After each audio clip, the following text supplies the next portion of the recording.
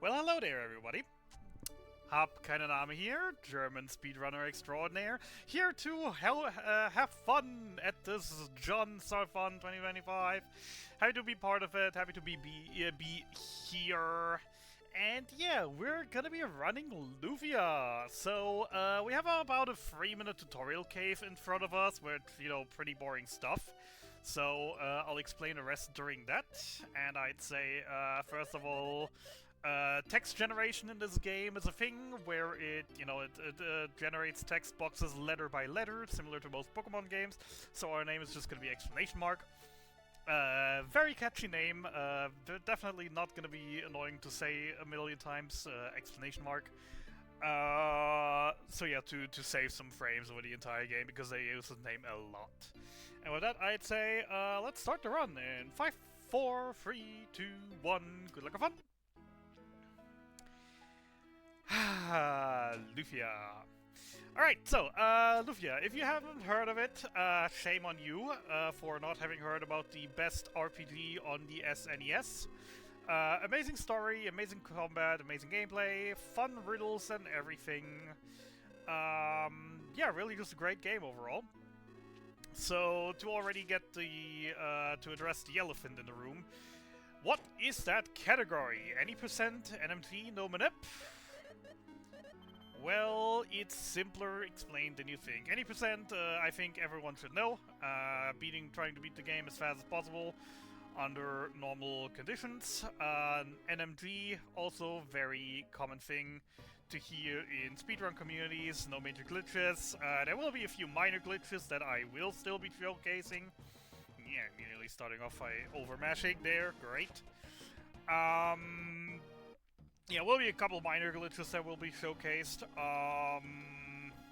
The no minute part is the more interesting part in this, I guess. Since, yeah, this game is fully manipulatable.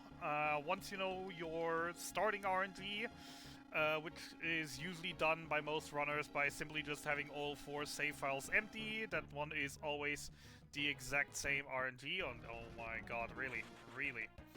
All the worst movement. Can you get out of the front door, please? Thank you. You're gonna annoy me a little bit longer, aren't you? So yeah, basically by just having the that option to have no save files saved, you know exactly your RNG value, and from there on it's basically step count and action RNG. So if you take a step on the exact same frame as before and in the exact same direction and do the exact same options in combat, you always get the exact same results in enemy movement, in enemy attacks, etc, etc. And we're not doing anything of that because I suck at movement in this game and I couldn't keep a perfect step route even if I tried. And believe me, I tried. I couldn't even keep it up for the first 10 minutes to beat the first or second boss of the game, where the manipulation really comes in handy. The main thing with this is also that I am not allowed to use certain boss drops if I get them, to prevent, obviously, from people having to reset over and over for those items, which was one of the main reasons why this category was even made, because, all the RNG resets or the step count is also quite boring. But if you're not doing it, you're also losing a tons of time due to not having these boss items. And yeah, for the starters, we had a little bit of RNG already here. We had an encounter with 2 enemies in it. That, as of right now, is fairly rare. The amount of enemies in an encounter are usual in proportion to the amount of characters I have in my party. So currently we have 1 character, so it is very likely for me to find enemies with 1 enemy in it. Encounters with 1 enemy in it, and once I get a second character, it's going to be more likely to find one with 2 enemies in it, and so on. There's always the chance to find a higher amount, which can be a good thing or a bad thing, depending on when it happens. The lizard is generally, I'd say, a good thing, because the extra lizard allows us to get a level up earlier, adding a little bit of safety for me as I'm getting full heal during this cutscene. Giving me a little bit more health to play around with in the next dungeon.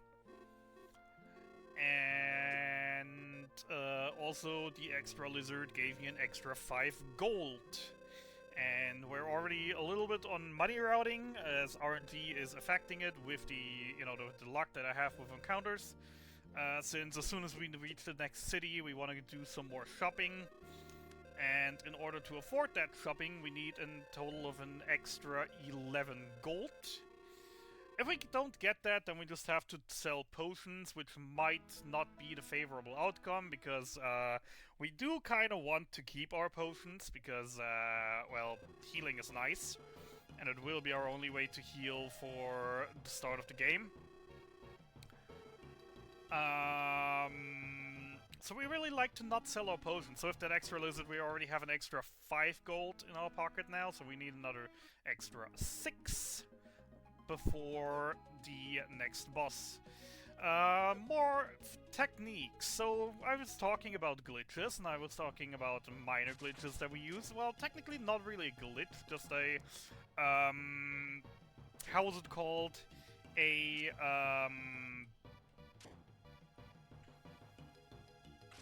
God, what was the phrase again?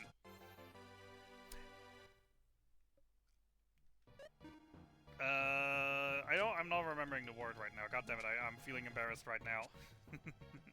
Yeah.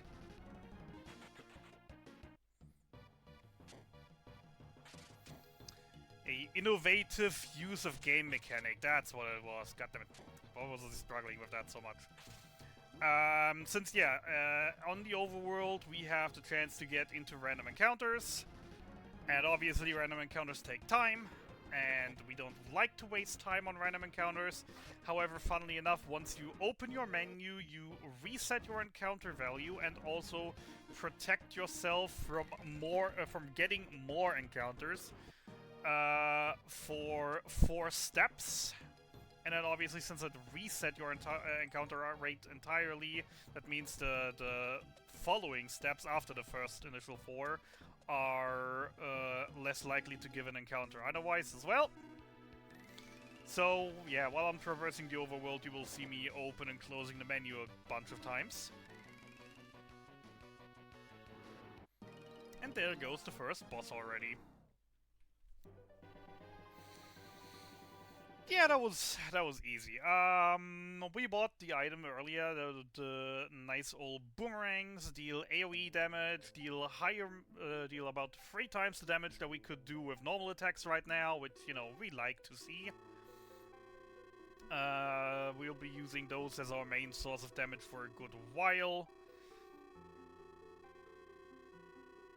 Because, you know, as I said, it deals a lot more damage than we could with our physical attacks right now. So why wouldn't we take care of it? Especially since they're also pretty darn cheap at 20 gold a pop. And we're about to go stock up again. We got a double lizard, which means we're now 10 gold ahead. Didn't get this extra mushroom, sadly. That's the good encounter to get an extra off, since we're killing it with a boomerang. So we wouldn't even lose time for an extra one of those. That means we're ending right now being 1 gold short in order to buy more boomerangs for the next dungeon. Which isn't the end of the world, which just means I gotta sell 1 potion. Which hopefully isn't gonna end up being the 1 potion that I need in order to beat another boss.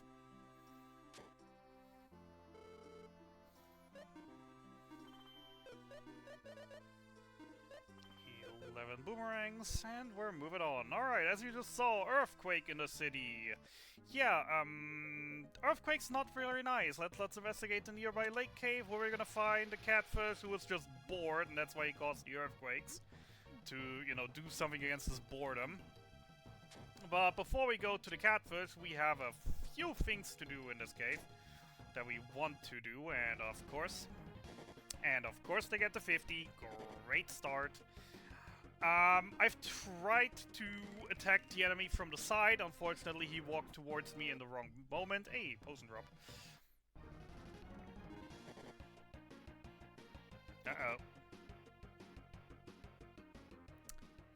Well, that's unfortunate. And that shouldn't have happened. Well, that's a 10-minute time loss. Oh boy, now I actually gotta play good. That is absolutely terrible. I probably should have safety saved. I am incredibly sorry for derailing things.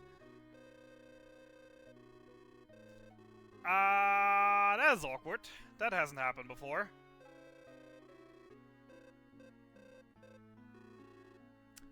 That has not happened before, and that is good to know that that can happen.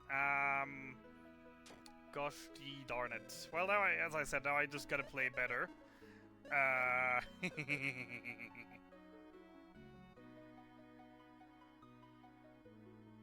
So as a fun fact, my PB is currently sitting at a 427. So we should be able to still get within the 440. But yeah, now I actually gotta play good. Learned a lesson here right now, though. Learned a lesson here right now, though. I haven't been running this category for too long by now. It's just been a couple months. Yeah, I've not had that happen before. Didn't know that was possible to happen, so... Well, at least I know that I gotta get a couple safety saves in there at some points. Oh god, he's annoying me again.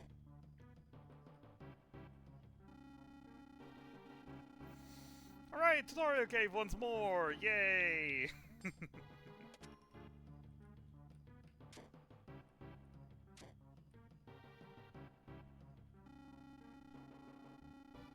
I'm feeling extremely embarrassed right now.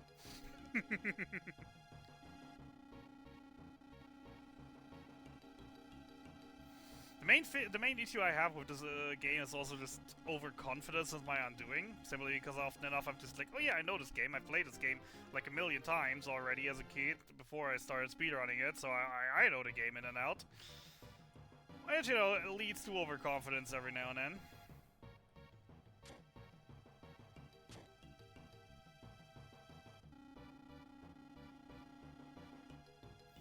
So, let's try this again. Single lizard this time. So no early level up, no extra gold. Double jelly, not great. Means still no level up. I'm gonna be 1 experience short to level up after this. As well as with that extra jelly, that's only 2 extra gold.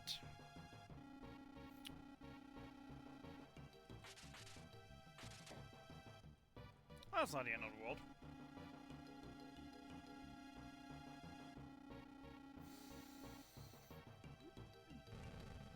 Anyways, yeah, once again, tutorial cave, yada yada. Getting out of here.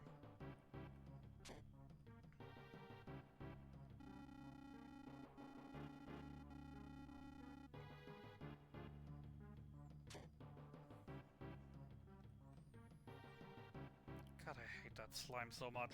Always wiggling around in a way that I absolutely can't predict what it's wanna do. And always getting in my way anyways. Anyways, hi Tia, I'd like one of those tasteless fish again. I obviously just did it because, you know, that tasteless fish that they're complaining about in this cutscene is just so yummy. Phantom fish. Tastes like barely anything, but hey, they just add some spices and then it's somewhat edible.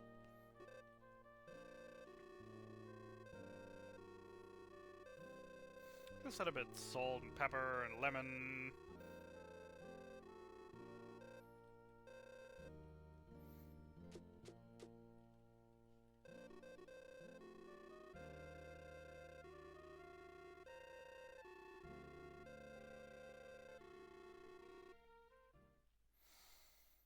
Gotta be fun to see red splits for the rest of the run.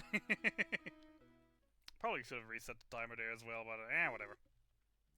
Anyways, yeah, once again, horde of monsters in the caves. Oh no, they stole the key to the next city as well. Oh no, what are we supposed to do? No one has any ideas. Well then, let's just storm the cave. And yeah, once again, opening menu every couple steps. Just to prevent encounters. Running away from encounters can sometimes take a little while, so it's always just, you know, the nicer alternative. yeah, using our arrows for puzzle solving, or also just to hit enemies to stun them.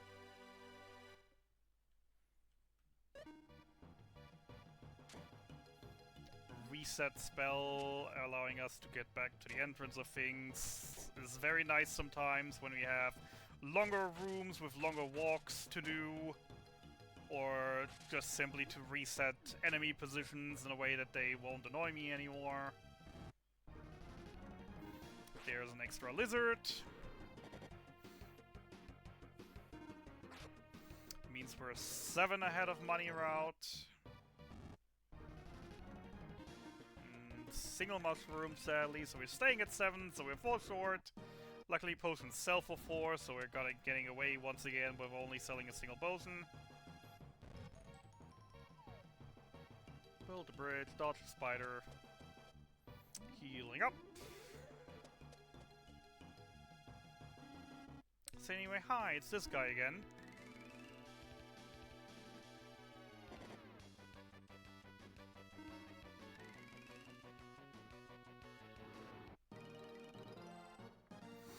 So a thing to explain also, obviously, level up gives us stats.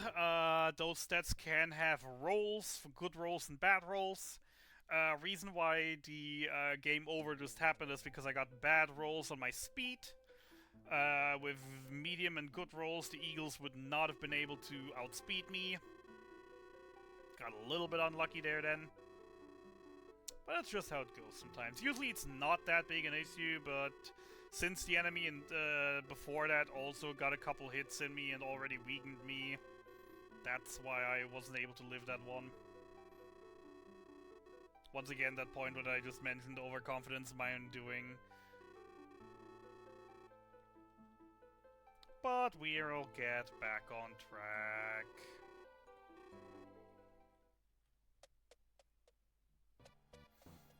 Anyway, healing once more, actually playing it safe this time and creating safe. Before leaving the dungeon with an escape again.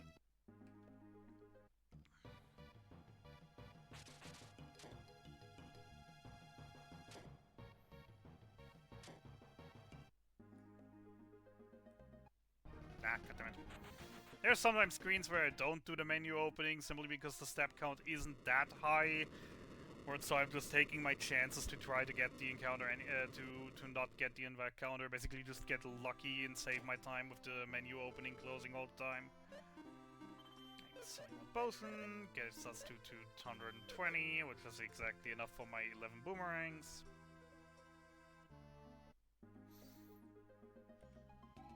Alrighty then, and back we are in Lake Cave.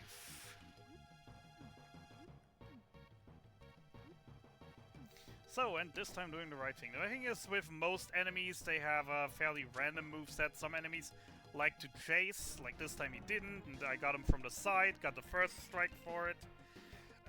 If you face the back of an enemy as you approach him, you're always guaranteed to get a first strike. If you engage them from the side, you have a 50-50 on a first strike.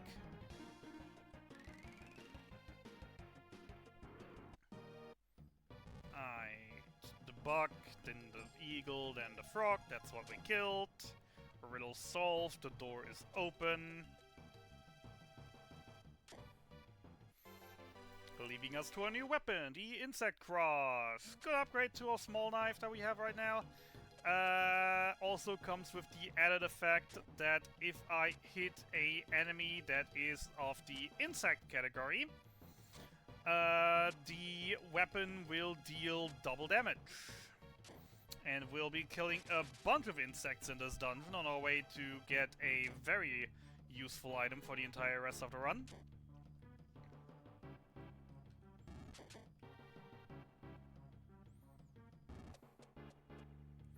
But before that, we'll detouring to get the boss key.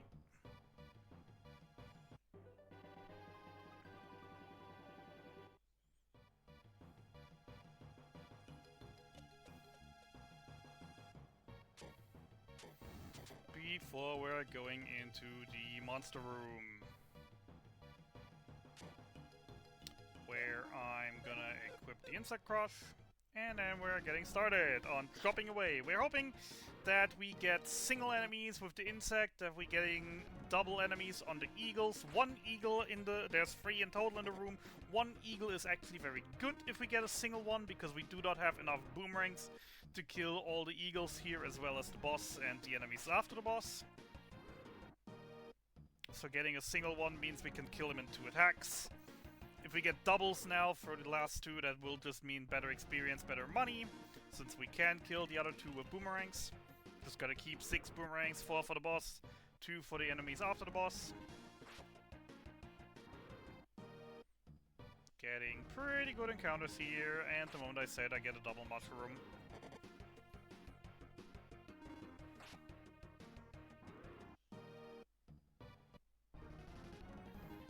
And another double eagle to round out the money. Okay, good. Good extra money, good extra money. And then, yeah, we did all that for the Speedy Ring.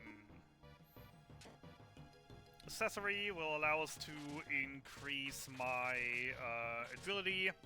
Agility is a very, very important stat in this game. Also, we're grabbing this Miracle. It's basically a Mega Phoenix down as the best comparison.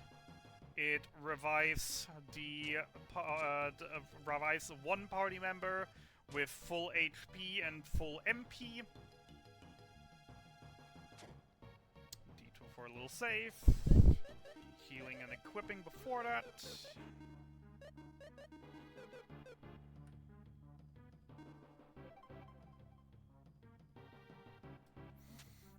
Basically, with that Speedy Ring now, there's no chance that I have bad enough agility level rolls that the boss will be able to outspeed me. I will always go before the boss.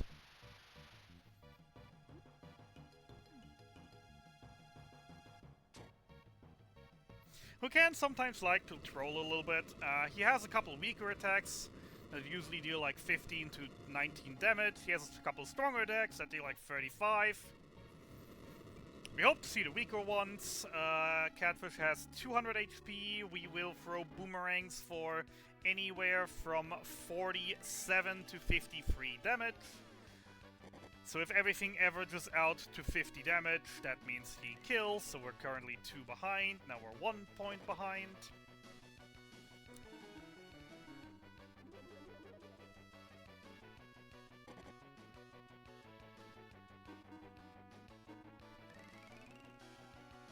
.52, that means we're 1 point ahead. And then he casts Flash to kill me. Great! We all love Catfish. Alright, small thing for the no Manip thing. If I were to just go into the boss room right now with the exact same steps, I'd have the exact same RNG of him using the exact same actions, hence why I just stepped off the save point and back on it and saved again. To prevent myself from, you know, abusing the RNG manipulation to get murdered again. Which obviously wouldn't be helpful in this case, but, you know, rules are rules.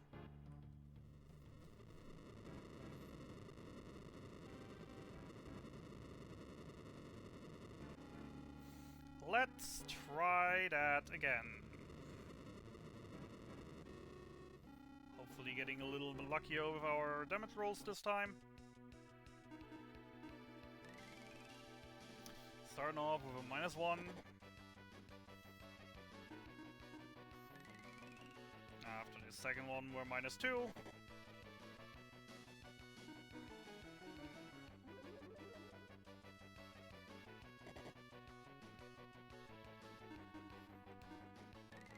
Third hit, -1.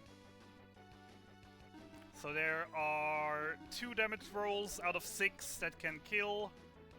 So we have a 1 in 3 chance with the next boomerang to kill him. If we don't, we just hit him with another normal attack, so I'm playing it safe. And now he does all his high damage moves, which we absolutely hate to see. There we go. Throwing the boomerang. Need a 52 or 53. Apparently I miscounted at some point. Cool. Yay, killed him, woohoo! Healing up for safety. Casting the reset spell to get back to the entrance, since there's no other way back. We also do not have an escape item this time, because we need to get back to the entrance anyways. As our friend Shopkeep followed us, was worried about us, is not really a fighter though, and is now getting harassed by monsters. Also, please do pay attention to the weapon of the skeleton. I'm not supposed if they did that on purpose or not, but yeah, it definitely looks like it looks.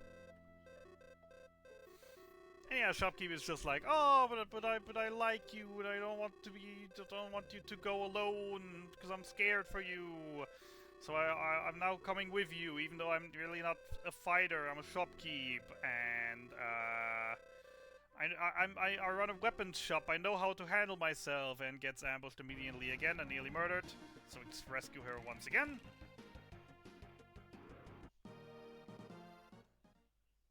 And then yeah, we decide to take her along. With that we have Tia. Tia, very weak character in general, is very fast. Knows a little bit of magic. Isn't really a fighter. Doesn't really have physical attacks. Biggest advantage of her right now is that she brings a healing spell to the table. Come on, really? Twice.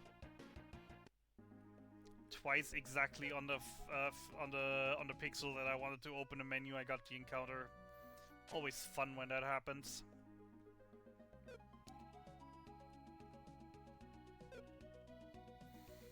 Yes, we're making our way to the next town, which is in this case Alon's Kingdom. Oh wow, that wasn't an early encounter.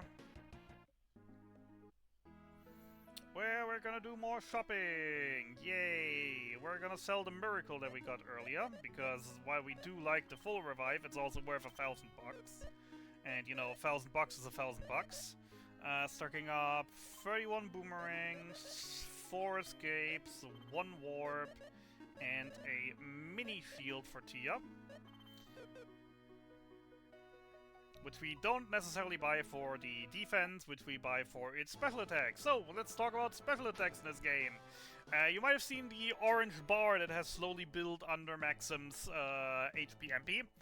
That was called the Ichor bar, or IP bar, or Anger bar, or however you want to call it. It is called IP from the Japanese Ichor point, which I think was Anger point, something like that. The gist of it is enemies hit us, bar fills, allows us to use special attack from our gear.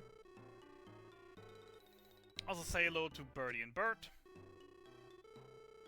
Birdie and Bart, sorry. I always mix up the English names. And yeah, they're here to steal a crown, and they got a bomb to fret with. And they blow themselves up with it. Comic relief characters. Every good game needs some, right? Though I guess the real comic relief characters in this scene are, you know, the palace guards, because, you know, they just saw them getting blown up, they just watch as they torque back, and then they run away, and then they run back, grab the gown, and run out, and none of them moved a muscle, except from the guy on the left that just, you know, turned around once. 10 out of 10 palace guards. Would not hire again. And yeah, they stole the crown, they fled to the sewers, or the basement of the castle, which is connected to the sewers of the castle.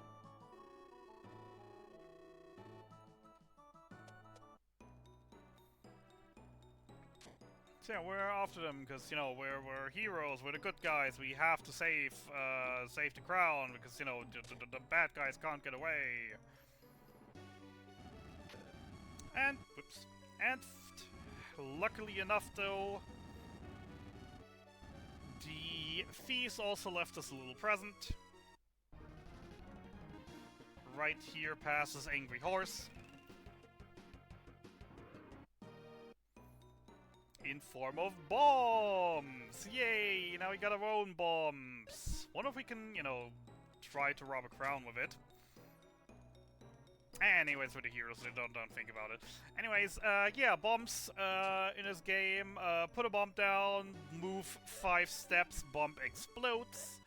Luckily, the bombs don't do any damage to us on the overworld, so that's good for us. Also, remember how I said this is no major glitches?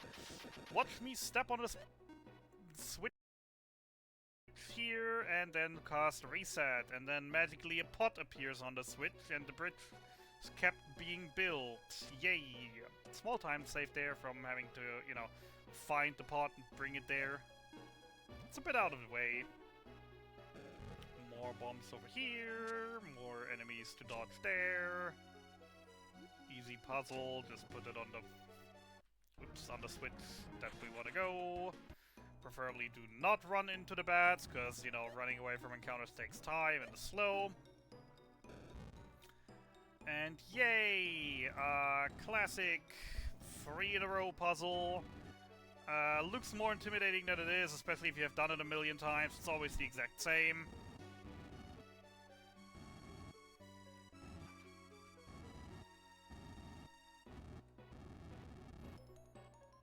Always feels so nice when you get to actually do this one smoothly.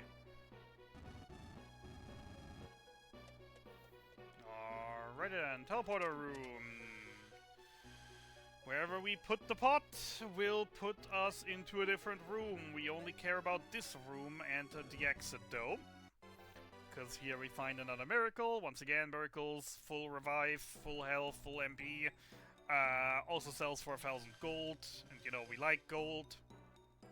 Also, once again, minor glitch. We're not pushing the block down there, we're just standing ourselves and then resetting. Same outcome as before, that both buttons have now been pressed. And oh boy, this is the bad start. So in this room we have to kill all monsters in order to open the door and progress. We like to see a lot of them, because as we have our boomerangs do AoE damage, we, you know, like to kill a lot of them for a lot of money and a lot of experience, and I'm not really getting lucky here right now, huh? Alrighty then, only 3. That's not great. Do I at least get a long knife? No, I don't. So yeah, that probably means that I will not level up before the next boss fight, which is a little bit of a shame, because I like that extra level up. And we found the thieves! And oh no! They're trapped us! And they're gonna wash us away! Except they don't really know how this thing works and wash themselves away! Ha ha ha! Comic relief. What weirdos indeed.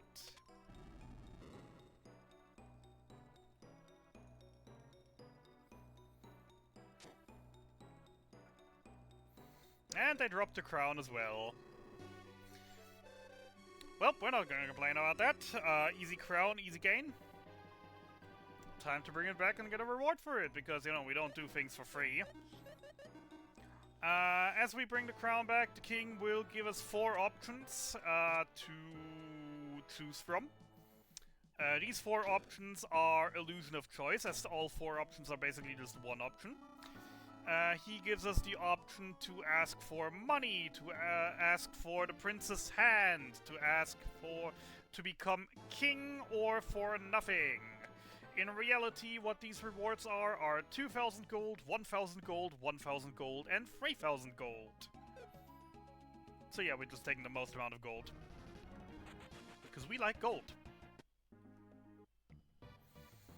Anyways, we can't progress further north, because the shrine key is lost, and apparently this boy was playing with the shrine key in this cave. Why was he playing with the key inside of this cave? I have no idea, but he dropped it, the monster picked it up, and now he's afraid that his parents, auntie, I'm not 100% sure anymore, is gonna be mad because he lost the key. So obviously, since we need the key to progress the game, we're gonna go and find it for him. Which is a very unfortunate set of circumstances, as that will lead us to the worst boss of the entire run. But gotta do what you gotta do.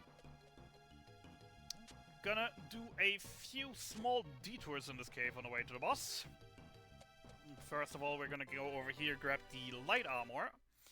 Because, you know, armor upgrades are nice. We've been playing for a little while now. We've been through a couple dungeons. We still haven't bought any armor. So a bit of extra defense is nice. Gonna make a detour over here. Hidden path behind this bush for another miracle. Once again, just another 1,000 gold. We like 1,000 gold. 1,000 gold is a lot of money.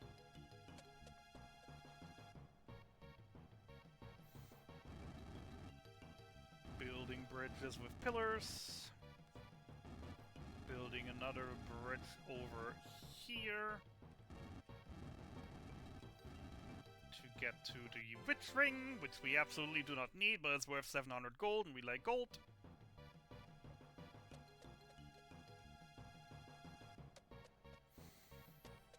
Heading over here, hope that the crab doesn't troll.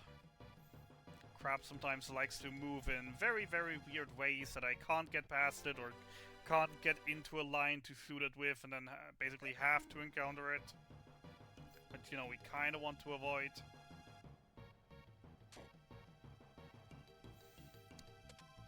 First switch for the water puzzle. Gonna kill this encounter. Hey, actually a good encounter. A lot of enemies in here. That's gonna make at least a little bit up for the terrible encounters in the last run. And of course I low roll.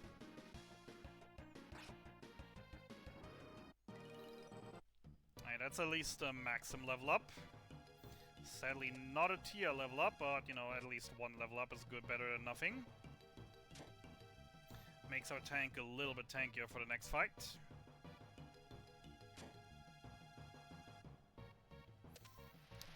Before we're pressing the second switch here, which now opens the way to the boss. So, what we're fighting in this dungeon is the Regal Goblin. We're gonna fight Goblin Royalty.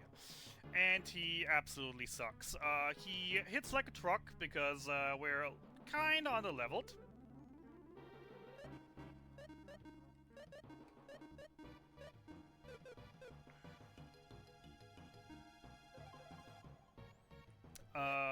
Technically we're supposed to, you know, actually fight things along the way and get levels and buy gear, so, you know, we're a little bit under-geared for the fight. Which we can circumstance by this lovely spell here. The Drowsy spell has a 50% chance to put him to sleep.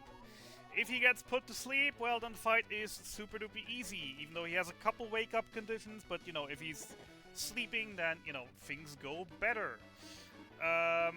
He has a chance to also summon more enemies, which we absolutely do not want to see, preferably, because those enemies will quickly start to overwhelm us, especially since we will need 2 boomerangs to kill each of the Ets. And, you know, since Tia is most of the time going to be busy putting him to sleep whenever he wakes up, we do not really have that luxury. There he sadly woke up again, so we have to try again with the Drowsy. Once again, 50-50, sadly missing again. And there he starts summoning companions, which not good because... yeah, probably gonna play it a little safe here and heal. I mean, I kinda have to. A little risky anyways, as when both now decide to attack Tia, she will just die. Luckily didn't happen. Throwing another boomerang to kill, throwing another potion to heal. Hope he doesn't summon more right now.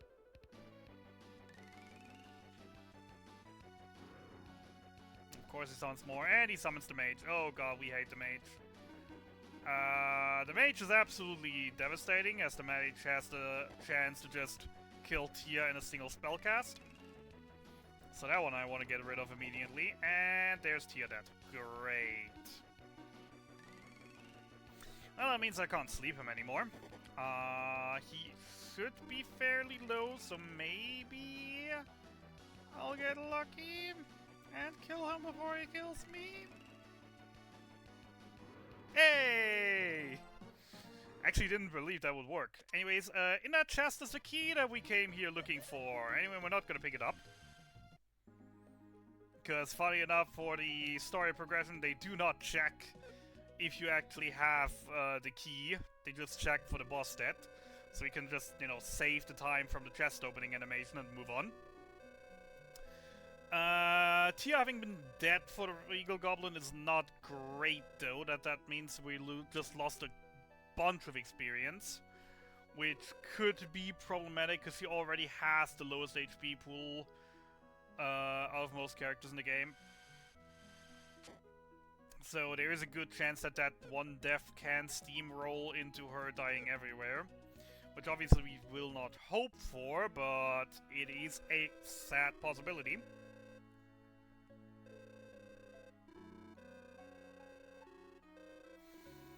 And yeah, we help the lady, she runs the inn, that's her brother Guy, the guy's name is really Guy, and he is the guy. Because he's gonna, you know, be very important for us. He's gonna be our next party member, and we're absolutely loving him. Guy is our tank. He knows no magic, he has an extremely high HP pool, and deals pretty darn big damage. So we really, really like Guy. Alright, let's see how money works out. I don't think I'll be having enough for the extra. The insect crush goes, the miracles go, the light armor goes, the witch ring gets sold, the cloth and the small shield goes, and we do not have enough for the extra. Okay, cool. 2 cookeries, 1 tough hide. Stopping by the spell shop. Buying the Gale is the ice spell for Tia, Flash the lightning spell for Tia, and Strong the healing spell for Maxim. Small detour to the church to actually, you know, revive Tia, because we kinda need her alive.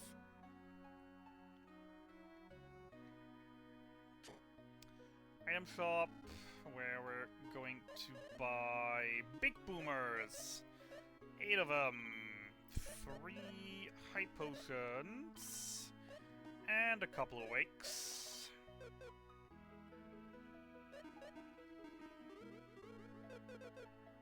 Cool. So we had our boomerangs. They have done very, very well. And now in the shops we have the big boomers, which are the direct upgrade to boomerangs. Well, because they're big boomerangs. Yay! They deal about double the damage than the old ones did. And we will showcase that immediately as we go into the next fight. Because oh no, the village is suddenly under attack. We were just here for a sparring match. We didn't even want anything. Big boomer, attack!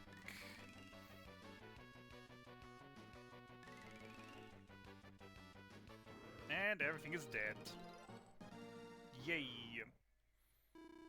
Boss is like, oh no, you took care of my minions so easily! Run away! And we're just thinking like, man, that guy was an idiot. And then the guy comes up here, the kid comes up here and says like, oh no, he kidnapped your sister and brought him to the tower in the southeast. And, well, guess we're on a rescue mission now. Yay, rescue mission. So, we're approaching Tonbell's southeast tower, which is a very special tower for the speedrun. Because we're gonna be doing the entire dungeon twice. Why are we going to do the entire dungeon twice? Well, once we beat the boss of this dungeon, he's gonna activate a self-destruct sequence. Which we obviously will luckily escape from. However, that escape will rob us of the chance to open the 3 treasure chests at the very top of the tower that are, you know, waiting behind the boss. Which have really, really, really good gear in them, which we really, really, really want.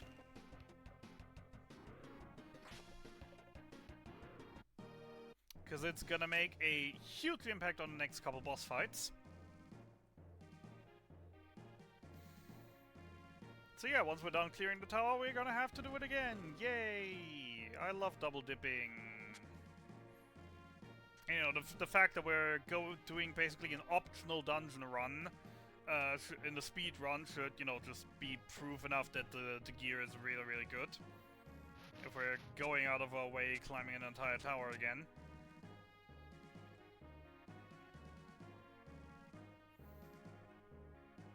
Swag lever, swag lever. There's a tiny amount of time between hitting a lever and it actually triggering where you might have a chance to already move a step away. Saves not really any time since it's a single step. We're basically talking frames. With the chance that if you mess it up, you're losing a lot more than that. But, you know, swag.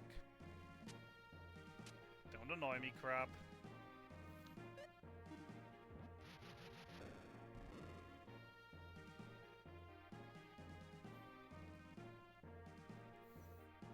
Once down here, sword slash, place a bomb over here, careful with my movement, hit it with an arrow, let the bomb explode.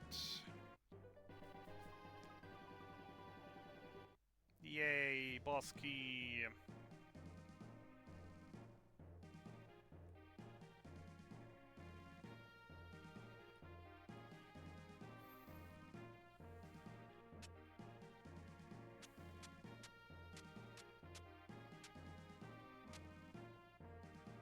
That stupid crap, it just loves to get in our way.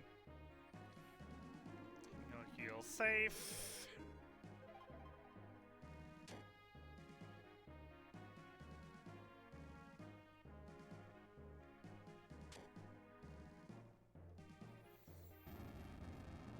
$12 for a secret. 9 for the progression. Helmet is nice. Guy in the front. Strongest. Maxim got speedering.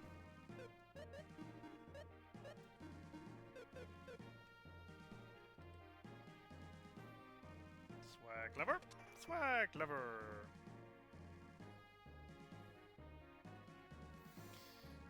Right, this is gonna get fun. We're gonna say hello to Kamu now, who can be a really annoying boss if he wants to. Preferably we want to see normal attacks or summoning Ets. That's the preferred thing we want to see. We do not like to see him spamming too many buster attacks, however usually when he starts spamming buster attacks, then he spams buster attacks. Calling companions is good, as long as he doesn't do it too often.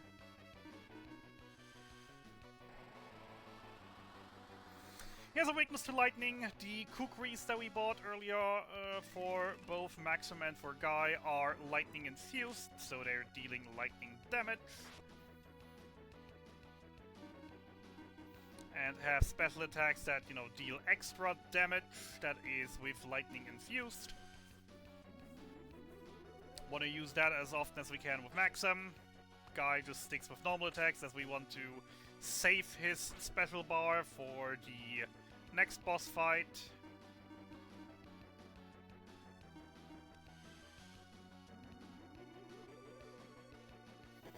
Sleep Stinger is always a little annoying when it happens. That's why we bought the Awakes though. Normal attacks on Maxim is what I really like to see, considering we do need his anger bar a lot in this fight, so every single opportunity for him to fill it, with it being very quickly healed off, is very happily seen. Gonna heal with Maxim here, so Tia can use her mini field to give an attack buff to Guy.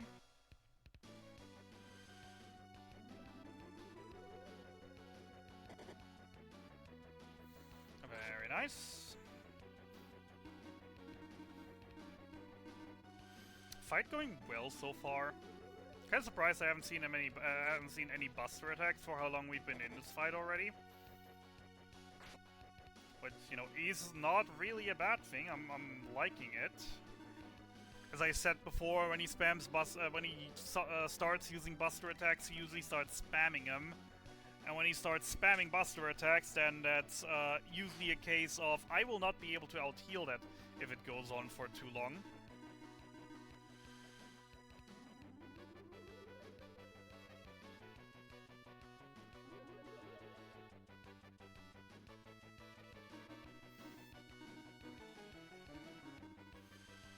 His slays are weak against ice, since once again Tia casting ice spells. Maxim finishing him up with a big boomer. Should be getting close to the end of the fight. Shouldn't have that much health left. Always love it when the sleep stinger doesn't sleep. Not quite enough.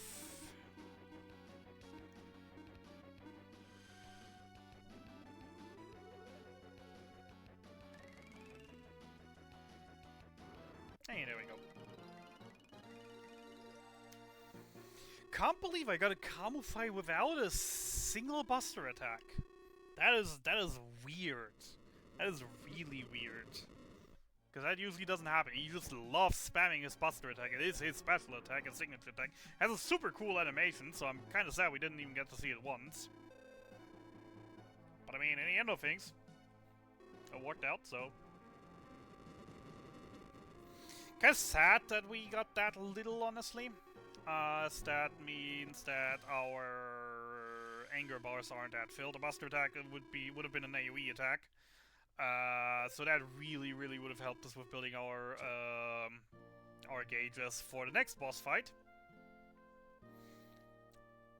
But I mean, I'll take a clean fight, even though, as I said, it's gonna make the next one a little bit harder.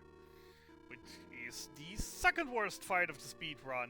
Yay! Who doesn't love having the worst and the second worst fight of a speedrun within the first hour? Of a 4.5 hour run.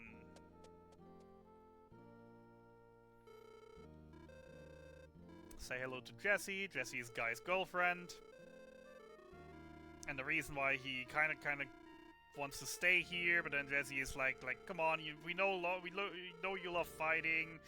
And etc, but like, go with him, they definitely need you, and I'm very happy that Jesse says that, because we absolutely do need Guy in our party.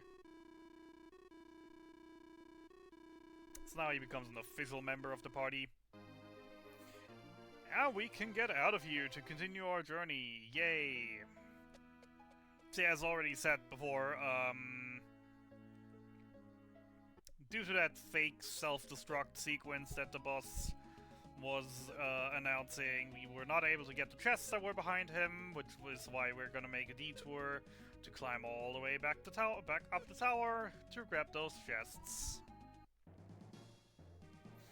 In those chests we will find a armor piece for Guy that has a higher armor stat than anything we will be able to buy for a while, as well as a bonus effect increases his damage a little bit.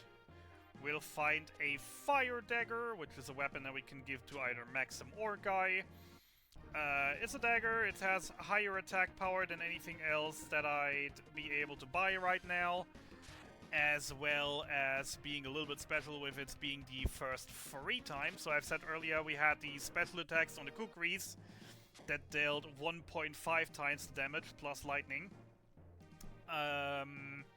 Which, you know, is nice to see. 50% extra damage is always a nice thing. We like more damage. Well, with the fire dagger, we have a special attack that will 3 times the normal damage, plus extra fire damage if the enemy is weak to fire. And, well, who would have guessed? The next 2 bosses that we're gonna face are indeed weak to fire. So, no, we kind of really want that. As well as a shield for Tia that is not really great right now, but will be very important for the entire rest of the run. As that shield gives a couple different status immunities, which we'll be needing for the late game. So, going for the tower again. Not having to do the bottom side of the next room, because we already have the key, so there's no need to go get the key chest again. We'll safety save when we're already here, even though there shouldn't be anything happening before the next boss. Shouldn't is the name of the game.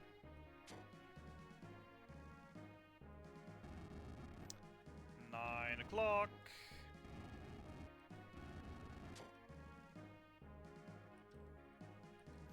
That's what I meant earlier. Swag Lagger can save a few frames if it works, but it can lose you with seconds if you fail it. With me just walking away without pulling the lever.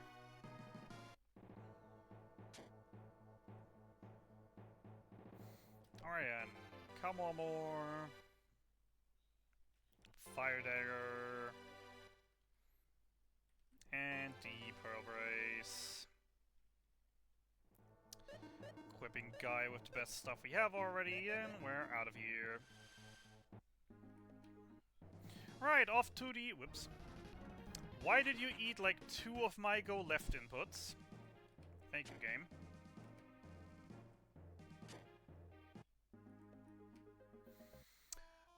Welcome to the next city. Welcome to Clemento, where we're gonna have fun adventures again. Selling sword, and kukri. Buying 14 big boomers, as well as a couple mystery pins. And then going to the opposite side of the village to grab another spell for Maxim, which we technically could have bought in the city before if we would have been getting a little luckier with our encounters and drops. Not the end of the world, though. So yeah, here in Clemento we have this uber-rich guy who's like the richest guy in this village, as you might have been able to guess from this giant mansion he has, and he heard rumors of there being a cave to the north, known as the Ruby Cave, where there is supposed to be a ruby apple, and he's, you know, hiring us right now to go get that because he really, really wants it, and he's a rich guy, so he always gets what he wants. And he offers us a very high sum of money if we go there and get him the ruby apple. So, for reasons unknown to me, we take up his offer and we go in there. Even though I very, very much would like to say no to the guy. The dungeon itself is very, very straightforward. No big puzzles, no big anythings, pretty straightforward from start to finish. There are a few extra chests we could grab here, but we don't really need, so we won't.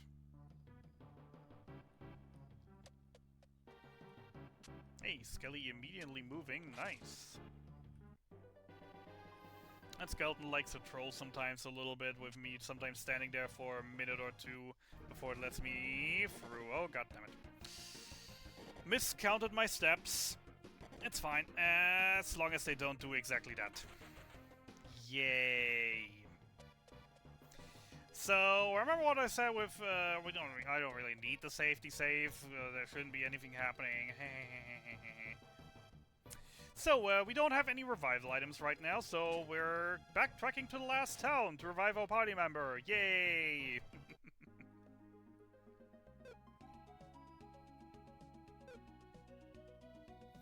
Ah, fun times. If something goes wrong, everything goes wrong, isn't it that the case? They could have attacked anyone, but no, they attacked Tia. Downside of us selling all the revival items that we are able to find up to this point, because they're worth a bunch of money. And unfortunately, revival items are also not buyable until we reach the next town, which now is after this dungeon. Little annoying, but, well, at least it's a quick tour back and forth. It's not the end of the world.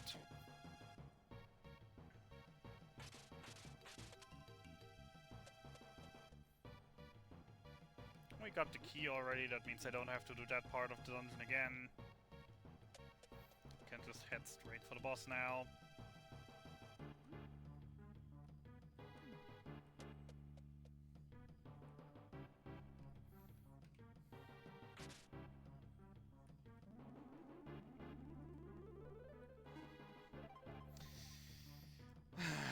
Alright. the ruby apple! We found it! However, it's bait from a giant tarantula! Oh no! And it wants to eat us now! Oh no! Speed up. Fire attack. I don't even know what to do with you on that right now, honestly. Usually she would attack, she would damage buff, but like, cause she died right now, she doesn't have the special ability for it. Starts immediately with Poison Shower. Cool, love it. So yeah, Tarantula, more famously known in the community as Trollrantula, has big damage AoE poison attacks, can paralyze with the normal with normal attacks. Can summon more spiders that, as I've only learned a couple days ago, can actually just put you to sleep if they feel like it.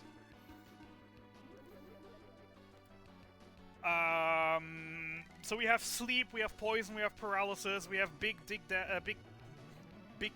damage numbers. We have the spiderweb ability, which slows us now, which is why I started the fight using the fake spell from the Speedy Ring, which increased our agility a little bit to make sure that even now, after he slowed us, Maxim is still faster than the spider. It's very important that both Maxim and Tia are faster than the spider. Paralysis, I love it. Not. Where'd those Mystic Pins go? Mystery Pin, healing. Paralysis in this game, like most other games, you can't do anything while paralyzed. You have a random chance to snap out of it at the end of a turn.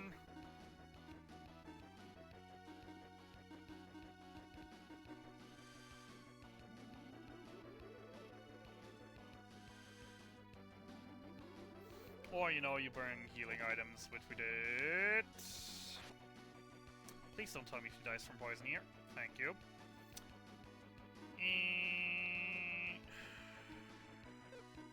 Use a high potion. Heals more than Maxim can do with a spell.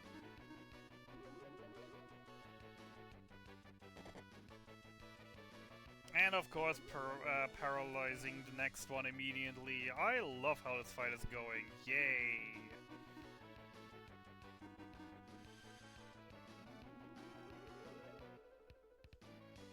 Calls Companion, finally something good.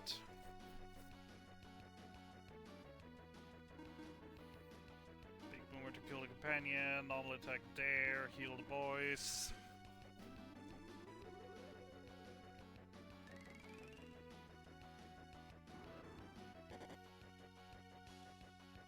Oh, great. I love Tia dying.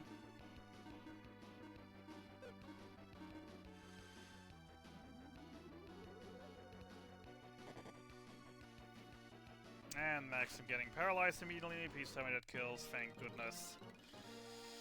Absolutely terrible. I'm actually thinking if I shouldn't reset this one. Nah, actually, I just hope. Tia being dead for 2 bosses could potentially be an absolute catastrophe on the next boss. I'm just praying that it isn't going to be.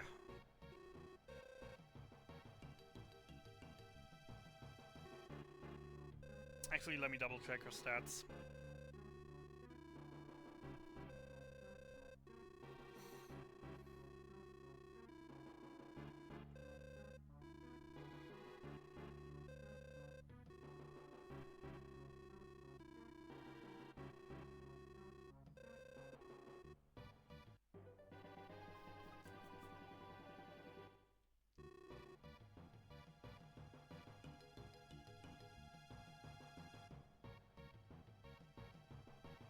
I feel like 57 is way too low. Let's redo the boss for safety. Better safe than sorry. Better redoing the boss here before we just sit for an hour on the next boss.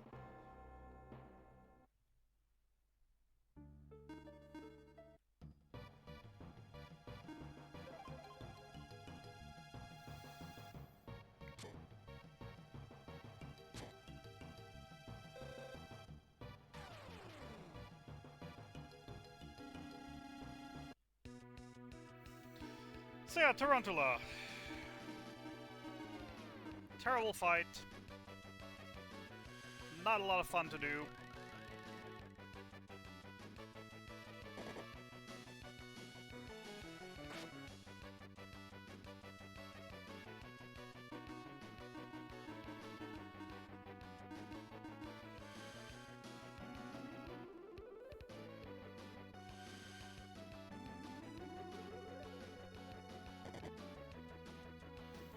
Oh, great. Starting off immediately playing around with paralysis, huh? Oh, boy.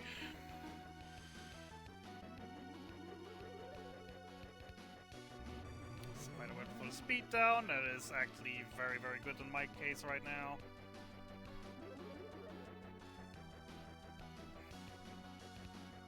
I'm doing a quick heal with Maxim so Tia can start buffing.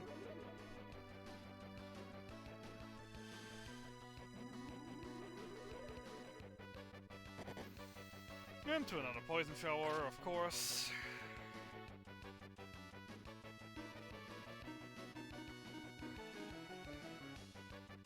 Find poison for yourself.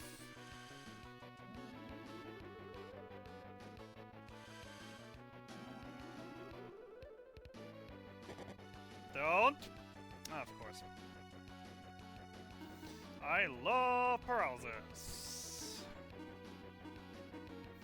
That was not the item that I wanted to use. Please do not murder Guy now. I said please. That's what I get for retrying to fight, and that's what I get for accidentally clicking the wrong item. Ah, fun times had by all. Fun times had by all.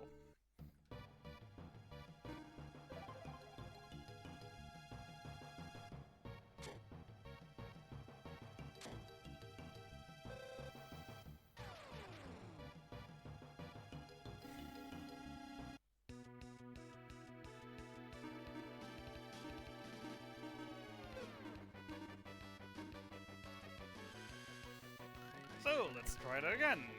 Speed buff for the start, to make sure that we're staying faster.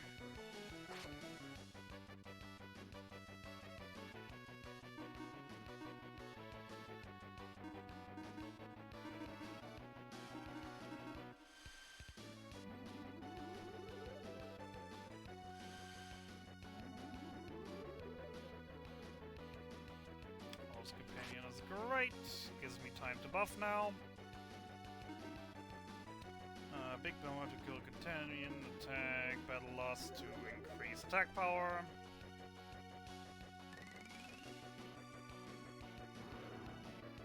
Spiderweb for the slowdown, absolutely fine with that.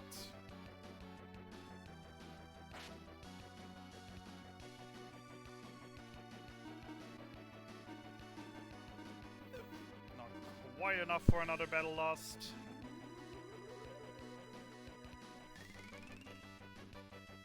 The sad thing in this fight is really Tia has absolutely nothing to deal damage in her kit. She couldn't really cast fire spells, but those fire spells would be dealing next to no damage.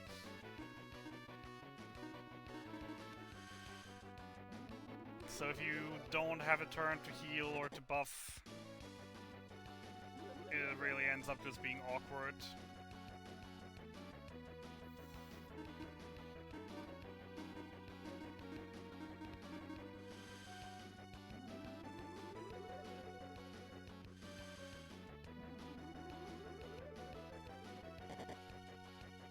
Oh, of course. High potion, mystery pin.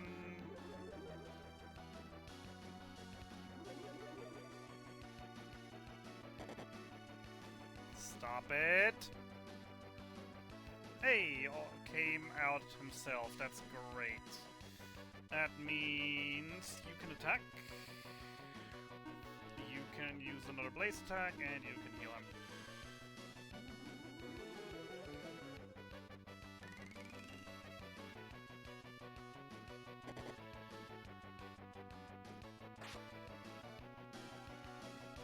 Screw it. not going through this again. Just kill him.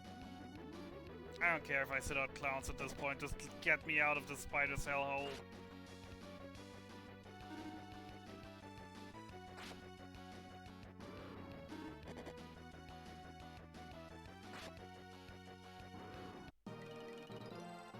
This is gonna be absolutely terrible.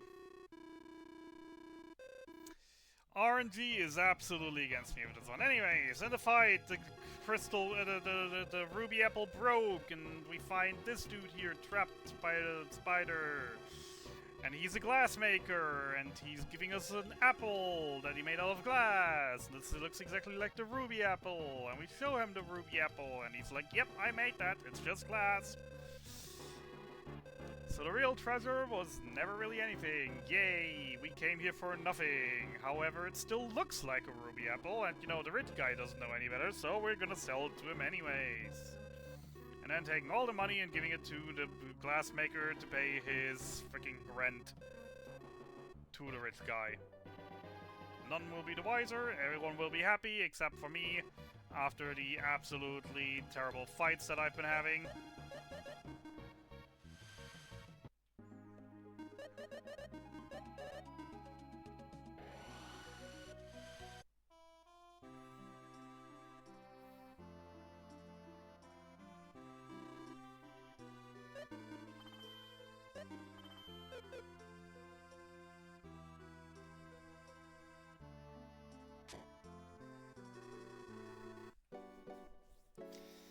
Absolutely terrible.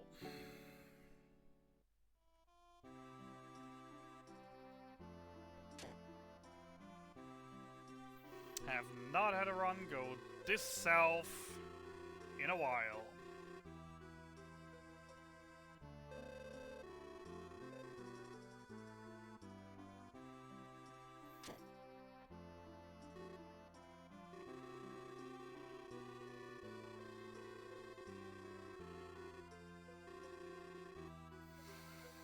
So I gave the money that we got from the rich guy to Jeffrey. Jeffrey will be able to pay his rent now. Everyone is happy. He even gave us a small ear jewel that Maxim gives to Tia now, that she takes absolutely out of context and is absolutely overjoyed with it. And we can finally move on to the next city, where we're finally going to be a complete party as we're finding our 4th party member. Yay!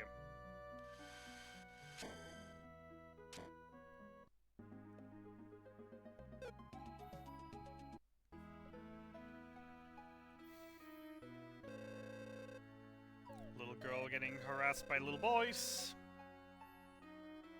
Told her it's a snake, it's really just a piece of rope. Girl crying, Selin coming in, saving the day.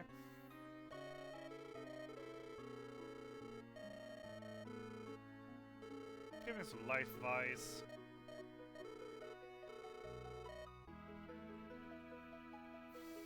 Before we're now finally able to buy revival items, which we're gonna immediately take care of, which I can't even buy enough. Great. Usually we're just buying 11 because it's the fastest to go. I don't even have the money for it after all the extra revivals. Lovingly.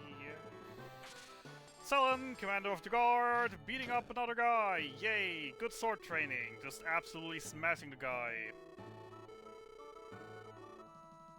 Anyways, sword training over. So yeah, new kingdom, new luck. We are gonna visit the king. King's gonna be like, oh hey, you're that guy that saved the crown of the other king guy. Yeah, that was great. Hey, you wanna do me a favor? And sends us off to a dungeon to find the legendary treasure sword. Which is, you know, just a worthless sword that just looks nice, that, you know, doesn't do anything in combat. But it looks nice, so obviously the king wants to have it.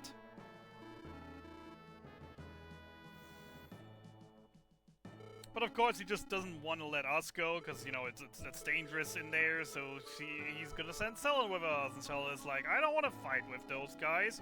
Just give me a couple of my men and we can take care of it as well. And the king's like, who dare disobey me?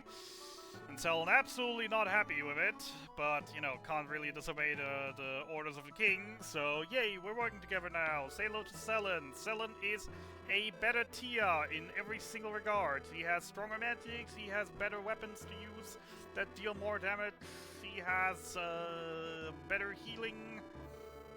It comes with better magic, but whatever. So yeah, Selin, and the only thing that Tia can better than Selin is Tia's speed. Which, you know, there's gear for that can give you the speed, and that will help. Anyways, welcome to the Treasure Sword Shrine, where we're finally going to do a little bit of gearing up. As there's a couple very nice things in here. For example, this Undead Ring, that once equipped will turn all our normal attacks into holy elemental attacks. You know, especially seeing zombies around here, holy attacks sound pretty nice right about now. Also, we have the Cold Rapier, similar to the Fire Dagger that we got earlier. Has a special attack that deals 3 times the damage of a normal attack. Just that this time it is not dealing fire damage, it is dealing ice damage. As one could maybe have guessed from the name Cold Rapier.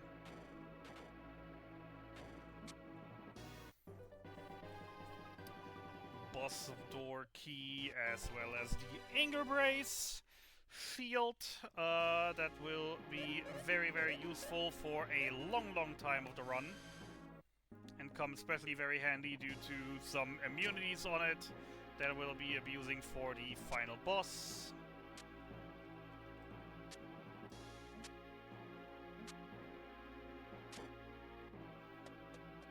Always gotta be a bit careful in that room. The enemies are on, I don't know what they're on, but I want some because they're fast as frick.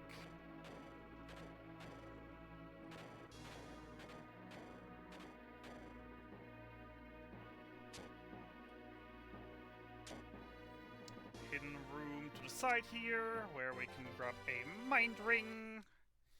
Will allow us to use as its special ability the spell Stronger, which is the better a tier 2 healing spell.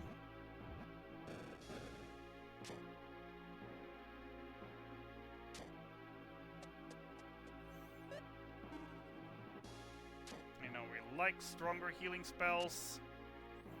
Stronger healing spells are better than weaker healing spells, am I right? Puzzle! Move 1 yellow block to make all yellow. Move 1 red and 1 yellow to make all yellow. It's basically a simple connection game. If everything that's surrounded by a color gets turned into that color. Actually quite challenging puzzles when you're doing them the first few times. It's all scripted though, so not really a challenge for me. Equipment, Tia gets the Mind Ring and the Pearl Brace. Maxim gets the Undead Ring and Strongest Gear. And then Selin gets the Mini Shield.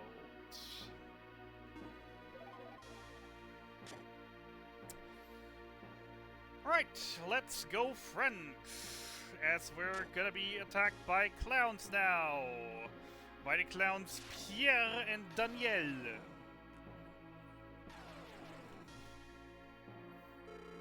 And we're getting to choose, so we're fighting Pierre first.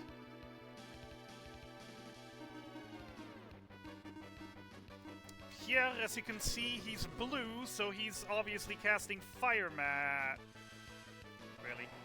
Really? So he's obviously casting fire magics and is weak to ice and water.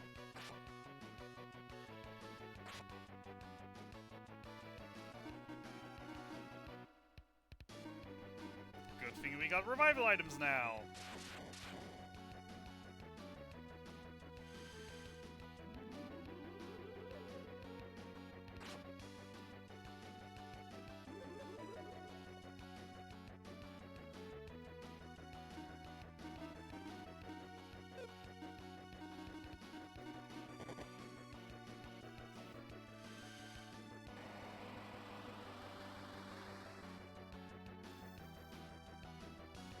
Yeah, and all a fairly simple fight unless he decides to just instant kill one of the girls.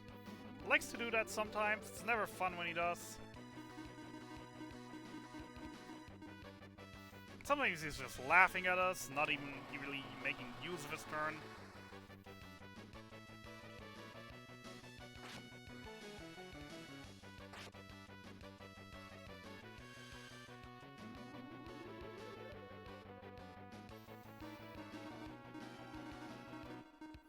Should be coming down now this turn.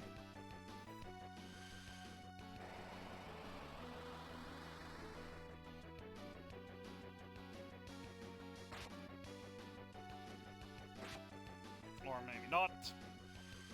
But should definitely come down this turn.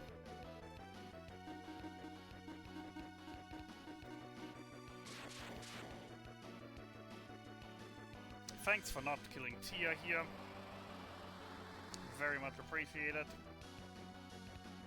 There we go. Pierre down! Yay! But what's that? He's suddenly back. And he says, your power is not strong enough to defeat me. Get out of my way. Alright, well, when Pierre didn't work, we're gonna go for Danielle instead.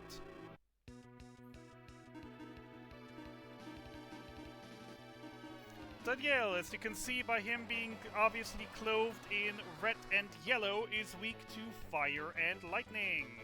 So we're gonna abuse those weaknesses once again to make a quick process of him. This time gonna be easier, since we actually have something to deal good amounts of damage to him with every character, unlike with Pierre, where we only have 3 out of 4.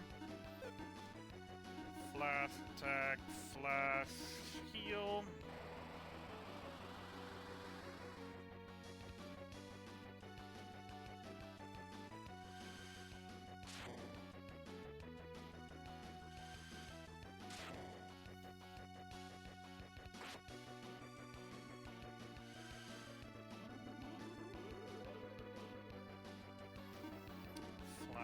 Attack, flash, heal.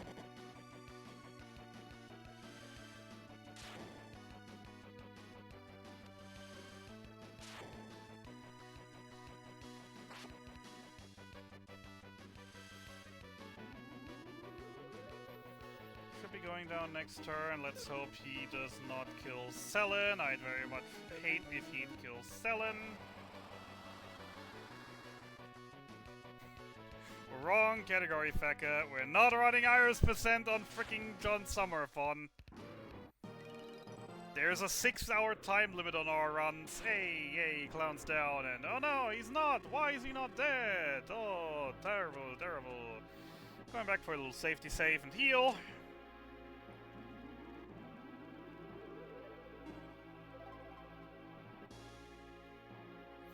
As we're now facing the real fights, because, you know, Selen feels like, there's something wrong. They look exactly the same, say the same things. It's one monster splinter do. We have to kill it in the, we have to kill both at the same time. So instead of going 4v1, we're going 2v1 and 2v1 at the same time.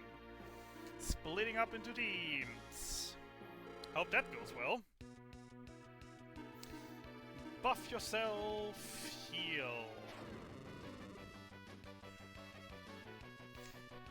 That's the reason why I saved here, because that attack on Tia and she'd be dead. Even with the extra levels, etc, etc. And Glacial and heal. Oh my lord, that was clutch.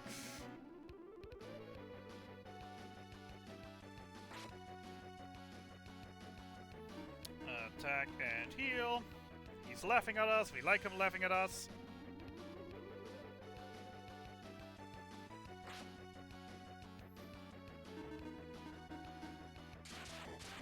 On both should be good IP filler.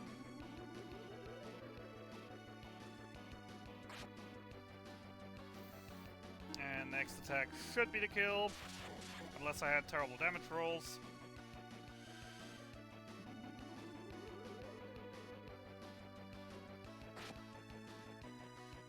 Apparently I had terrible damage rolls, cool.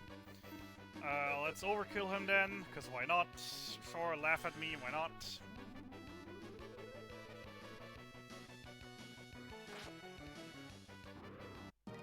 Yay, first one down. Technically, also the harder one. This one is generally simpler. Where are my high potions? One high potion for Sullen, damage buff for Guy. Starts laughing. I love it when they start laughing, wasting high potions. Yay. That's the last time where we really make use of high potions anyway. So, attack buff is out. Going in with the fire attack.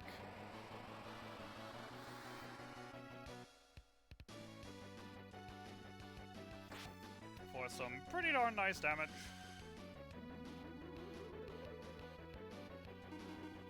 And then just keeping up what we've already been practicing, just attack and heal, attack and heal, attack and heal.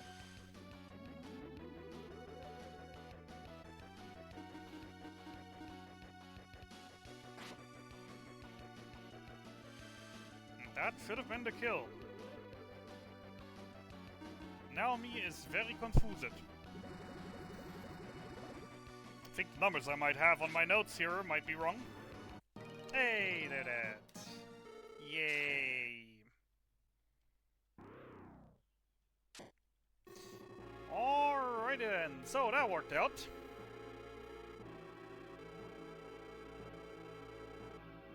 I kinda don't think so. I'm pretty not sure the numbers in my thing are just wrong. Yay, got the treasure sword the king wanted. Because in my notes it says he has 1200 HP. The first hit did 600, everything after that over 200, so it's not like I was low rolling. But I needed 4 attacks, not 3, after the initial hit. So my damage was although closer to 1500 than to 1200 in the end. But oh well, whatever. King is happy. We got a treasure sword, everyone is happy, and then suddenly Guy comes in. Oh no, there was a guy who literally just leveled an entire city. He said he did it for fun. Well, that's great. We're leaving the city anyways. We're going to see what was happening and, you know, see if we can stop the guy. We're strong heroes after all. And so it's like, you can't do that alone. I'm coming with you. Because, you know, if you destroyed an entire city, you obviously can't expect to win a fight against a man.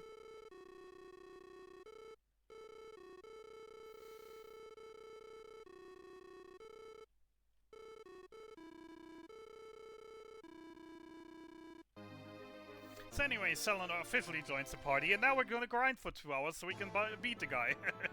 No, actually not. Even if we would grind, it would only take about 30 minutes, and we're not doing that because this is any percent, not 100%.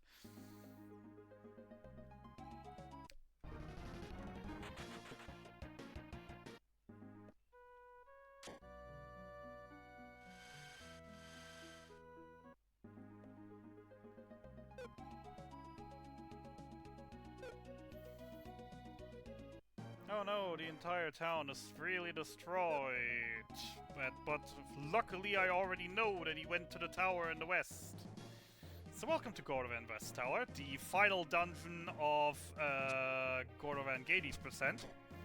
The category where you just play up to this point and beat the boss that's on top of here. That is a scripted loss, but if you are geared well enough and grinded well enough, you are in fact able to kill him. Drops a pretty darn sweet sword if you do. But yeah, this is any percent, and while the sword is really, really good, it would take way too long to grind to kill him. So we're just, you know, taking the thing that the devs intended and taking the script that devs. Would you please come over here? Thank you. The riddle here was that I had to follow the path. Guy was standing on the path. Didn't like that. Yay, hookshot. Every game is better with a hookshot. Say goodbye to the arrows. We're basically never going to use them again, because hookshot does the same thing that arrow do. I can stun enemies with it, and I can pull levers with it. On top of that, obviously, we also get the hook shot thing that we, you know, able to hook shot to different places with it. Hooking onto metal and stone objects.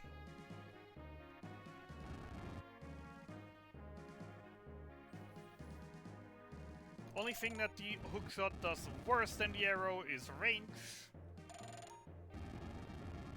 The arrow technically does have a longer range, but that's we really don't care about.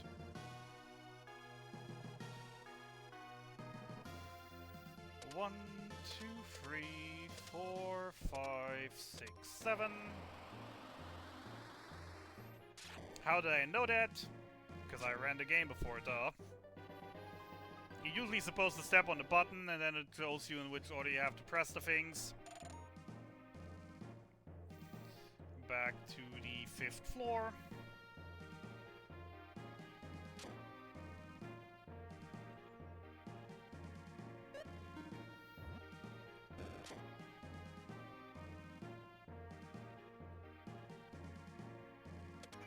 Swag lever. Achoo! No one saw anything. Nothing really happened. I mean, I always said we were gonna die. Yeah, we just removed Guy's entire equipment because with his armor on, he's a little bit too beefy to actually die to the boss.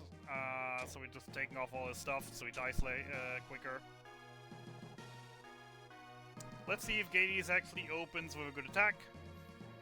He has, in fact, he has only 2 moves he can use.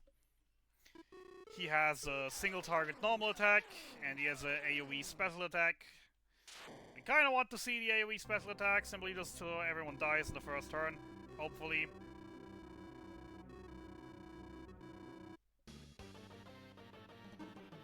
Hey! Actually getting good Gaze energy for once. And Guy is actually dead this time, because he already was weakened. Yay!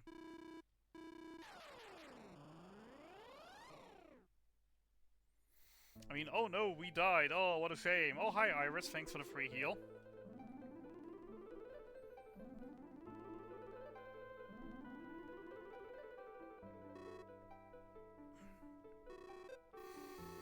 Once again, telling us about future and saving the world, and Selden and Guy have the power, and fated to travel and fight. Notice how she did not say that it's also Tia's fate, that it's only Guy and Selden's fate to fight alongside Maxim.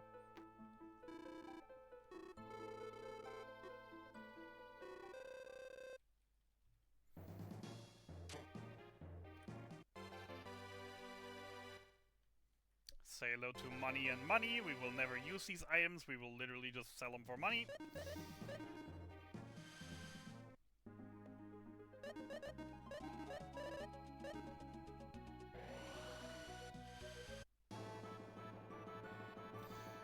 And yeah, let's report to the king what happened. There was this guy, he beat us up pretty badly. We kind of want to chase him, even though he beat us up pretty badly.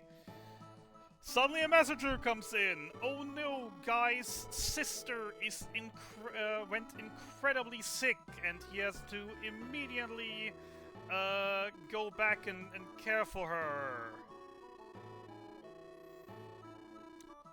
So sad, Guy leaving the party. Selden still comes with us, because obviously we need more power, and she was told that she's destined to fight, so she also wants to come along. And also Guy would kind of be a 3rd wheel, or 4th wheel in that regard, actually, for the upcoming story development, where we have the developing love story, because yes, there's romance in this game, but it's scripted.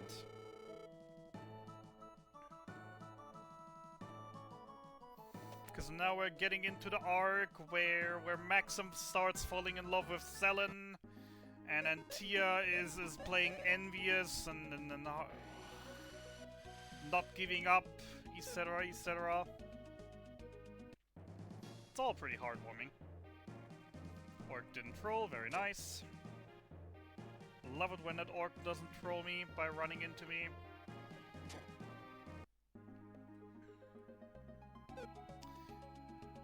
And with the first third of the game done now, finally, we finally have better shops. In terms of, we finally have shops that's selling the second tier of magic. You go... Kukri, Bracelet... Fire Dagger, you served me well. Wood Shield goes, Scimitar goes, Block Shield goes. We buy a Gladius, don't equip. We buy 11 Big Boomers, the last one we'll ever buy. As well as Fireball for Sullen and Trick. Fireball being the second tier of fire magic, who'd have guessed? While Trick being a spell that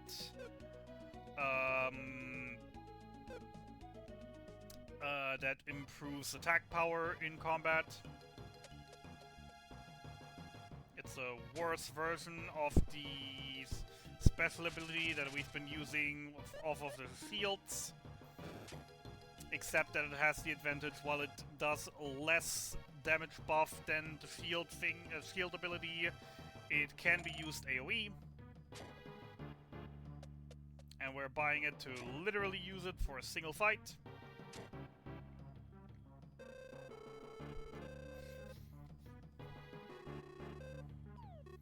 Oh no! Tia fell down! We can't find stairs, and Selene just jumps after her!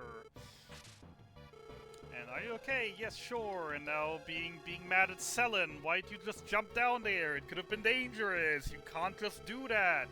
We had to think, what if you were injured as well? That wouldn't have been good. And Selene falls down and immediately Maxim rushes after to jump into the hole.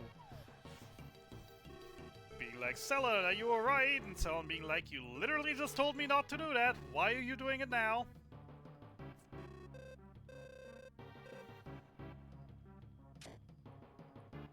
And with that, their entire romance arc is basically done.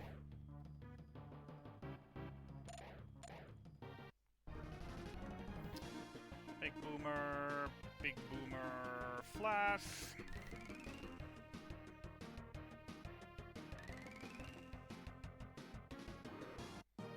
Didn't low roll, very nice. Destroy the orb, all the monsters are gone. All the monsters are gone, means that bridge builder guy can build his bridge. Because he couldn't, was because everything was swarming with monsters, even though the monsters were like very far away from where the bridge actually was. But whatever. Bridge builder guy happy, we progress.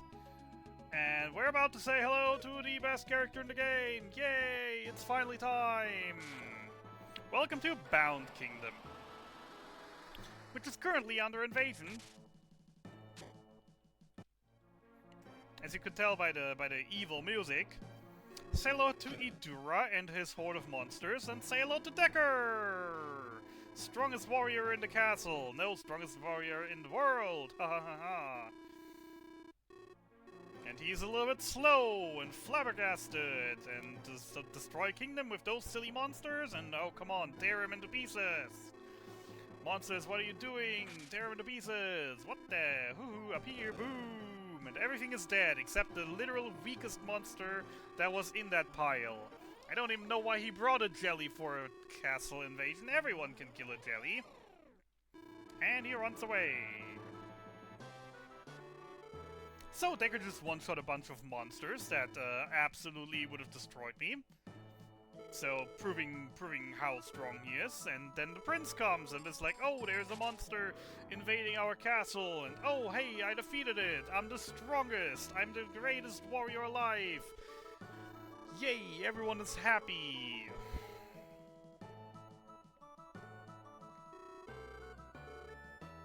And then we're gonna say hi to Decker, who's like, oh my god, you're Maxim, you're the guy that I've heard so much about. I want to fight you. And Maxim's like, I'm not feeling for it. And the guy's like, fine. We're just talking about, like, yeah, Gades, Idura, end of the world, lady told me to fight, to save the world, blah blah blah. Good bit of story dump. Character introduction. Decker trying to rizz up Selen. Not really working too much.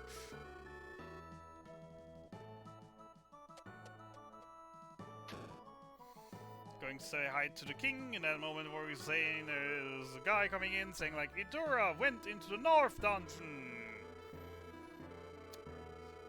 And you know, we gotta protect the kingdom, so after them, but the prince is weak, so the king is like, Decker, can you please save their asses?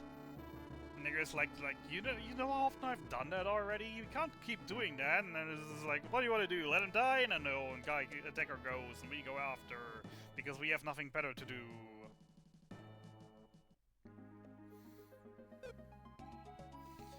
Where we're about to go into North Dungeon, which has the third worst boss in the entire game. Yay! Luckily after this one though, there is only one bad boss left for the entire rest of the run, so there's light at the end of the tunnel.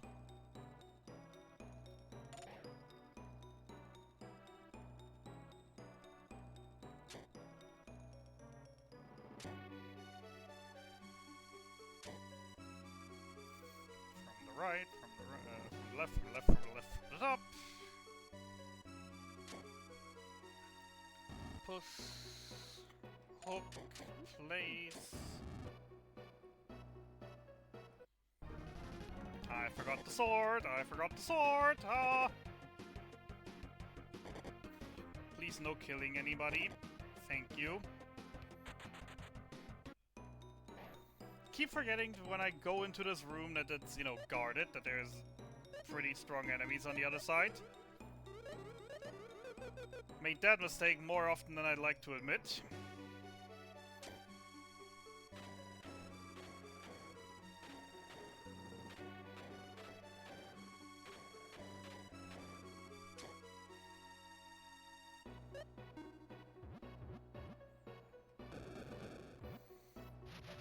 We haven't had a minor glitch in a while for this no major glitches category. So let's see, since I placed both bombs there at the moment, the puzzle was solved and then immediately unsolved, allowing us to go over the thing while it was still moving, while I wasn't supposed to be able to move. Remove everything. Pearl Brace, Mind Ring, everyone is full HP.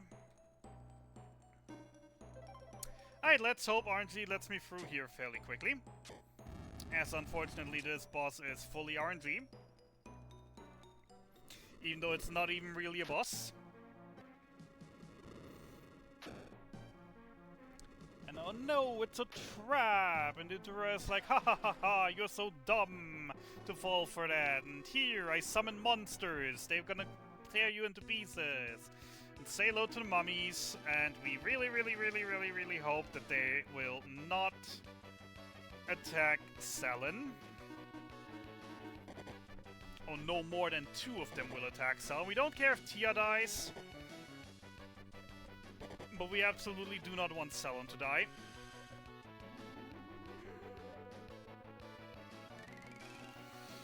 The big boomer in combination with the fireball spell will now kill 3 of them. Giving me the option here to just heal up.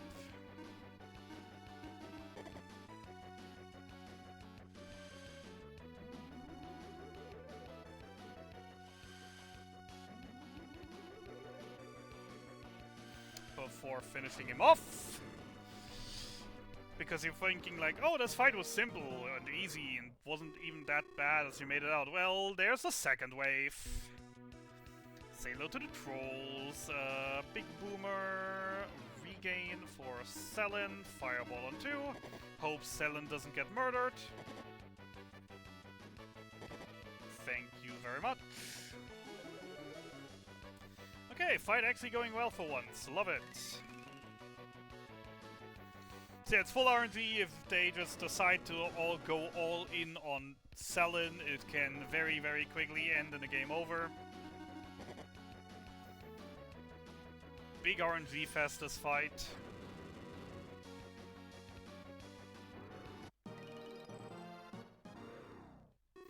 after the second one, we're done here. And then Decker comes to the rescue.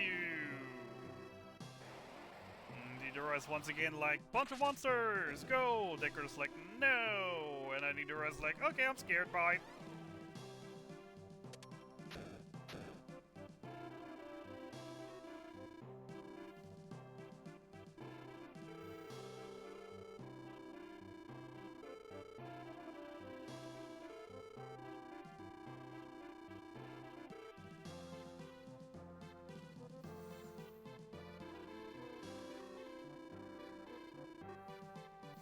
Alright, so with that done, this was the last time we fought with Tia on our side. Tia will now leave the party and never ever return for the rest of the game. Which is why we just removed all our equipment, because, you know, we don't really care if she dies. We want to sell all her gear.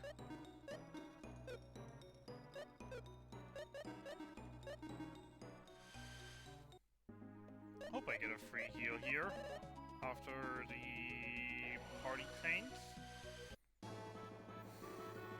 And yeah, guard guy is here like, oh, Gades was here after you left while you were in the dungeon, and then talk to the king, and only the king knows what was going on, so let's go talk to the king. And king is like, well, Gades was here, it said he's gonna destroy a city. Okay, what does he want? Nothing. He just said he's gonna do it and didn't want anything. It wasn't a threat or anything. It's just like, oh yeah, just thought I'd let you know. So yeah, that's happening. It's Sellen's hometown that is gonna be destroyed. So we're just like, alright, Sellen, Tia, Yogo, you guys go evacuate. I'm gonna go and beat up Gades. And Decker is like, well, I'm coming with you because you can't possibly do this one alone. And then Guy shows up again, because obviously Guy shows up again, and after having the girls' night out with Tia and Selen, we're now having boys' night out. Yay! We're now going to fight Gades with the worst party composition of the entire game. Maxim, Guy, and Decker. In theory, not a terrible party. The terrible part comes in that Maxim is a terrible healer, and, well, he's supposed to be the healer for this segment, so, Technically, we could buy both potions. That'd be better at this point, to be fair.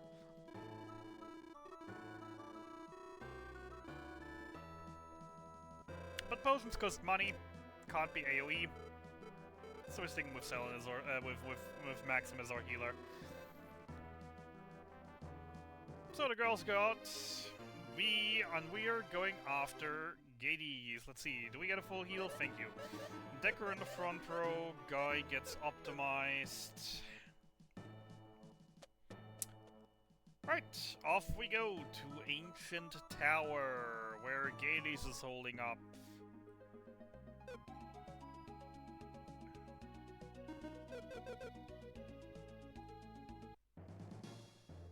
Starting with a very unique puzzle. That's just, oh yeah, push the thing against the wall and the wall extends. For whatever reason. Before saying hello to our teleporting friends. Trying to adapt the attack from the side for the back attack. Got the back attack, very nice.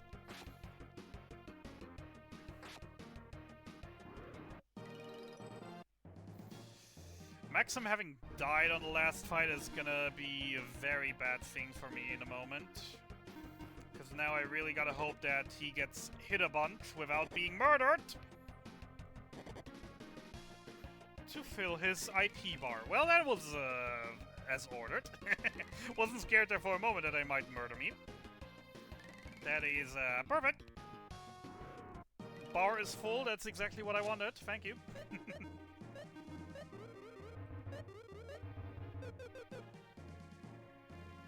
That worked out.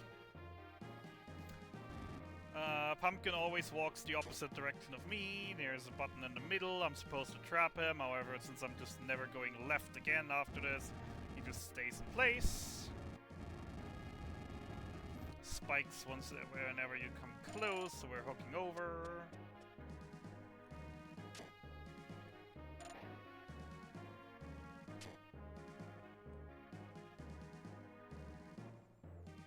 Forgetting you come out on the right side of the tower here. Bombing open the wall.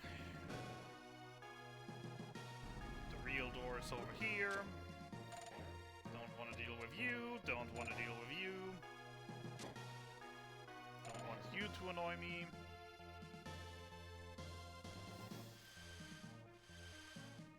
Alright, let's see how this room goes. And immediately terrible. No thanks.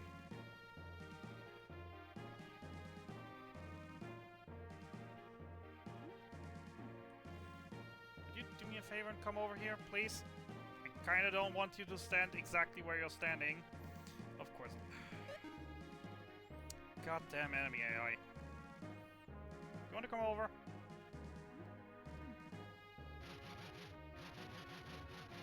Yes, thank you.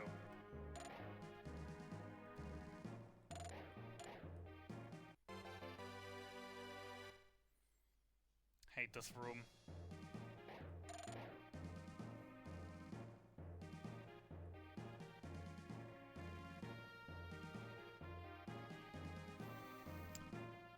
Once again, need to kill all enemies in this room in order to open the door. We're hopefully gonna see some of my favorite enemies in the game. Simply because I really like that enemy's design.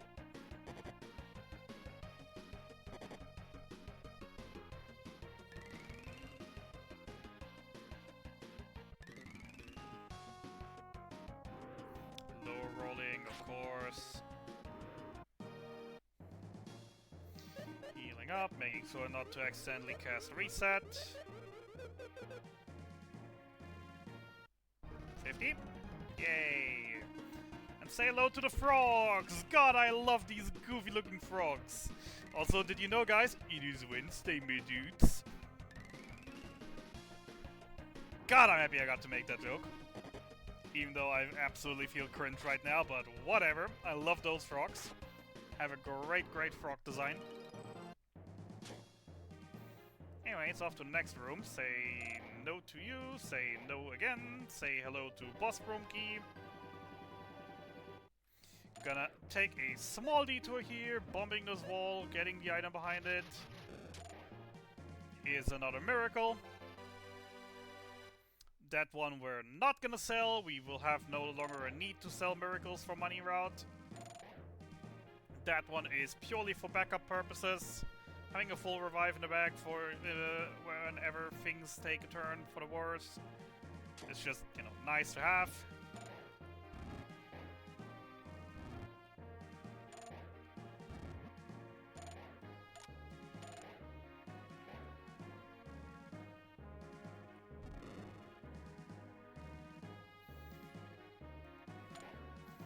Especially in a marathon-like setting, but even if I was wearing a marathon, I usually always grab the miracle. It's a fairly small detour and it can really come in clutch.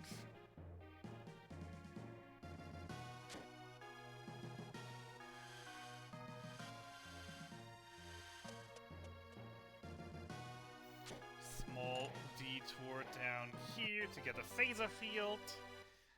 That field is gonna be very important for a good couple bosses. Has an ability that gives a huge speed boost to one character.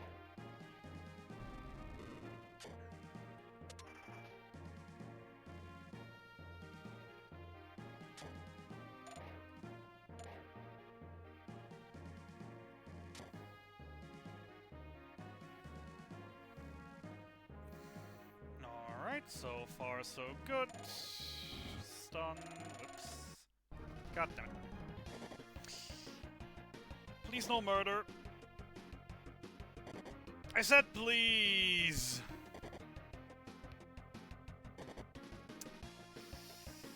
Well, that's not good. And all because I messed one step up. Not good.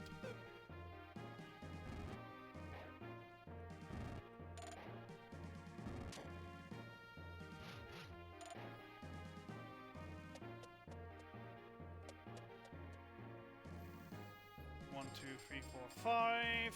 One, two, three. And so that rattle is hidden within the tower. We just, you know, never look at it because we already know it's always the same. Equipment, phaser field, mind ring, pumpkin jewel, guy, strongest decker, undead ring.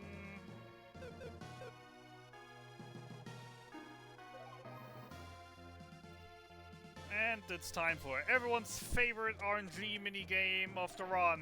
Monster race, monster race, monster race. I'm betting on the teleporting skeleton. Come on, win the race, teleporting skeleton. You can do it. Oh, you were so close. You were so close. Don't let the zombie win. Hey, that was a freaking lengthy monster race. But still a first try at least. Pure RNG, that one. No way to affect it in any way.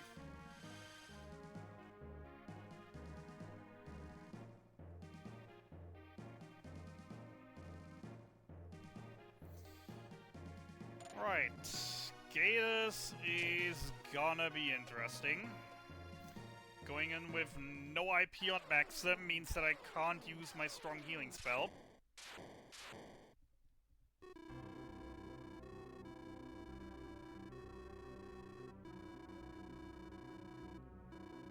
And then immediately for the start of the fight is just not great.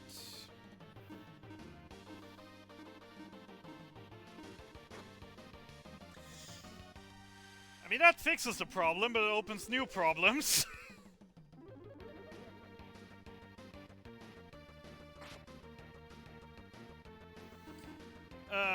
Throw a regain for safety, because he's most likely gonna die here. How did I see that coming?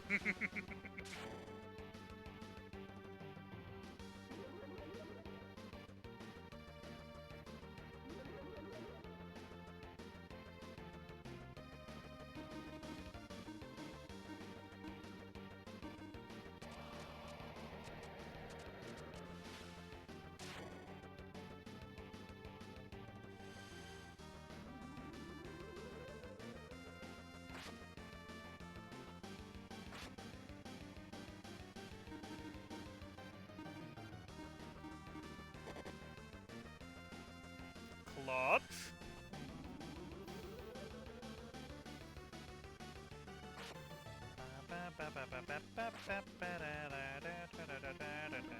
Best battle theme in the game, by the way. Best soundtrack in the game, by the way. Does he lift that? Does he lift that? Ooh, clutch.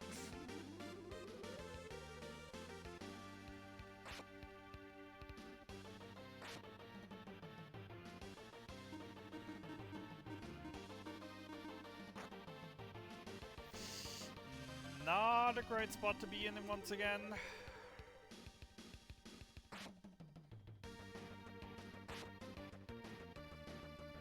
But he's dead. There we go. That was a chaotic fight. But it worked out in the end, and that's all that counts. So yay, we defeated Gators! We've defeated the guy who destroyed an entire city just for fun. Woohoo!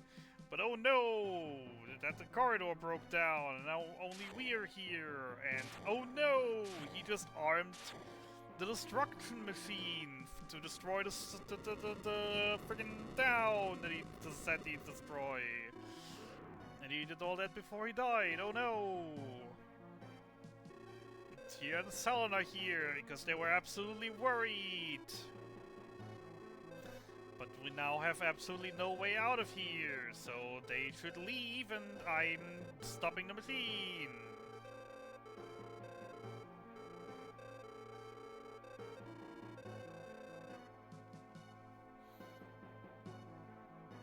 Alright, so anyway, Doomsday Machine. How do we destroy it?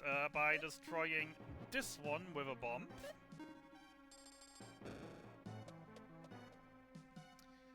Then going up here and destroying the next one with an arrow.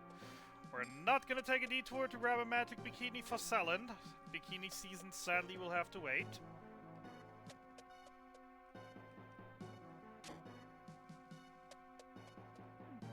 for context, by the way, yes, there is an armor for Selen specifically in this dungeon that I could grab.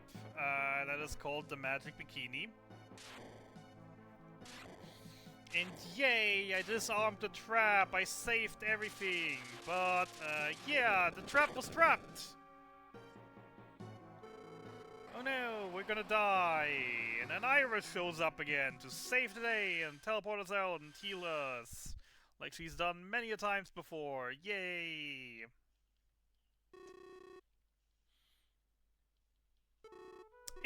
Anyways, time for a break. Nothing really happening now. Just, you know, Tia living for good, Selen and Maxim marrying, them spending a happy year together, them getting a kid, kid getting kidnapped, and that's gonna take like 5 minutes for everything of that to happen before we actually have gameplay again. That isn't just mashing text boxes. So, anyone need a toilet break? Anyone need to refill their water? Etc, etc. Now's the time to do it if you don't want to miss anything of the run. Because literally all you're missing right now is just, you know, mashing text boxes for literal 5 minutes. If I had turbo activated, which I don't, that'd be my one break in the run, which, you know, is kind of nice to have the break, like, somewhat halfway-ish through the game.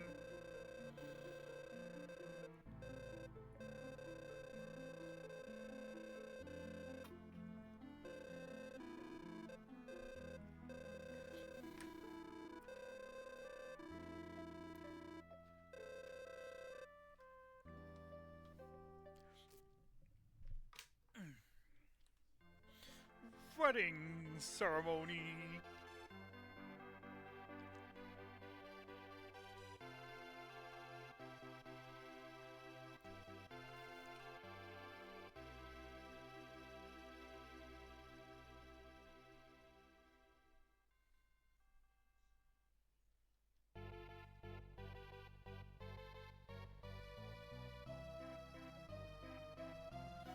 They look so happy together.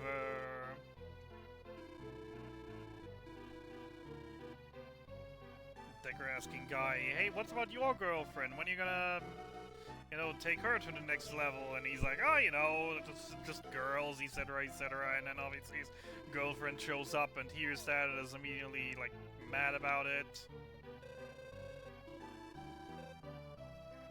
And then we get a message, oh no, there are monsters in the castle! Commander, you gotta save us! But it's a wedding!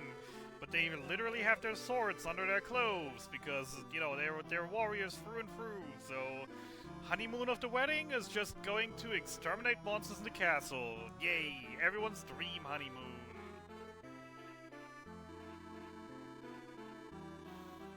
Thought the idea was to put the knife into the cake, not into the monsters.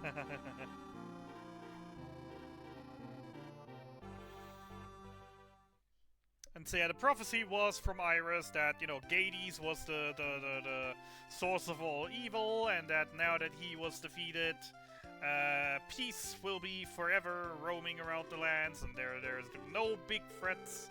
Obviously still, you know, small fry going around, but like the big evil destruction of the world kind of stuff has been prevented by us killing Gades.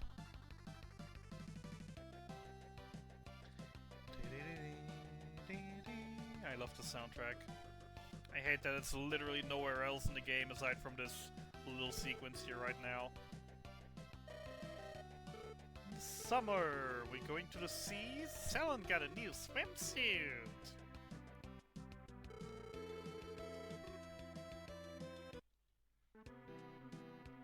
In autumn... Take to mind that she's very, very high pregnant at this point, probably already. Still running around, you know, beating up her subordinates.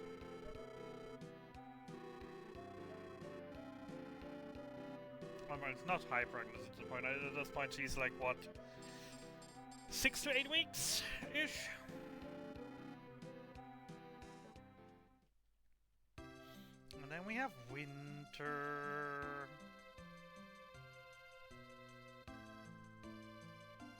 And they're reminiscing how quickly time has passed. That I've already been, that I nearly already been married for a year, and oh, affection, and everyone happy. And then, yeah, there's the bird. It's a little baby boy. Say hello to Jeros. Unfortunately, Jeros is like the least liked favorite character in the franchise, considering that, you know, all he does is getting kidnapped here and then getting kids himself, but he never does any adventures. And then, like, Jeros' kids are the main characters of the next game. But Jeros is like completely over it. Oh no, it's Idura! And he kidnapped our baby! Why? And he headed to the lighthouse, so after him!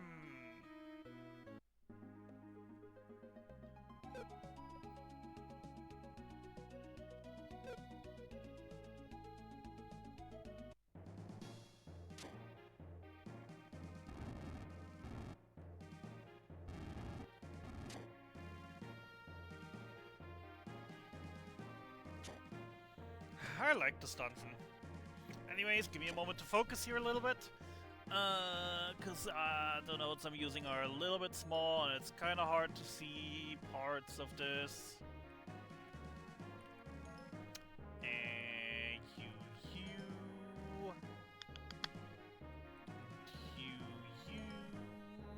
This one. That one.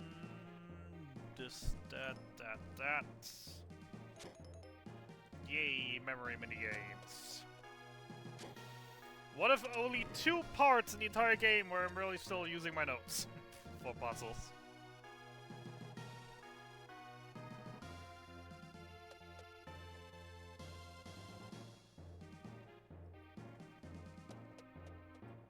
Whoops. Didn't mean to run into you. Thanks for not murdering me.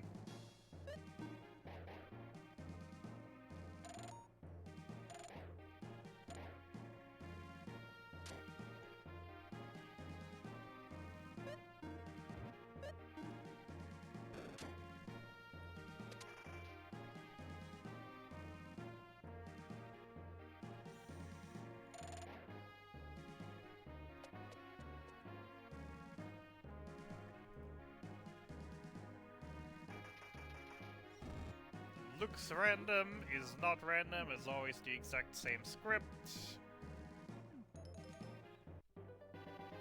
Boss key unlocked.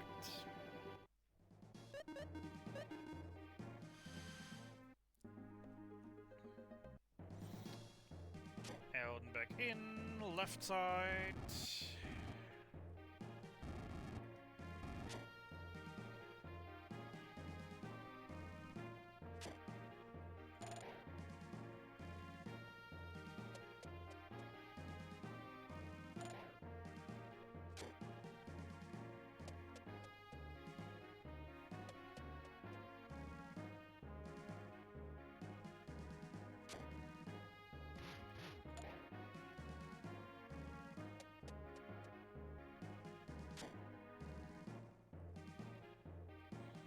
Pillar left, bomb, pillar right.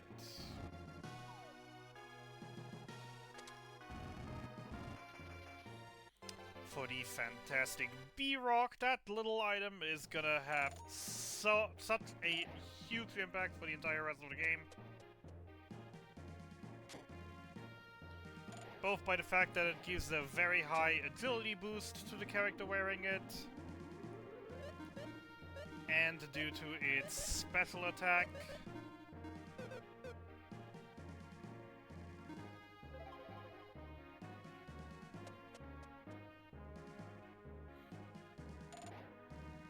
And there we go, top of the lighthouse. 1, 2, 3. And oh no, there's our baby! Quick, hookshot him over here! Why can't I not hookshot my baby? It makes noises! Oh well, whatever. Guess we're just walking in. But then, oh no! Idura! And he's holding a knife to his chin! But then Iris shows up and saves the boy so we can beat Idura up! Hey, let's see.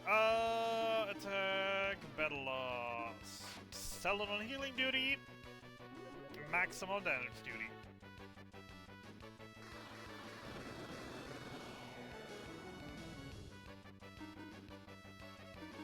Idura has a weakness for ice.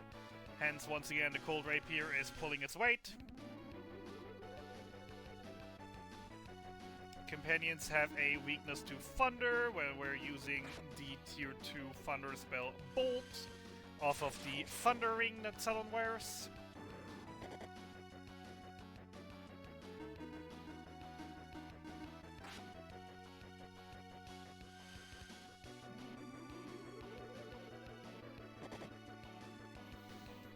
So funny enough, this is the first Idura battle. There will be 3 of them in total, and this is the hardest one. And I just scolded that by 45 seconds. Neat. So, and Iris tells us the story. Well, you know, how I told the future that once you kill Gades, world will be at peace.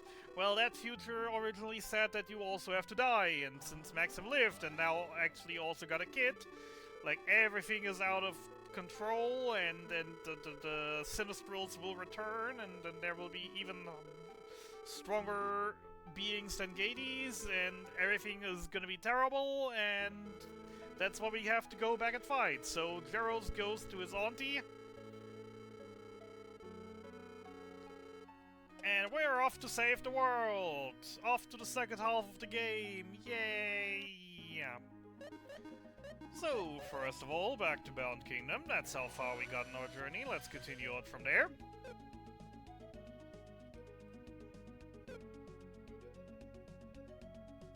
Didn't actually mean to get in here. Even if it's just the 2 of us. Though, funnily enough, Guy and Decker just knew that we were doing something and apparently were waiting here for us. So yay! Not a duo adventure. Guy and Decker back in the house, and finally we have a good team in our hands.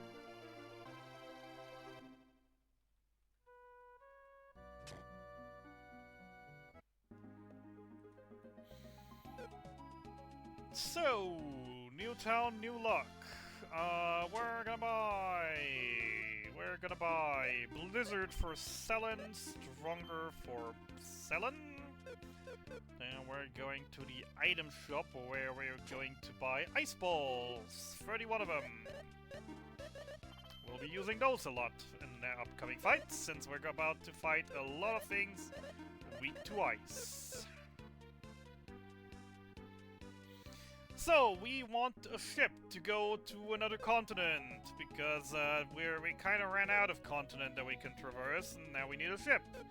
However, unfortunately, it seems like there's no ships in the harbor, nothing available, but luckily we can hear stories in the city about a shipbuilder that is sitting in Phantom Tree Mountain, hunting for a legendary tree to make the best ship out of ever.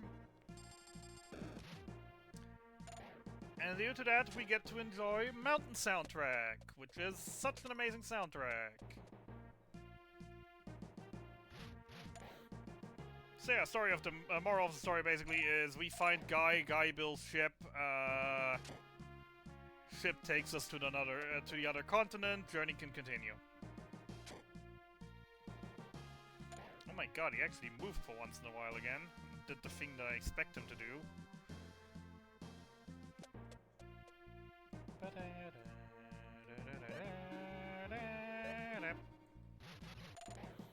Fairly simple dungeon all in all. Few fun riddles to interact with.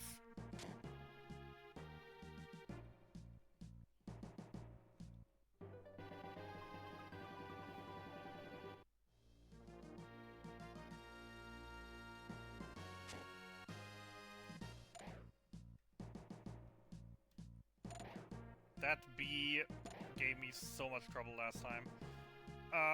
Simple movement puzzle, step on the grass, grass grows, make all grass big to open door. Fairly simple enough. Before we then find the fire arrows. They're like arrows, but on fire. They can burn grass.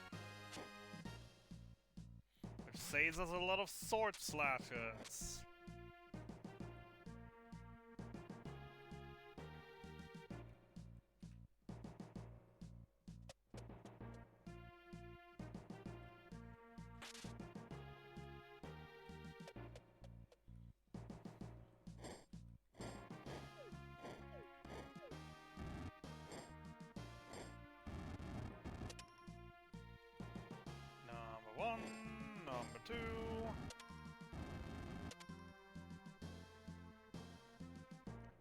2. Movement puzzle, basically ice puzzle. I can't step on any field twice. If I step on the field twice, I'll break through and land on the floor below. Fortunately enough, I've done this more than enough times that I know the path very well.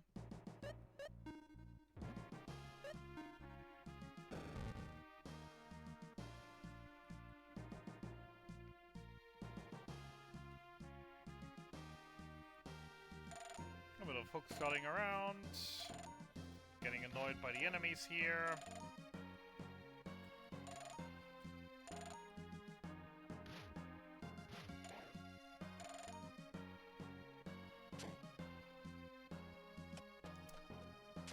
Then we got this guy that we need to stand there in order to get over.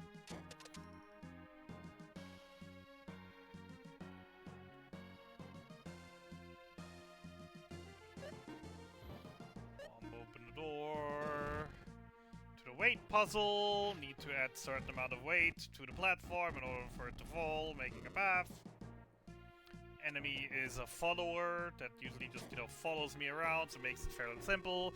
And hey, it's a shipbuilder guy, and he's sure that the special tree is just over yonder. However, there's a monster ahead that's way too tough for him, and that is the fourth worst battle of the game, and the last bad battle in the game.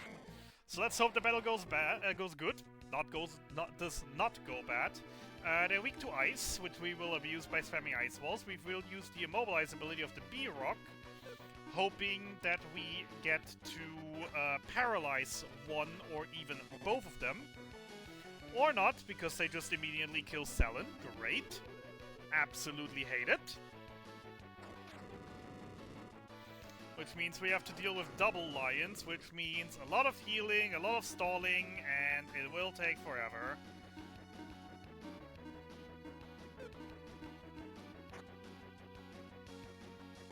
Only a paralyzed lion is a good lion.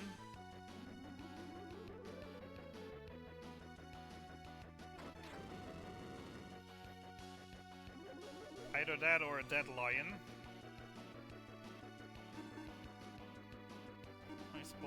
Ice ball, stronger, lots of healing. Until one of them is dead. Ooh, that was close. Once one of them is dead, we can go over to play a little more aggressive, but like right now, absolutely no shot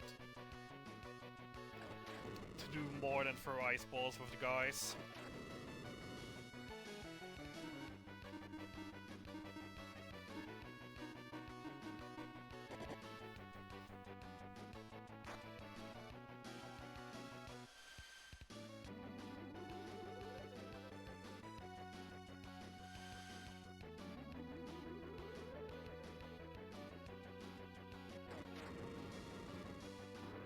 Hey, one dead lion! Woohoo! We can actually deal damage now.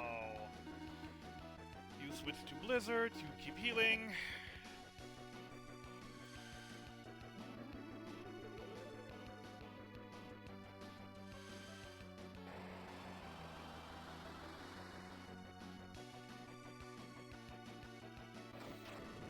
So yeah, Selen learned Blizzard, tier 2 Ice Magic, deals very nice damage if we can actually use it. Maxim would technically also still have his Cold Rapier, with which he'd be able to do big amounts of damage. However, due to the amounts of damage that those lines can do, even with one, I kinda need a dedicated healer every turn. And there we go.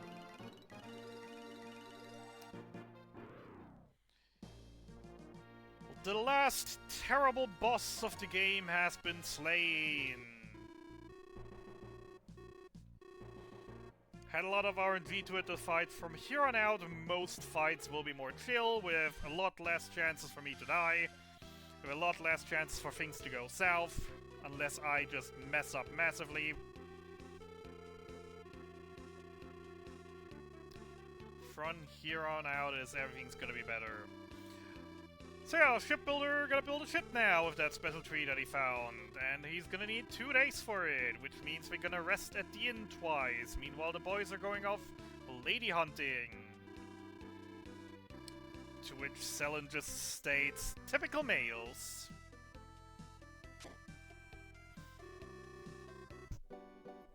So the only 2 mandatory inn stays in the game. The only time that we actually have to use the inn in the entire game if I would be able to handle my MP well, which usually is not the case because I have to heal a lot more than I usually should.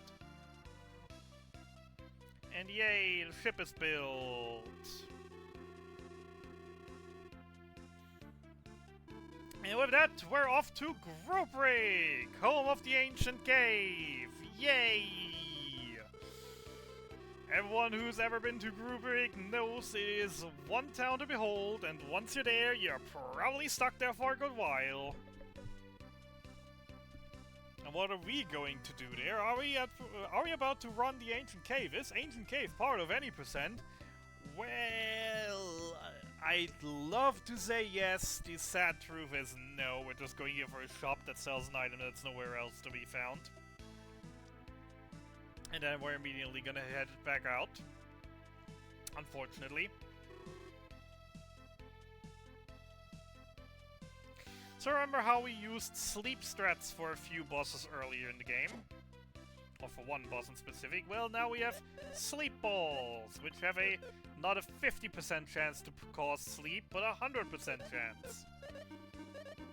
And everyone who knows something about math knows that 100% is better than 50%.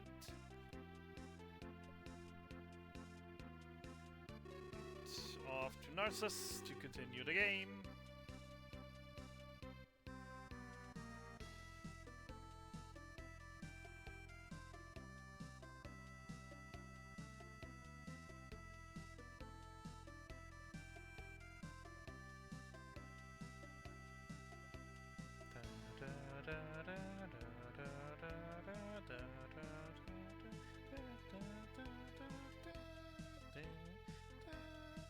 Alright then, welcome on the East Continent, and welcome Narcissus, where suddenly weird flute music is being played, and all the young ladies in the town are suddenly saying like, must go to the tower in the north. Must go to the tower in the north.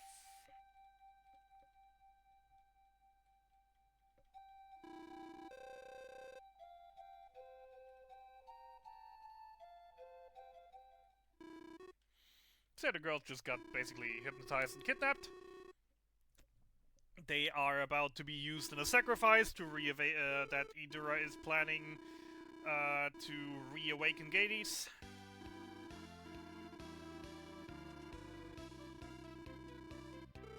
Guy and Decker are having a little fight because they want to plan on saving the girls for reasons of finding girlfriends, even though Guy already has a girlfriend. Also, big reminder, do not walk up at the start of the tower. Do not walk up at the start of the tower. Wait a moment, stun the freaking lizard. Thank you very much.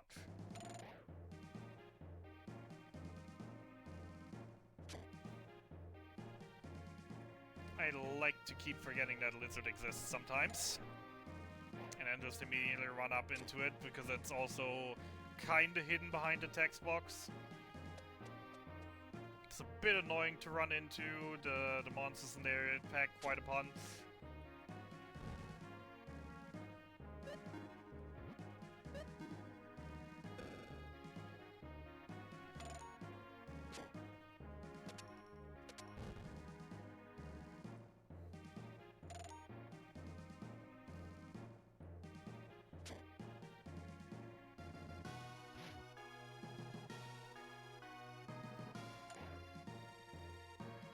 God, I hate this teleport. I hate some of the rooms in here.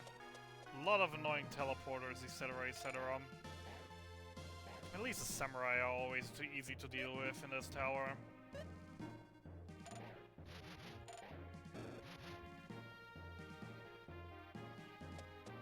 Right, 1 down, 2 down. Boss keep.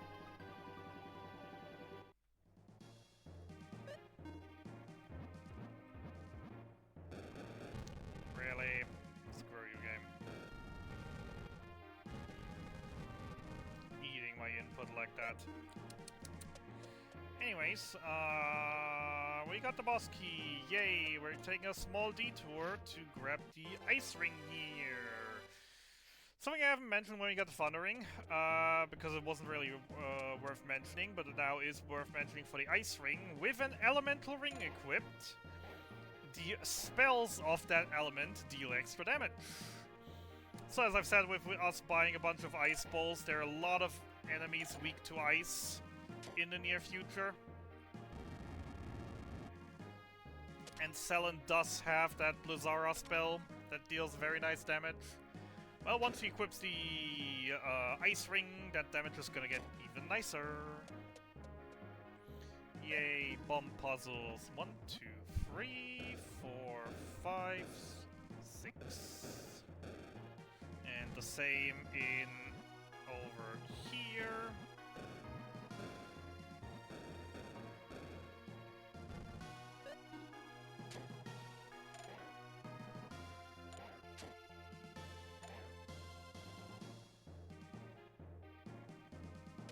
Pull the lever, Kronk.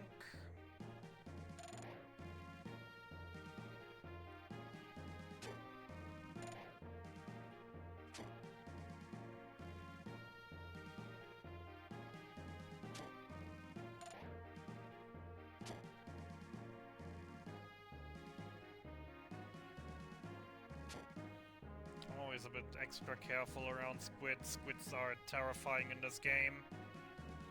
Right, equip. Selen gets the ice ring, gets the pearl brace, removing the B-rock to give that to Maxim, as well as the speedy ring, and Decker gets the thunder ring.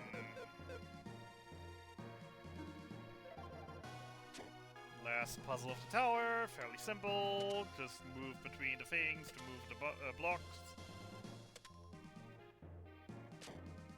Do not get hit by the samurai. And yay, we're at the top. All the girls are here. We're gonna save them. We're here to save you. Everything will be well. Oh, that's a prison. Haha, you fools. I knew you'd rescue them. I'm trapped now. You'll be sacrifices as well. Except, is there someone missing? Oh hey, Decker didn't get captured. How goes the run? Absolutely terrible. Absolutely terrible. Considering I'm like 15 minutes behind PB at this point, so currently on a 4:42 pace. So we'll see how things go. But yeah, run's not been treating me that well.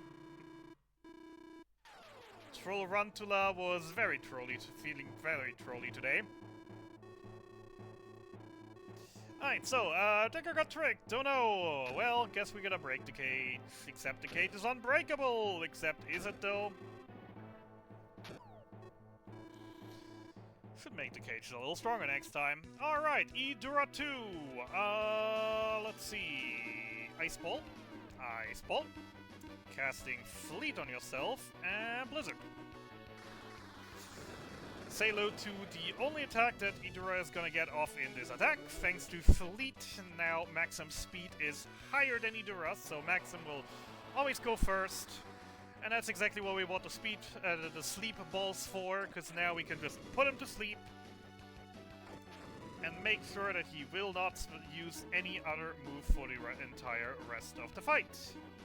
Are my sleep balls? There are my sleep balls. As I said, sleep ball, in comparison to the drowsy spell we've used earlier, 100% chance to sleep. This man is not gonna get another attack in on this rest of this entire fight. Hope he kind of stays asleep though, so I'm, not using too many sleep balls. He already wake up again though, so we're throwing in another sleep ball. You can kind of see by animations. Most normal enemies have like a slight moving left and right each jiggling animation. Bosses have no animations. You notice that he's sleeping now since he's whipping up and down slightly. That means he's asleep. That means I do not have to throw another sleep ball.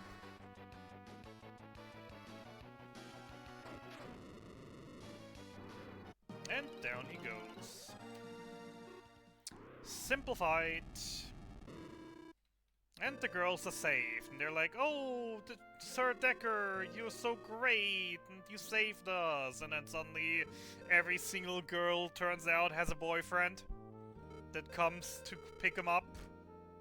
How they came up this monster-filled tower, I don't know. And then the little girl shows up and is like, "Please, Sir Decker, marry me." And then her little boyfriend shows up and is like, "Oh, sorry, I promised to marry him." And the Decker is like, "I don't need women. My sword is my wife." Poor Decker. Anyways, dungeon cleared, town saved, off to the next one.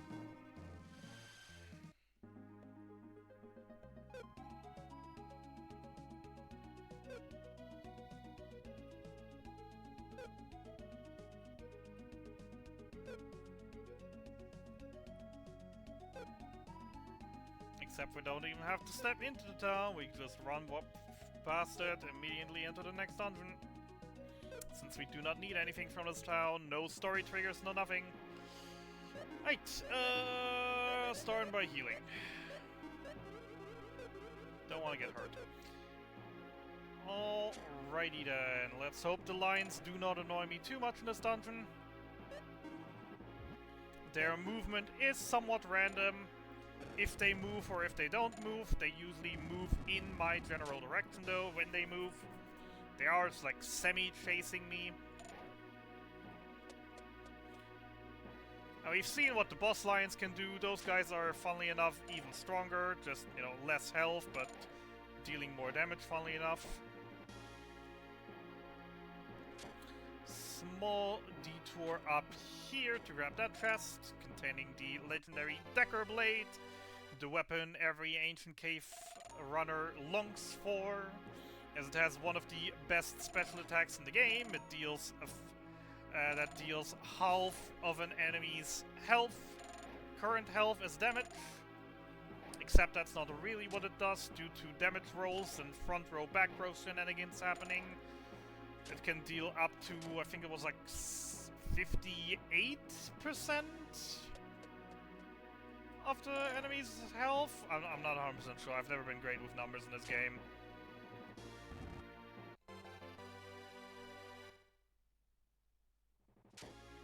Like, if I remember correctly, it was like 50 to 62-ish was the number, I think. I'm not 100% sure. It's been a while that I've actually looked at numbers. Yeah, get out of my way.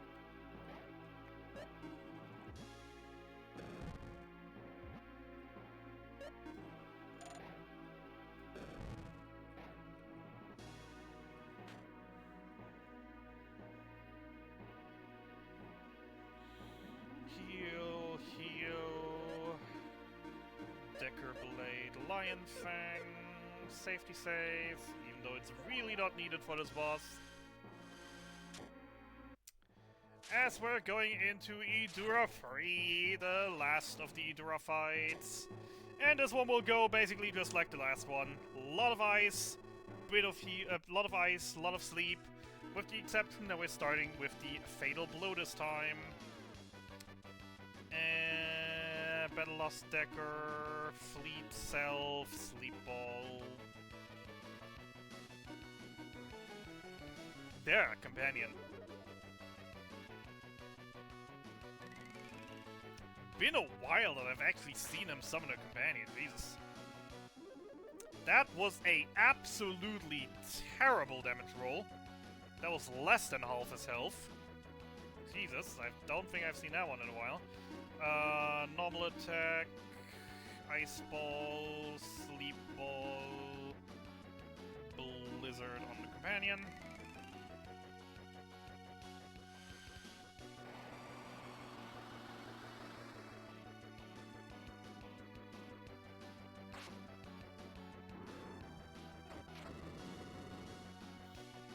And yeah, Decker actually has a decently scaled weapon, since he actually has a weapon that we just picked up.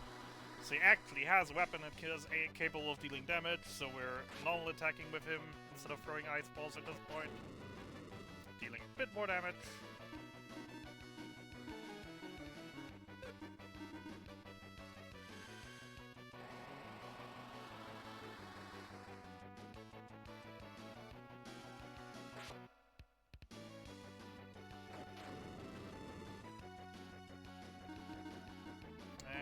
that should be it.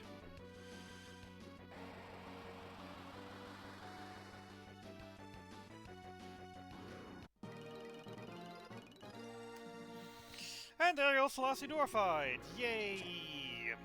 We're finally rid of him. Anyways, I'm just going ahead and removing all of Decker's gear for absolutely no reason at all.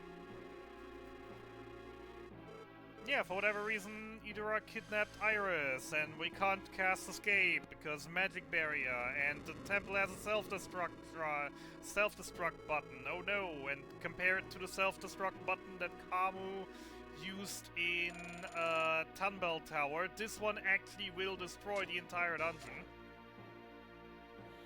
This is the only time we can actually visit this dungeon. We can never come here again. It's after we're done here. It is actually destroyed and self-destruct is actually going through.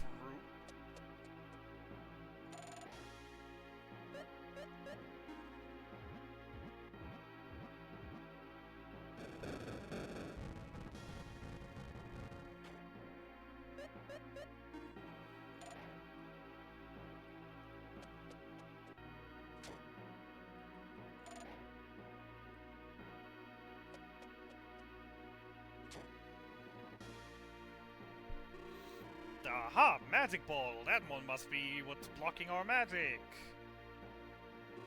Should just have to destroy it! Yay! Alright, let's go! Let's head out. And oh no! Ambush! Oh no! It got Decker! And Idora's still somewhat there! And summoned more monsters! And oh no! Decker!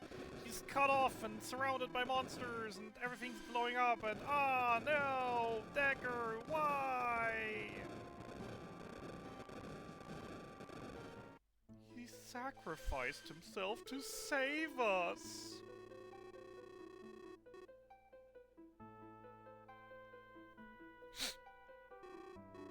Very sad. Very sad.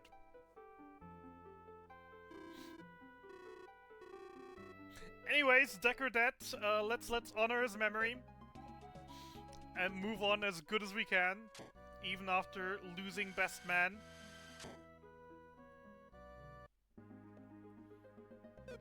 We lost the goat.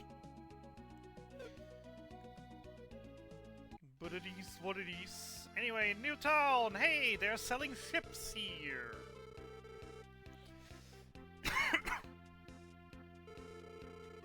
We kinda could use a ship, because, you know, we're running out of continent again, and now it's just everything around with a sea. So, we could really use a ship of our own.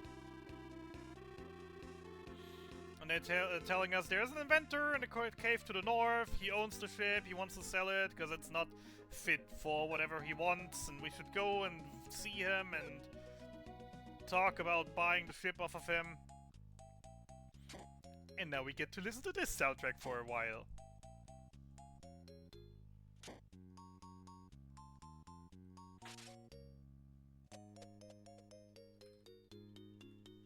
Anyway, sell out to Lexus. He's an inventor, we want to buy his ship, and then he's being like, why are you selling the ship? The ship looks great. Well, because it can't hold my invention. The engine, as he calls it. That, you know, turns different things into energy, and oh, it blew up. Well, we kind of don't want that, because if it blows up, because, yeah, let's just ask the shipmaker guy from earlier to, you know, make us a ship. And he's like, wait, the shipmaker makes ships again? He said he doesn't make ships anymore. His ship would be perfect for my engine. I just gotta work out the quirks. And he's like, who are you guys? We were just talking, and he's like, who are you guys? Oh, we're the guys who killed Gades. Oh, here. This is a device to mess power levels. What's your power levels, guys? 5 times higher than the average human. Selling 8 times higher than the average human. Maxim's power level off the scale. Immeasurable. Even though I still want to know how the heck he calibrated that thing, because, yeah, Selena is definitely not stronger than Guy, and Maxim is definitely not stronger than Guy either. Putting Guy as the weakest here, even though he has the biggest fighting power. biggest health, biggest fighting power. Yes, he doesn't know magic, but like, do you really need that?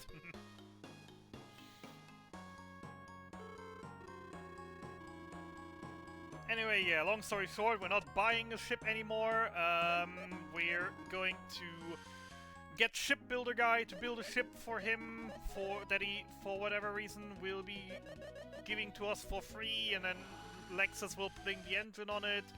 And the only thing Lexus asks in return that he can come on adventures with us. So, a free ship and a free new party member to replace Decker. Well, no one can really replace Decker, but, like, you know, someone to fill the 4th slot. So, we are absolutely on board with that, and shipmaker guy is making a ship. Yay! And he says, like, oh, it's probably gonna take me, like, a few days to build a ship and bring it to the other side of the world, so, yay! Relaxing time! And then we're gonna meet Lufia. The flower girl! She's quite overworked, and she really needs a good sleep, because, yeah, she's quite overworked, because she's always working so hard. Did I say she works hard? Anyways, yeah, we were just gonna bring her home, put her in bed. She wants to keep working, because she needs to earn the money for living. And says she saw, like, that a beautiful flower that she wants to sell on Flower Mountain. And she really needs to go and get that, and then she faints again immediately, so Selen casts Drowsy, which has a 50% chance to put her asleep, and it actually works, unlike with Regal Goblin most of the times. Look at him sheep. And then we're just like, well, we got nothing better to do for the next couple days anyway, so let's go grab that flower for her. And I really, really hate that decision, because I really, really hate Flower Mountain, because there are, like, 2 rooms that I absolutely despise in this dungeon. But you gotta do what you gotta do.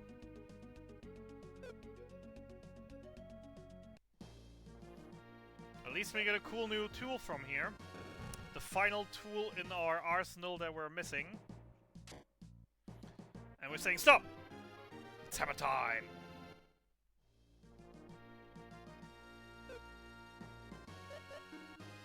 Hammer, basically upgraded bombs, can do the same things that the hookshot can. Except for the hooking, instead it can smash boulders and move pushable objects.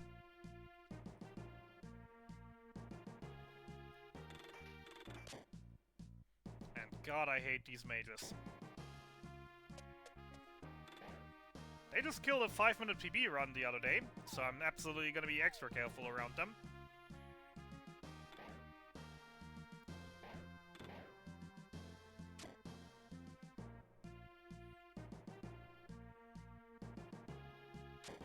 God, I love the mountain music.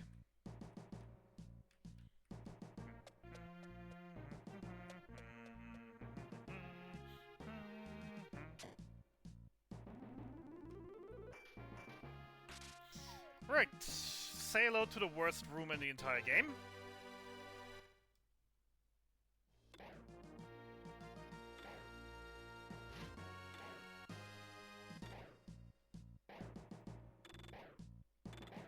And the enemies actually behaved really, really, really well for once. Wow. This room can absolutely be terrible since everything here is RNG-based movement. They can absolutely corner you and not let you go anywhere. So I'm really, really happy that one went immediately well, insanely well.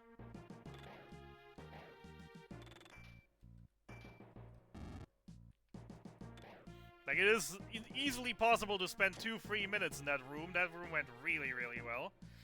Alright. Now we're coming off to one of my least favorite rooms since lately. Because as I said, we're coming up to a room where I've last week lost a run that was on a 5-minute PB pace.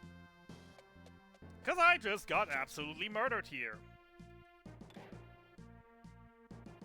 Because the bottom mage decided to just teleport into me.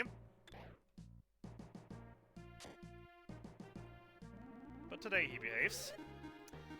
Burn Sword, Kamu Armor, Thunder Ring, Lion Fang, Selen Minifield. And like 20 minutes after that, I remembered, wait a second, there was an easy way to get out of that I absolutely didn't think about. Anyways, you spam attack, you spam sleep balls, you give a damage drop, and then spam fireballs.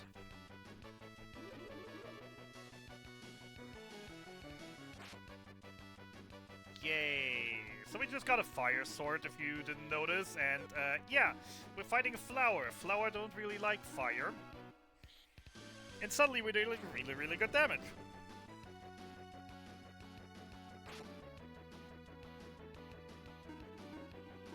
Attack, sleep ball, fireball. We're just gonna loop these 3 actions until he's dead. Which is a very unsafe thing to do, I want to mention, by the way, and it actually happened this time. Usually the idea is to defend with Selen, not do anything with her. Because if things go... because she has a chance with her spells to wake the flower up, which then gives her a chance to move. Which is why the notes say explicitly that Selen should only defend, especially since Guy is dealing enough damage. I usually take the risk anyways. Because the couple hundred extra damage are still always nice. And you know, you can just sleep him again and regain. As just seen. Yay! Rogue Flower is done, and I'm seeing once again on my splits worst dungeon. And I'm celebrating so much that I'm reading worst dungeon on my splits. And wrong way. First of all, we deliver the flower, then we go grab a ship.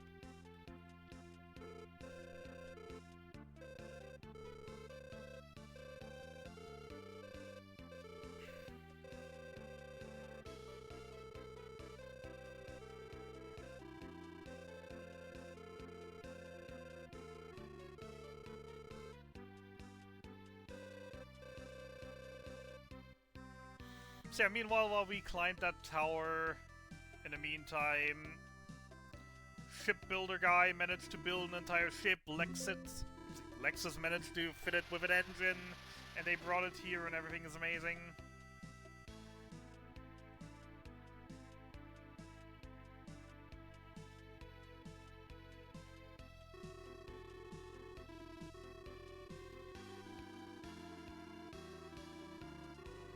First engine-powered ship of the world.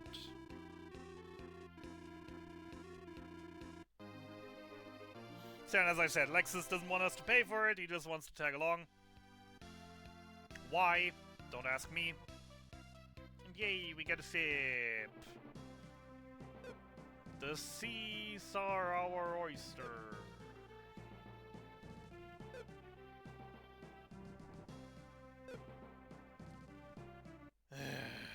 Dunkirk.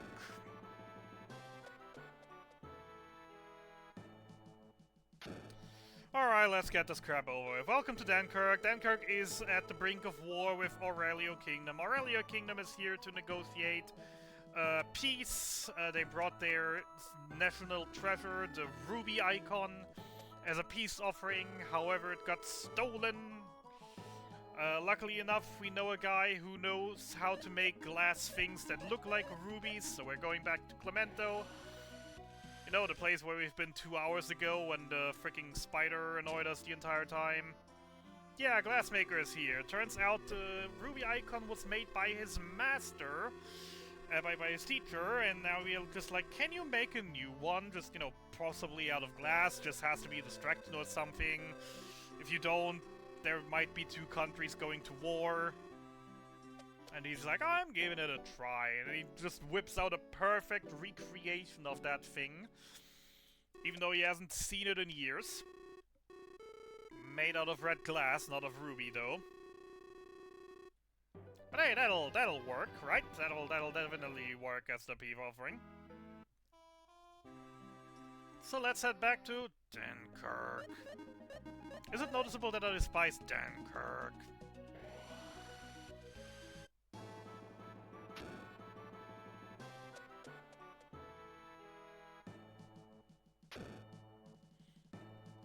So hey guys, we found it, the ruby icon. And then the Prince of Aurelia is like immediately, nah, this won't do.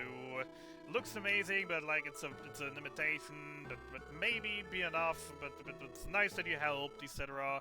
And off to the ceremony, and he gives them the fake, and the king is like, oh hey, this looks amazing, and the princess is like, it's mine. Going full Gollum mode, noticing it's not the real one. Wants to go to war with the guys, and Princess comes in being like, everyone in the castle except you two knows it's been stolen.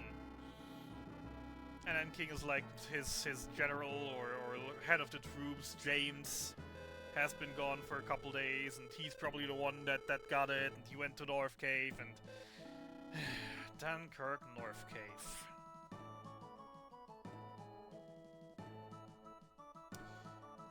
Worst dungeon in the game. Fortunately, at least, this is any percent, so we only have to do this once, and not potentially up to 4 times.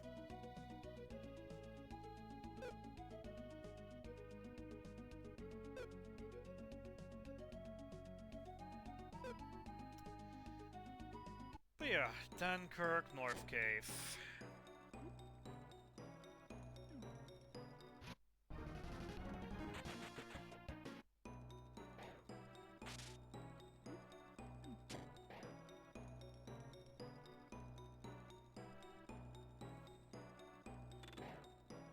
So why do I hate Dunkirk North Cave? Well, the answer is very simple, dungeon layout.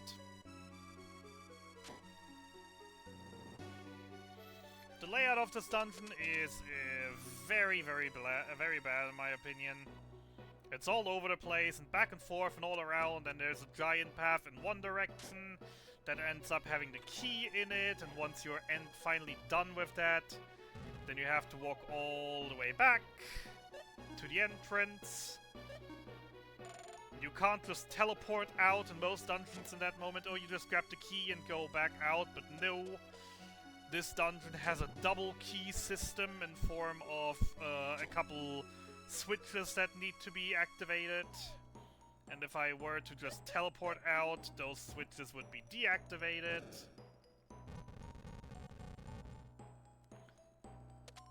So I actually have to go all the way into the deepest depths of this dungeon to get the key, have to walk all the way back out so the switches don't get reset.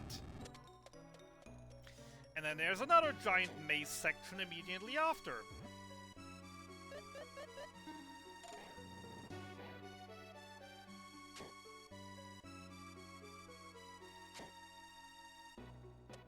With even more annoying enemies, even more annoying puzzles.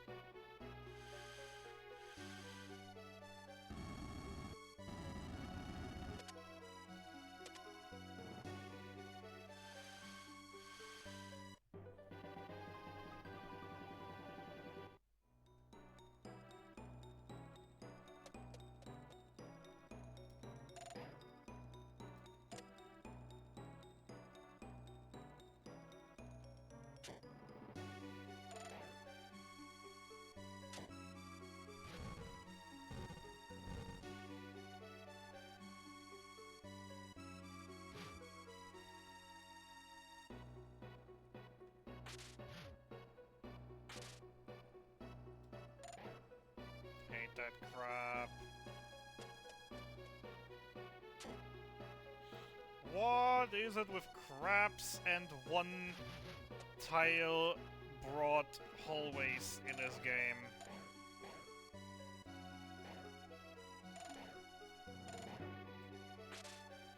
So those up there are assassins. We really dislike assassins. Assassins move extremely fast and immediately go after us every single time we see them. Remove Lion Fang, Undead Ring, Figaro.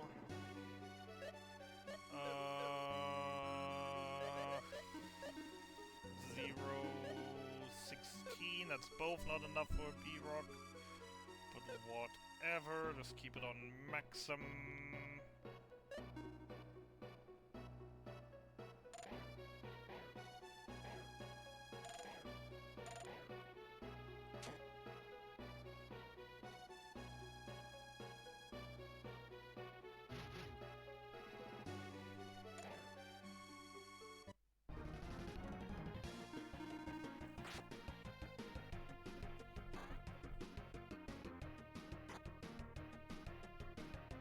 Still gotta say, I've never been a huge Lexus fan, but ever since I've seen what the speedrun does with him, I've been starting to become a believer.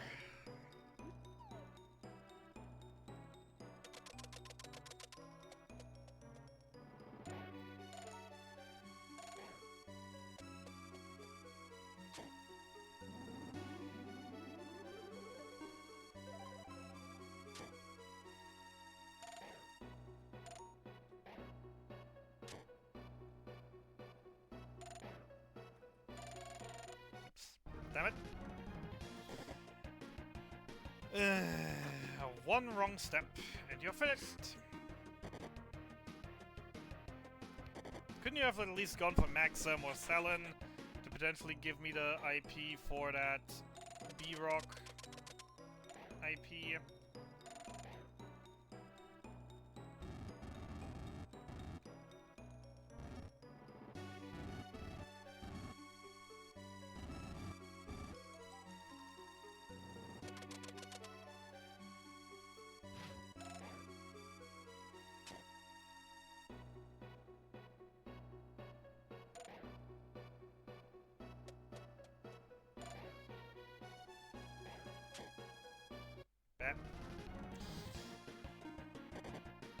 Thought I was one room away from that. Please don't murder anyone. God damn it. And once again, not even giving enough IP for Maxim. Arc. And regain Lexus. Stronger.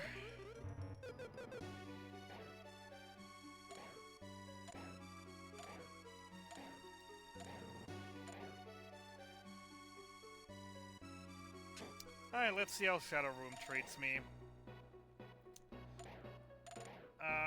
Random movement from the enemies in here. They usually try to go towards my general direction, though. It is completely random how they're moving. It is therefore also completely random how many of them I will have to fight in order to get through here. They have instant death attacks that have like a 20% hit rate that I really don't hope they hit.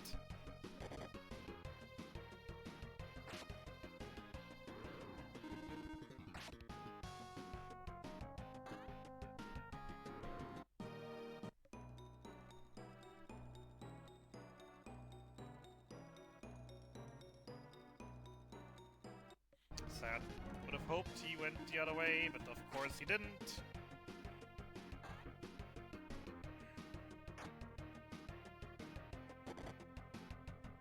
Hey! That still isn't enough IP though. For the B-Rock.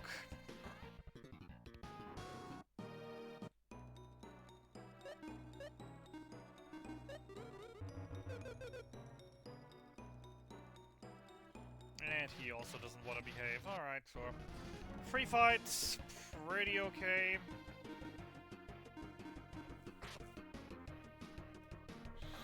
Getting no encounters here obviously is better, but I'm not gonna scoff at it. It was fairly quick, went through fairly smoothly.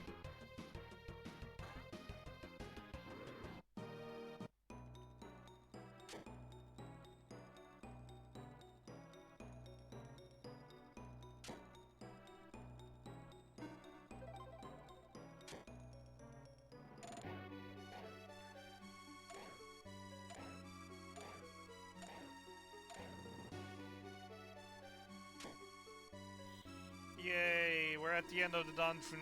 Woohoo!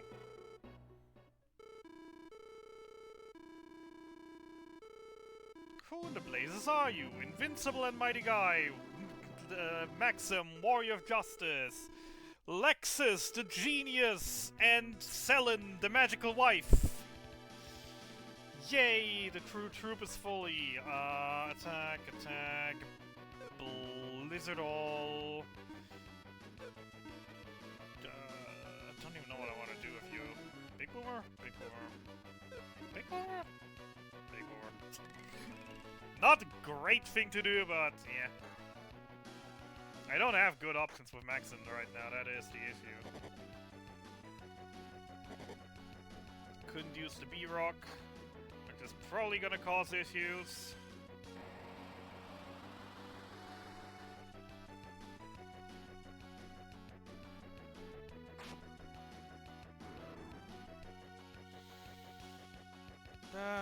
This ain't great. Actually,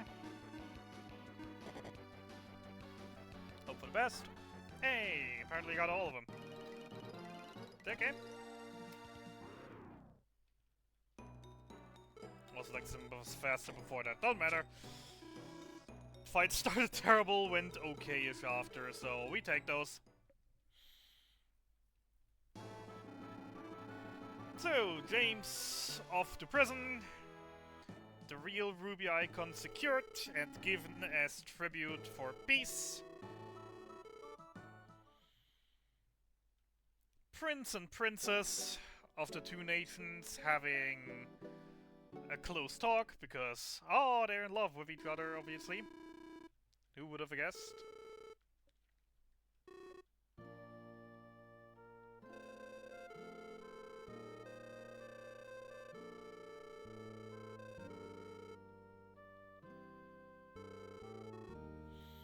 Alright, don't interrupt them, except we totally interrupt them while due to walking immediately by them.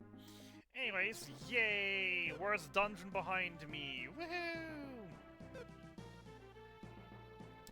Quick stop to Aurelio to ask them to take down the sea barrier.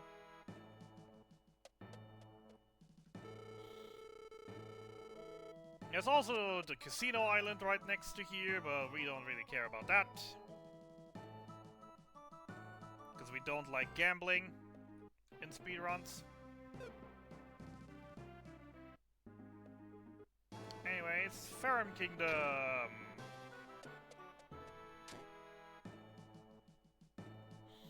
Say hello to this random looking dude, who is the story trigger.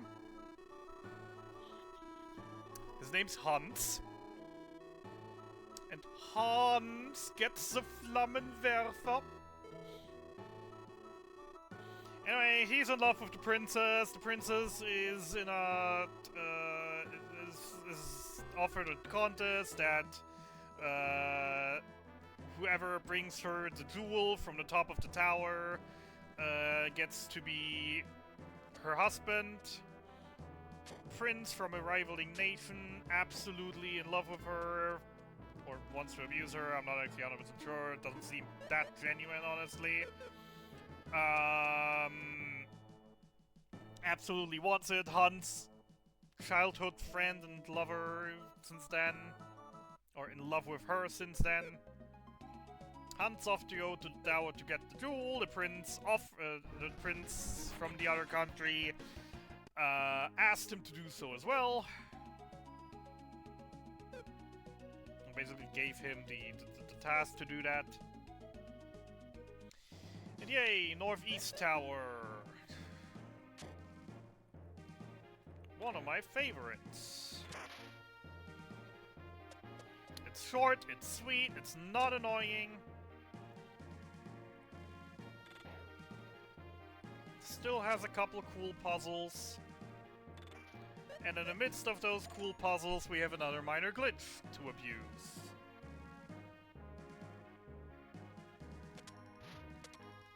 You know, since this is no major glitches, we love abusing minor glitches.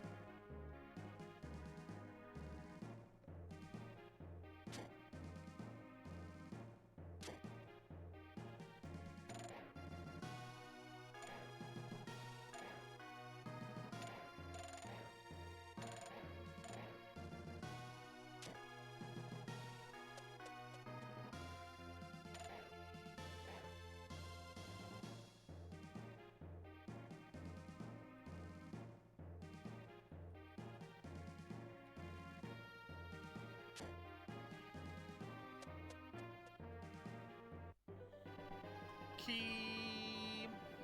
Hey, Captor. Good evening. Alright, got the key. Back out. Back in. Back to hammer. Faster to go from the entrance than it is to go back from where we got the key. Especially since the ninjas will be a lot more dangerous coming from that direction. You've been able to counter them well from where we came from. That is not gonna happen if we were to walk backwards. So, off to one of the minor glitches. Platforms. You see, they move in the direction of the arrows, and I'm supposed to navigate around them, except if I open the menu now and close it and walk here, ooh, that triggers something with hitboxes, and I'm walking on nothing. I'm walking in thin air. They actually behaved for once, I love it.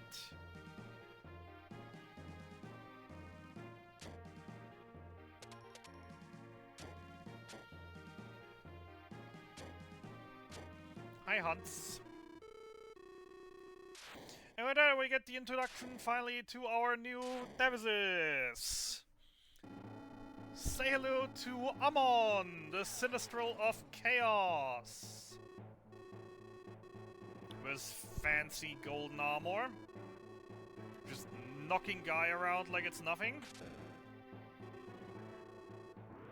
And then just running away without even giving us a fight. Even though I absolutely would have been able to cross him right now.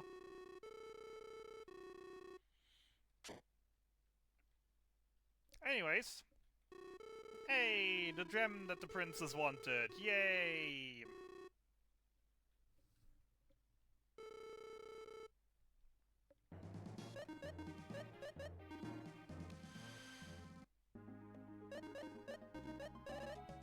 The Ferrum.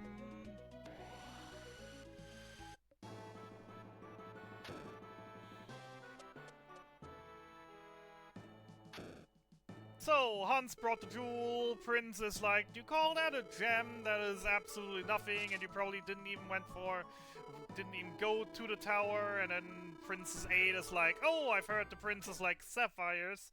I got a really beautiful sapphire, and Prince is like, I brought you the gem from the tower, and Princess is like, that's not my gem. Hans, have you got my gem? And then he's like, nope, but I got a keepsake of yours. And it's emotional worthy, etc., etc. But Hans doesn't feel ready for the obligation and doesn't feel worthy of the princess, so he declines. And King's like, well, sorry, Prince. And Prince is like, oh, we can declare war. And King's like, you dare talk to that to me and my kingdom.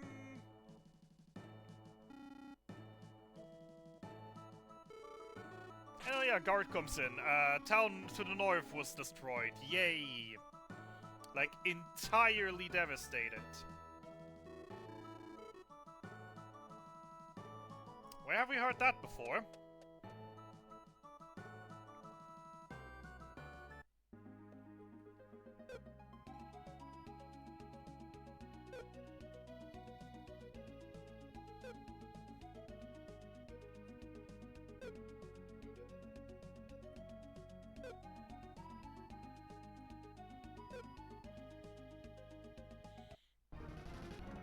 So, starts walking.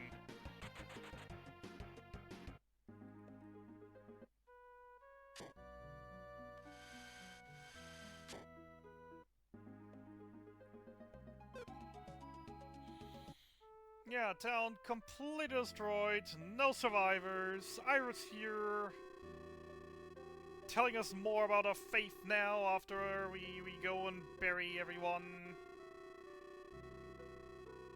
And he's like, you don't have the power to destroy Ammon, but with energy waves and the legendary dual blade, the only weapon that can destroy the Sinistrals, even though that I still absolutely hate the name dual blade, as I come from the German side. In the German it's called the Lufia Schwert, which, you know, is a lot more memorable in the game called Lufia than the dual blade. Which, you know, is what I've heard is named that because, you know, it's a sword of light and darkness and can be, depending on who wields it, will bring either salvation or destruction. Something like that. That's the reason why it's called dual blade.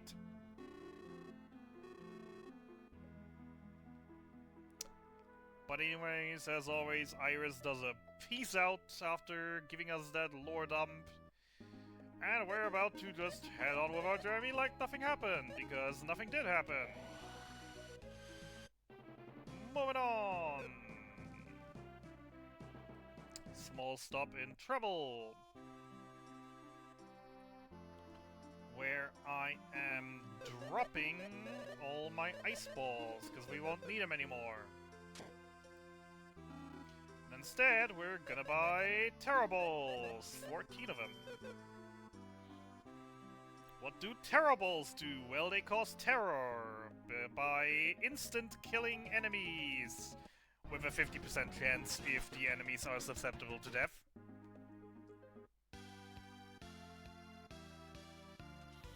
And who doesn't love a little bit of coin flip gambling? Anyways, new laboratory! Hi! Yada yada submarine! Yada yada turning our ship into! Yada yada bring it in! Because, you know, every good game starts with a ship, and then you get a submarine, and then you sometimes get a submarine, sometimes not, and then you always get an airship. Just RPG lore.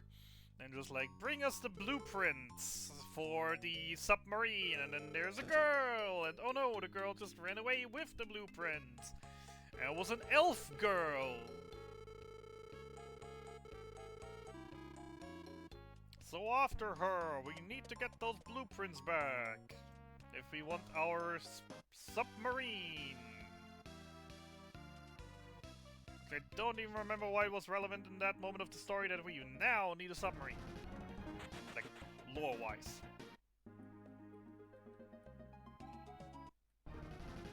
Yo.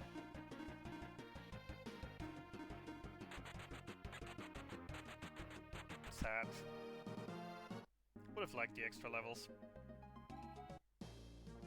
Mountain of No Return! Before I start anything. Lexus, removal, give him the Misto, Guy gets the Lion, Selen gets the Bee. And on No Return has these statues. The gimmick is that, well, you can't move in front of these statues because they have that force field thingy-majig. So you have to block their view in order to make paths to move by. Fortunately, as always, everything is static, everything is exactly the same every single time. Due to that, it's very easy for us to do the puzzles and yada yada. I've done those thousands of times. And yeah, we're about to have the point where Lexus leaves the party and we finally get our last party member.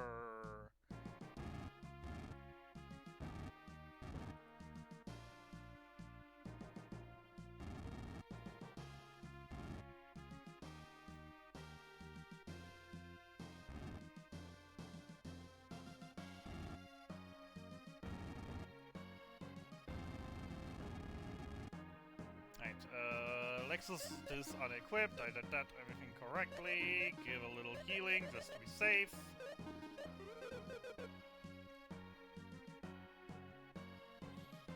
Found Elf Girl! Elf Girl gets surrounded by gargoyles! No way, she screams, and now we're killing gargoyles.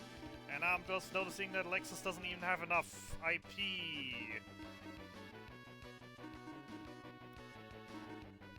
to use the Misto Jewel's ability for the 80% instant death chance. So we're just gambling with Terribles, as those guys are susceptible to death. And are also kind of bulky and hard to kill otherwise. Got that.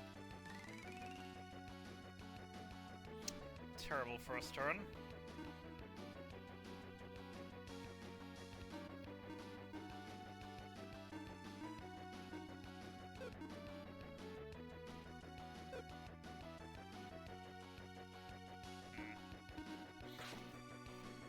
%, instant death hits. Another 50% hits. Nice. Selling back up on feet. And last wave of Terribles. Out of 4, one of them should kill, right? 50% chance per. There we go.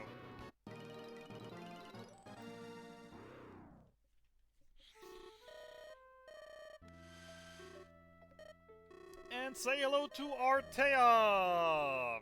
Yay! Also known as Artie. And yeah, there's the story that the lab is pumping toxic ooze into the river, destroying the wildlife around the city. And Lexus is like, I'll rework it! Because, you know, I don't want to see you cry, and etc, etc. And so he's off. We'll never see him again in our party. We will interact with him a few more times. And then more elves show up and are like, oh my god, there was a guy in our village and he kidnapped the guardian woman person.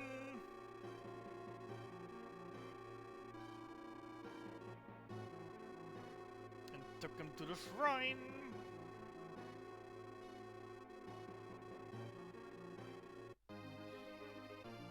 And so, since we're already here, as always, we're offering, well, let's help out anyways. Guy Artie, remove all. Time to start selling.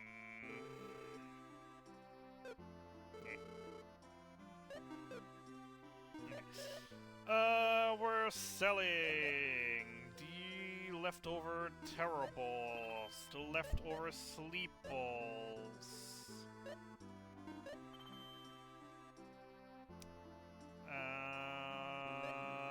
Vice pliers, Decker blades,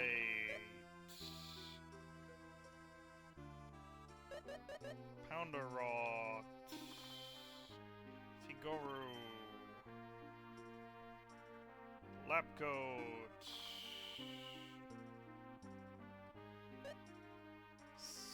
silver robe, gold gloves, gold band, should be everything. And buy a new armor for selling. Man, remember when the last time was that we actually bought armor? That was like 3 hours ago. Good times. We're finally buying armor again. The thing is, like, we also didn't really pick up anything. We picked up 1 armor for Guy and that's it. Anyways, Divine Shrine, also known as Hookshot Hell. Yay!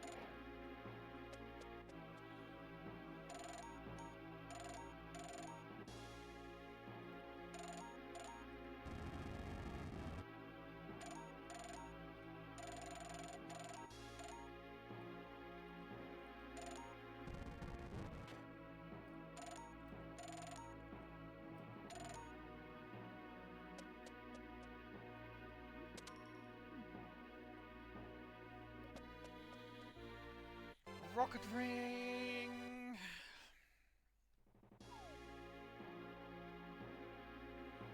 Return to start.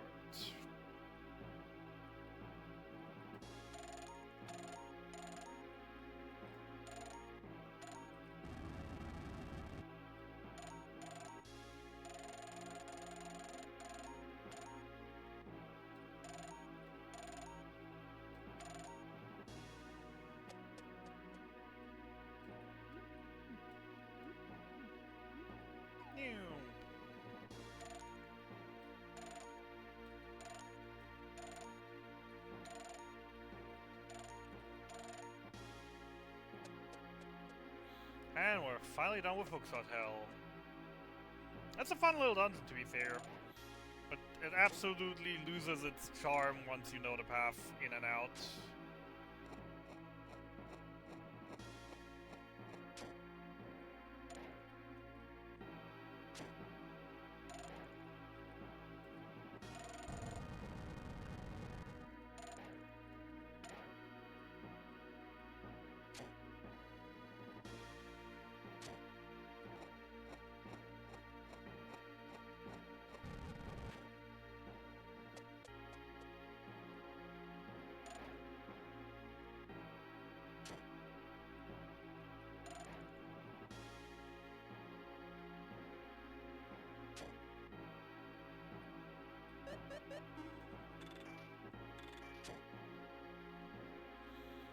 Hey, we're done with the dungeon, yay. And oh no, it's Amon, and he got the Shrine Keeper, and he wants her to open the door, because behind that is unimaginable power, or something like that. And he obviously is evil, so he wants unimaginable power. And we obviously don't want that, so he attacks us, and oh no, he's so strong!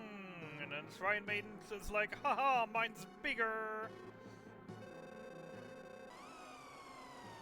And absolutely messes him up, but sacrificed her life in the process.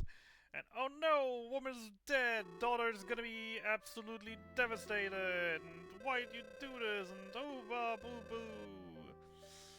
Anyways, did someone say unimaginable powers? She opened the door for us, yay! Even though the stat up we get from this is not actually that insane. But you know, we take what we can get. It's basically 3 level ups, and considering we are a little bit under leveled, you know, we take those. Attributes of all members increase. Let's get out of here. Alright, anyways, with all that cleared up, back to Port Ravia to collect our submarine. Yay, submarine!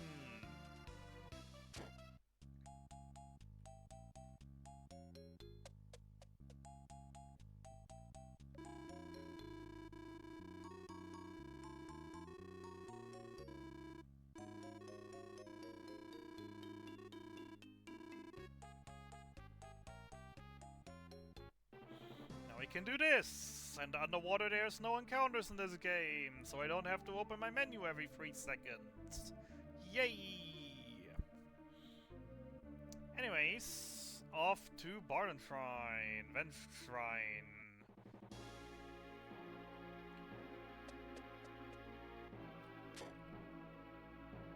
This place has some terrible puzzles. Luckily we do not have to do them in any percent.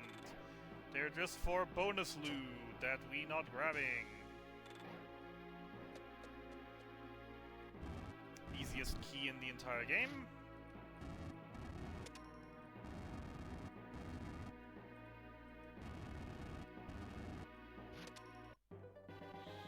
Diddly diddly diddly diddly dip.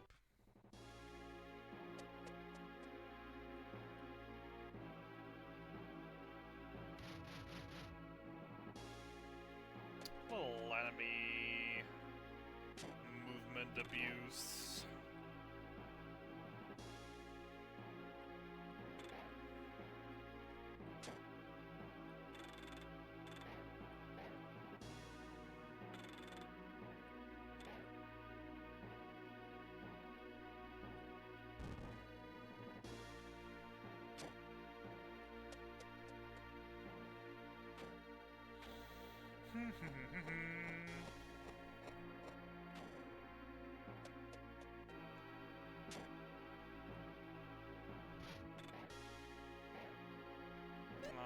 Unfortunately, hammer does not remove those broken pillars, neither those skeletons, so we have to resort to the bombing. Don't annoy me. 1 pillar, 2 pillar.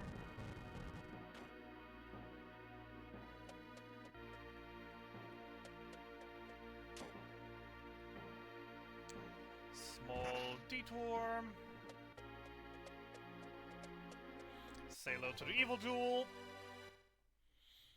Very handy little tool. It is of the cursed series. It's one of the cursed items in this game. Which means once I equip it, I can never take it off again unless I uncurse it. Which I don't really want, because if you uncurse it, it removes... It loses the thing that makes it so great.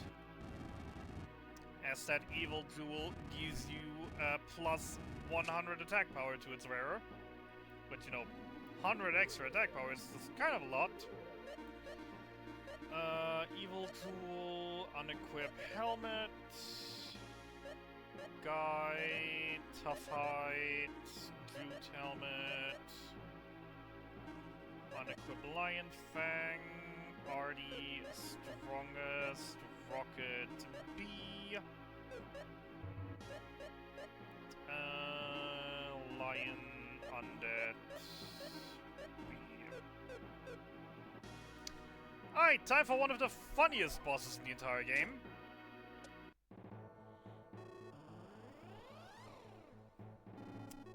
Say hello to Vent Ghost! Our first undead boss! And you know what we do with undead enemies in video games? We heal them! So, we have armor pieces that have special abilities that heal based on, I think, target's level and HP percentage, something like a mix of that. Due to that, we're dealing insane amounts of damage with him. Unfortunately, Selen has no anger bar, no IP. As her attack does the most of all. We just got one that is like, that's why we bought her the armors, because it's dealing huge amounts of damage.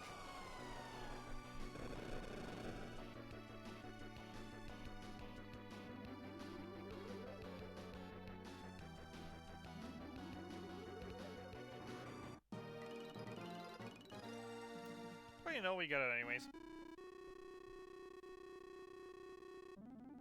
Anyways, elf magic, seal the evil away, yay! Anyway, give me that cursed bow. Which, as you might be guessing from the name, is cursed as well. That one is actually beneficial to uncurse, since then it turns into Artie's bow, which is actually pretty strong weapon, which isn't too terrible. However, we're not gonna do that because we're gonna sell the cursed bow. Because it's worth a lot of money. And then we're gonna buy 2 crystal ones for later. Before saying hi to Iris. Who's being like, hey Selen, you really sure he loves you? And then starts bringing doubt to her and then being like, there's a tower in the south where it's like a mirror, and the mirror is like telling always the truth. If you're really, really sure, if you really want to know what he's thinking about you, just go there. But before we do that, we're doing a small detour.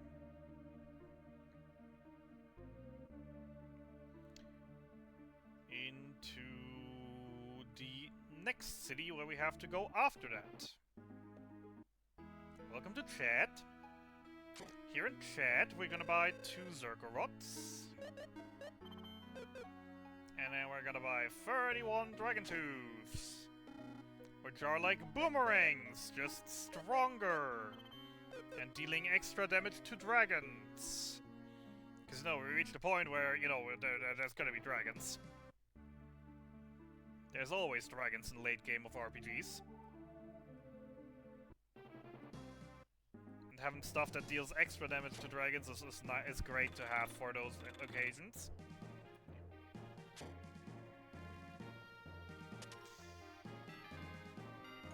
And with that, we're off to my least favorite tower in the game. Really dislike this place.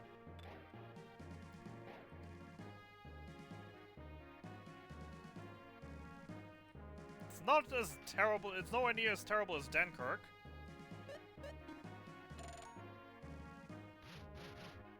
But it has enemies that can absolutely annoy me. It has one absolutely terrible room that is filled to the brim of monsters.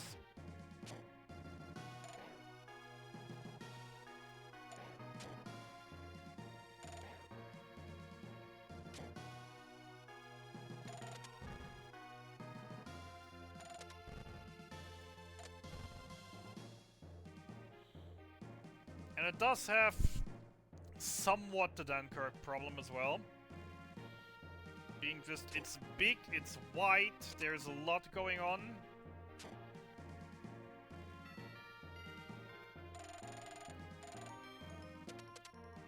Oh, it's not quite the Dunkirk problem. The main Dunkirk problem was once again that it's like two long paths that you both need to follow, because if you try to restart the thing, then you're completely out of it.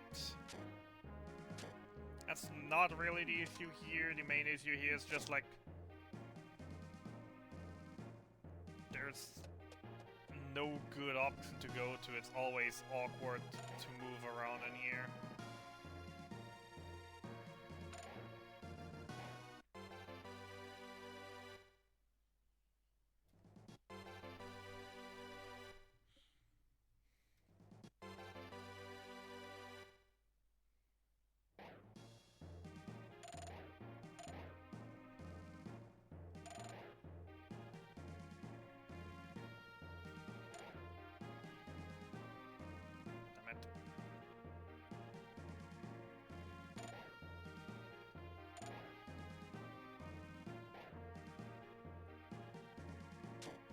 Hate this room with a passion.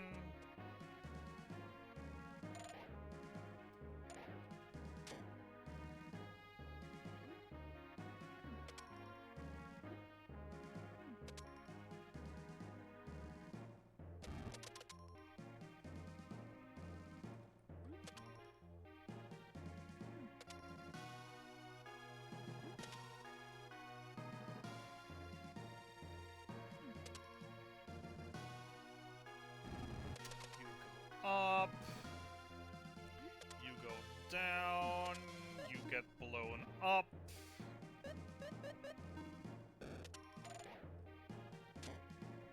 Key.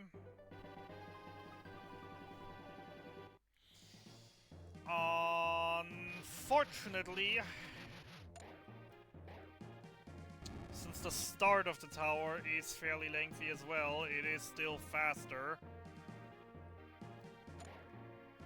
to leave the tower like this, or go to the boss room like this, instead of doing the early thing again.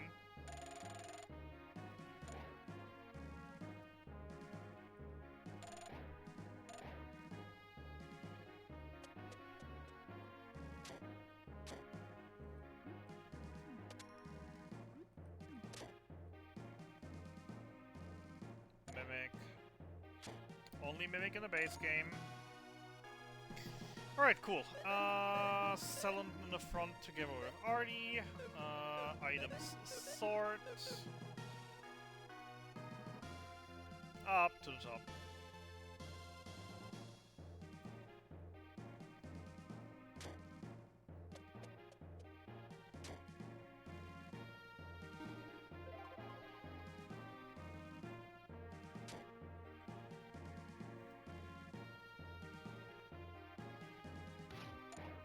I'm never sure how to do this room.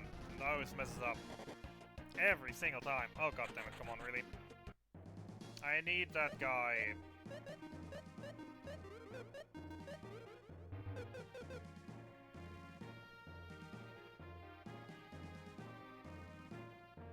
such a simple room, really, but I all keep still messing it up every single time. Anyways. We're at the mirror! Yay! And already starts asking questions. Like, why is Iris pushing them in a corner? Etc, etc. He starts finally asking the questions that, you know, Maxim should have realistically started asking 3.5 hours ago. And suddenly Maxim and Cellon are, like, making up and finding out that what they already knew without looking in the mirror. Then still getting forced to show in the mirror and hey, their reflections of their love is true, and say hello to the White Dragons. Those guys are absolutely nasty. And absolutely evil. And fortunately we got those dragon tubes to do exactly something. We deal enough damage to put them low enough health where they start healing themselves. Because that's what they're scripted to do. When they're low health, they start healing themselves. Which allows us to throw a second one and then kill. I love dragon tubes. And I absolutely hate white dragons. Those things have some pretty darn massive AoE attacks that can really be annoying, so I'm really happy we have a consistent way of dealing with them easily every single time. This threat is 100% consistent, and I'm absolutely loving it. Anyway, oh no, the mirror shattered in between, but we already knew what we got to know without even looking at it, and then Iris comes back, repairs it, reveals Iris is not who she seems to be, says something about her mission being finished, and there's a picture. And that picture is not really telling you anything unless you watch the intro cutscene. If you watch the intro cutscene and you kinda know what's going on, or have an idea at least, and are not completely out of it.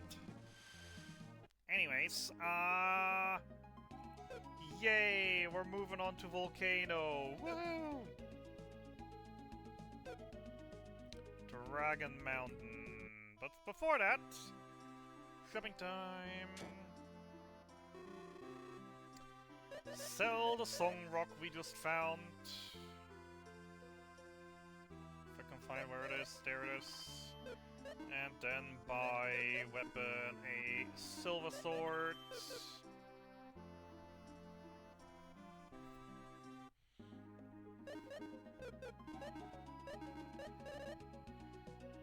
Alright, time for some fun! Dragon Mountain.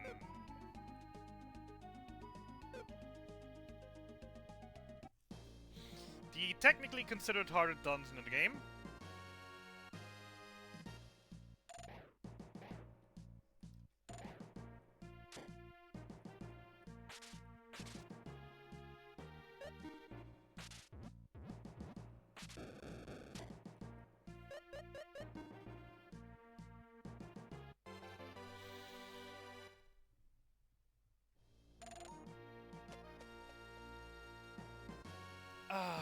We're about to have some fun.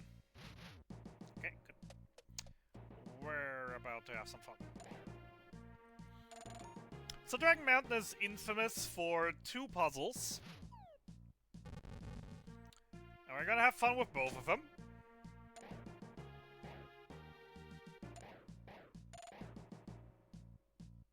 Easy. Love it when the dragons behave in that room.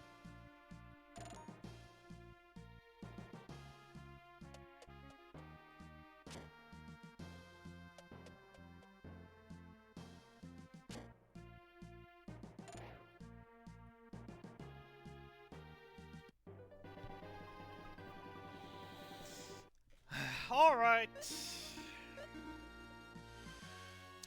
Time for two things that have driven many Lufia 2 players insane. And that basically back to back is gonna be great. Are you still crossing us? No comment. I hate this room, I hate this room, I hate this room.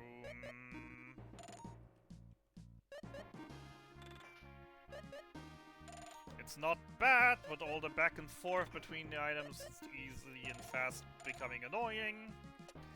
Alright, yay! Plant time! Woohoo! Plant puzzle. What many consider to be one of the hardest puzzles in the entire game.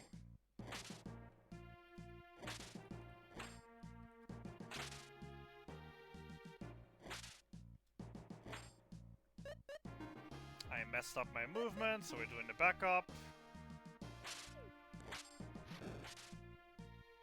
I've been so happy ever since I found out that I can just blow that thing up with a bomb.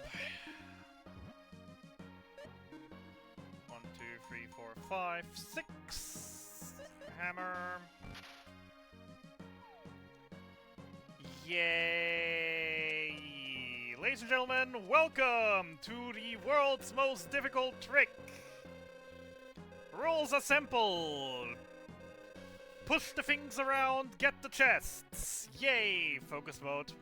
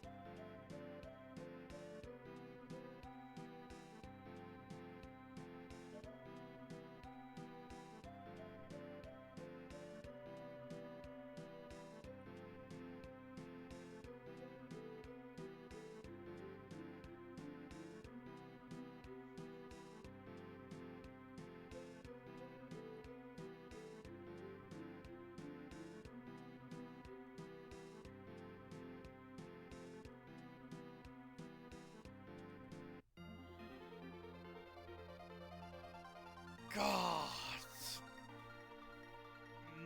Not as terrible as it used to be anymore, but that puzzle. I'm really just extremely happy with the notes for this one.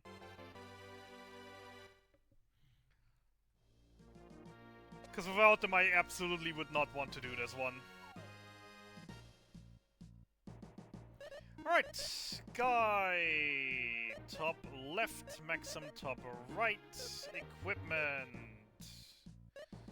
Selin, strongest, no lion fang, guy, strongest, Kamu armor, anger brace, lion fang, Artie, strongest, ghost clothes, Maxim, cold rapier, ghost ring. Everyone is full HP. Yeah, I forgot one chest. That chest is just not necessary. Has a shield in it that doesn't really do anything for us because we're getting better shields in the next town. Or 2 towns from now. Well, technically worse shields, but they're better on paper, so... Since they have a better special attack. That's why I left that one on purpose, saving 3 seconds for the chest opening animation. And hi, Fire Dragon! Alright, Guy, attack as hard as you can, Maxim, IP or Dragon Tooth, you start with a Battle Lost, and you start with a Dragon Tooth.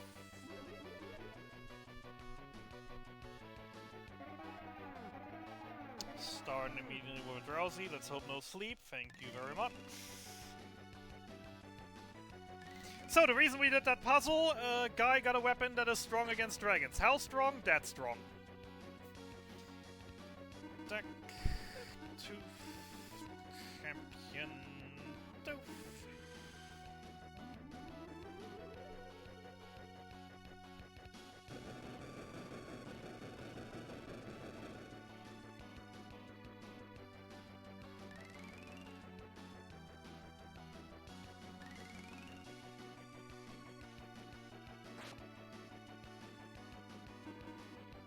Dragon Ross, Glacial, Champion, Dragon Tooth.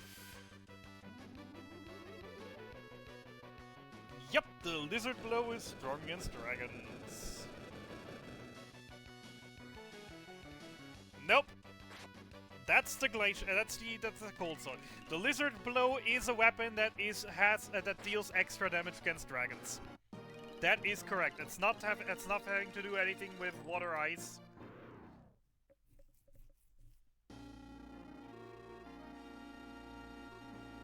The sword's element is dragon. And yes, dragon is an element in this game. Just like heart is an element in this game. Escape. Nope, the Glacier Sword came to Maxim. The Glacier went on Maxim, guy got the Lizard Blow.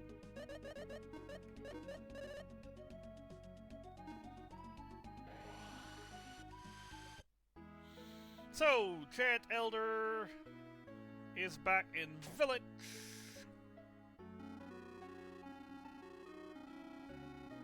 Yes, the cold rapier. I mean, they're the 900, at least. The thing is, the cold rapier is a very early game weapon, so only with the ×3 damage, it's special attack, it's really worth using at all. Also, I just want to say this was the best fire dragon I've ever had. No one died. He gave nice AoE attacks that filled IP attacks. Very, very, very happy about that. And in fact, that was a 2-minute gold on that split, so really, really happy with that, honestly. Anyways, off to see the mermaids! Yay! A little safety trip to the inn. I have not paid attention to Selen's MP. I fear she is short.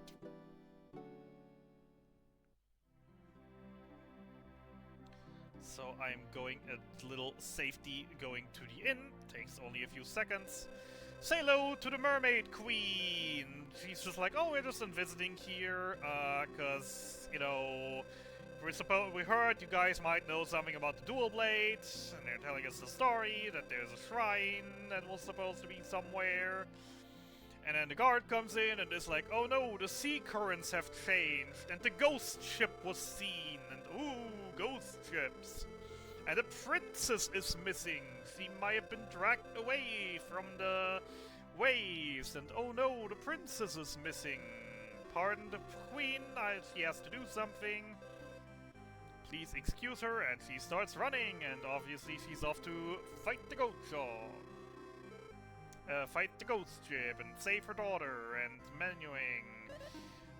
Guy selling front row equipment, guy gets the tough hide, Maxim gets the tough hide, Selen gets the evening gown. Because we're about to face another funny boss, the second one of its kind, and sadly the last one as well. Because we're about to face another undead boss! Woohoo! We love undead bosses. Why do we love undead bosses? Because we just love to heal them. Killing them with kindness, the best way to kill an enemy.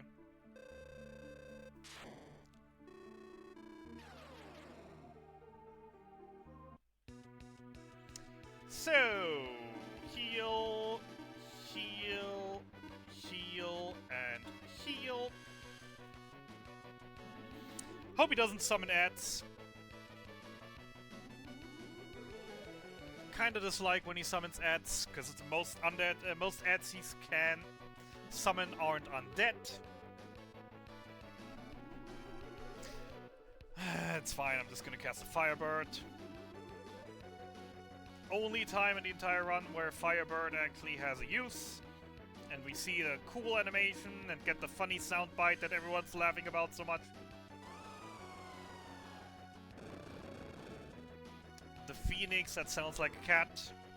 And of course he summons another companion, of course.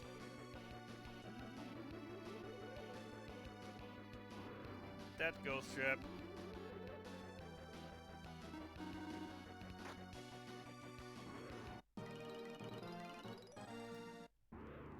Yay, ghost ship defeated. The currents of the sea are back to normal. The queen and her daughter are saved. Everyone is happy.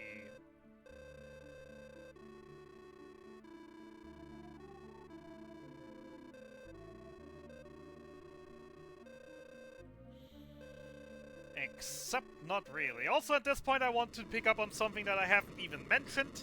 We're running on the US version of the game. Why are we running on the US version? Well, back in the days we had that difference between PAL and US that most games had, that PAL games are just running slower than US games because they're running on a higher hertz. Which is blatantly obvious if you ever compare movement speed between the PAL release and the US release. And the thing that comes from that, however, is the US release is a complete mess. Also, oh yeah, only select few can go beyond that point. And we are those select few. But the queen just saw her man die, so she wants to go, and then we cast Drowsy, which has a 50% chance to fail, so the queen doesn't fall asleep, takes one more step forward, and dies. Anyways, yeah, the EU release of the game is an absolute masterpiece. Meanwhile, I have still no idea how and why. The US release is an absolute mess held together by spaghetti code. I mean, how does this come through testing, please? Every sprite in this dungeon is completely messed up. There's 2 rooms like this in the entire game. If you don't know how to deal with this and you're coming here and you don't know that these little squares in the middle of the black are the stairs to go on, then you're absolutely done for. And hey, it's the Dual Blade, and it's Dawes, Master of Terror, Master of the Sinistrals. I mean, we're just seeing, you know, come on, we're just seeing in the pitch black. There's no one there aside from pitch black.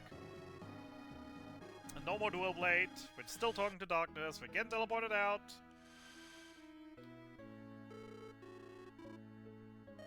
Oh, hey, you're back. Did you find the mermaid country? Oh, well, yes, we did. And suddenly, floating island in the sky.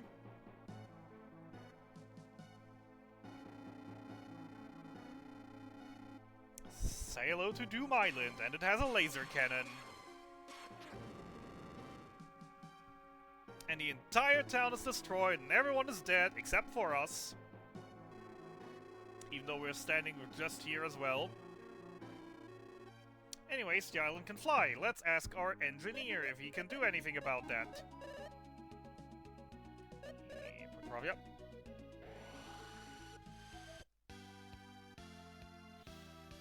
And he's like, well, we could try to turn the ship into an airship, but the engine that he's built is not really big enough, and you know we're kind of tight on time because there's a giant death island firing laser beams around, so we don't really have time for that to you know build a bigger new engine. But Lexus surprisingly knows about another kingdom that's pretty technically advanced, and we might be able to find an engine there as well. Even though, you know, he just invented it. There's no real reason why any other kingdom should know about engines or developed engines, because, you know, he was the first one to do it. But anyways, we're heading to that other kingdom and just, you know, gonna ask them nicely if they, you know, borrow us a massive engine. What's the worst that can happen?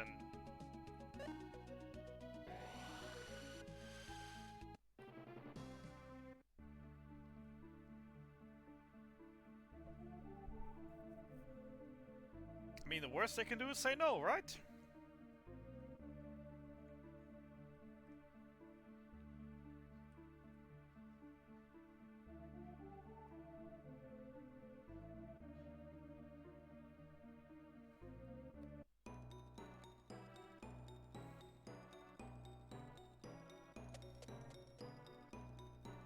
And with that, I want to say a warm welcome, everyone, to the famous apostrophe free Y Kingdom. And we're immediately getting captured, and they're casting Drowsy on us with a 50% chance to fail, so we didn't fall asleep and beat their asses. Except we didn't, because obviously they hit the 50% chance on the Drowsy. On all four of us. Actually, they casted an AoE, so it was a 12.5% chance for each of them to fall asleep. So, like, the fact that they actually got us with Drowsy is incredible here. And also, hey! Birdie and Bert! Haven't seen them since 3.5 hours ago. Been here to steal the crown! Yay! And obviously they got caught. Now they're bragging that they're like, you know, why that they're just, you know, waiting their turn and that they could flee at any point and that they're master thieves.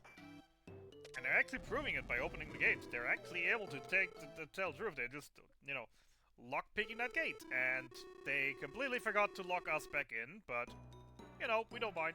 We get a free pass out. Heal. Heal. Selen, top left, Artie, top right. Maxim, strongest Sonic Ring. Artie, Ghost Ring, Pumpkin Jewel, Guy, Camu Armor, and Rocket Ring, Selen, strongest Ice Ring, B-Rock.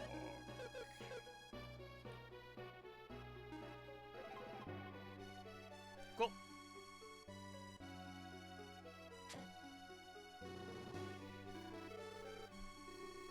And oh no, they immediately got caught again. And oh no, soldiers, whatever am I gonna do? I'm gonna go throw dragon tooths at them. You know, they're not dragons, but like, dragon tooths alone still deal pretty darn good damage. So goodbye to soldiers.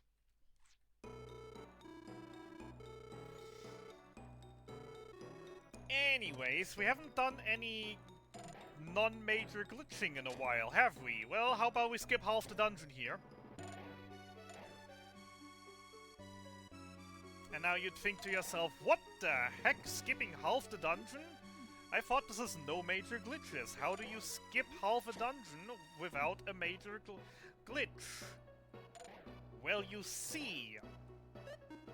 That is a very good question. Why am I using bomb hammer time?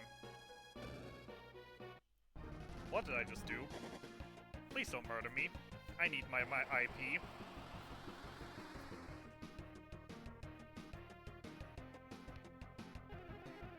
Great. Well, they're not murdering me, but like 3 persons dead. Cool. Love it. There goes all my IP for the upcoming boss battle. In fact, you know what? That is a big mistake, but like I actually really need that IP for the boss battle, and we're just past the save point, so I'm just gonna go do that. That was a massive mistake, a massive blunder on my end. I even slow walked into them. That is just you know, absolutely on me and absolutely ouch. Anyways, Dragon Tooth, defense.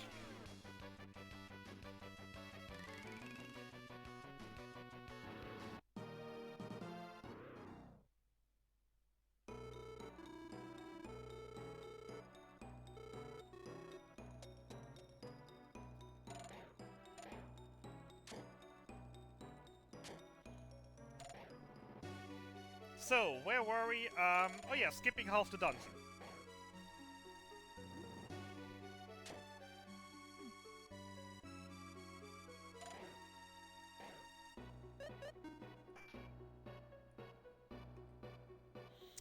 So there's a bridge here, and I'm now supposed to go all the way back in order to get to the other side. However, there's a loose box here, where they forgot to add collision to the wall, so yay! Walking over the nether once again, in order to quickly get the key. Yay! I love that stupid little trick. And how that it's not just used once, but twice in this game. Anyways, now with half the dungeon skipped, without using a major glitch. And let's get out of here. Prison break! So wondering why they are having so many monsters in their prison.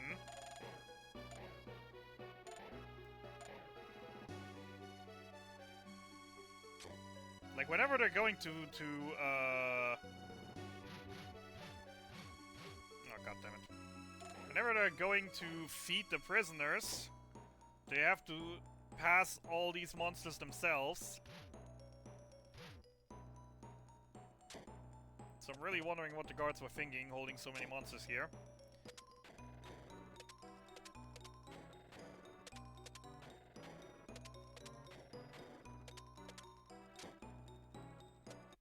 Anyways, freedom! Oh hey, that's a funny looking construction they're having over there. So yeah, they're about to declare war on the entire world. We're just like, let us through, please. How dare you? And knock out the guard. And he remembers us. That's the guy who wanted to steal the ruby icon earlier in Dunkirk. Anyway, he's just like, haha, we're the best military force in the world. Guards, get them. And we're just like, really? Guards? You're thinking guards can stop us after we literally just boxed one to the other side of the wall, punched one to the other side of the castle? Yeah, too easy, friendo, too easy. Guard's done. And now he's starting the tank. Yes, the dude has a tank.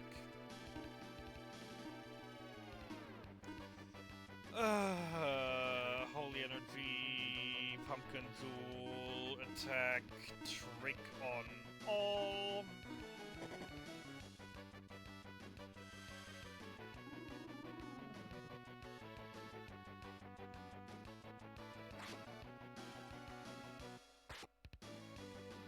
What are we getting? Missile blast immediately, really?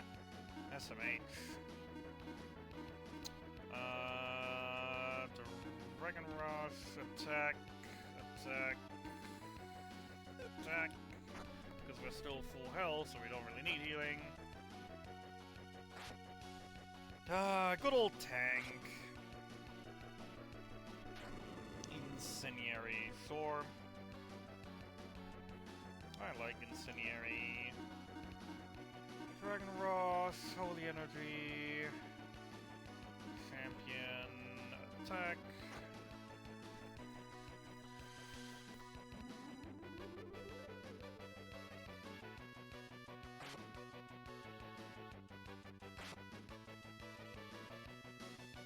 Another missile blast immediately, really?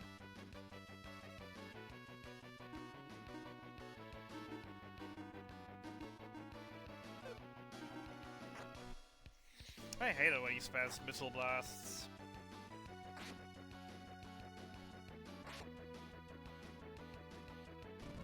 And of course it's a Piercer who's dying. Selen.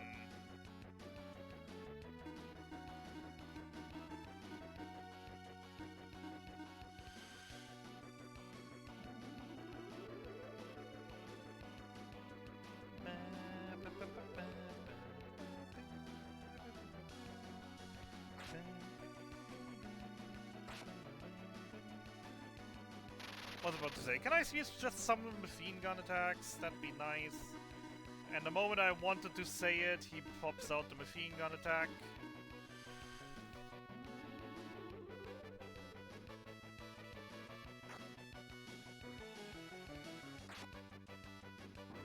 And tank goes down. And after defeating tank, we're just ripping the engine right out of it. Yay, we're happy. And Prince is like, that can't be for real, and activates the castle self-destruct button. Because of course this castle has a self-destruct button. Oh, we got the engine we came here for, so just warp. Birdie and Bot somehow made it out of it alive. And stole the crown. But they're kind of stuck here because the bridge is destroyed. And, you know, they don't have a submarine to get into there.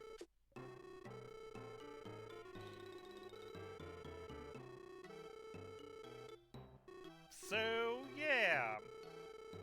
No idea what they're doing. Anyways, we got the engine! Time to get an airship! Yay! We love airships! And with that, we're going into the final 3 dungeons. Technically final 4, but I don't count the final boss rush dungeon as a dungeon. Since there's no puzzles, no nothing, there's literally just like walk in a straight line from boss to boss. Anyways, let's rebuild it!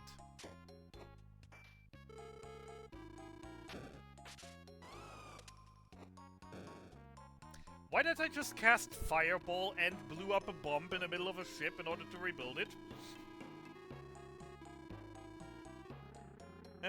Always those questions.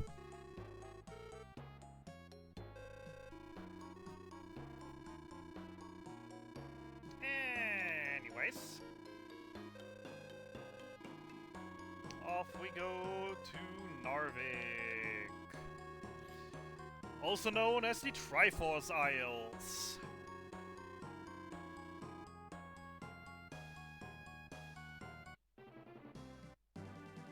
Yay, airship!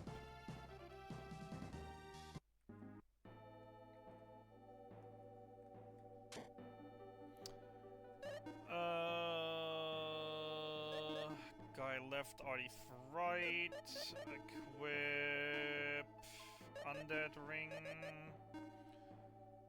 Artie, crystal wand, rocket ring, B-rock. Selen. Thunder ring, crystal wand.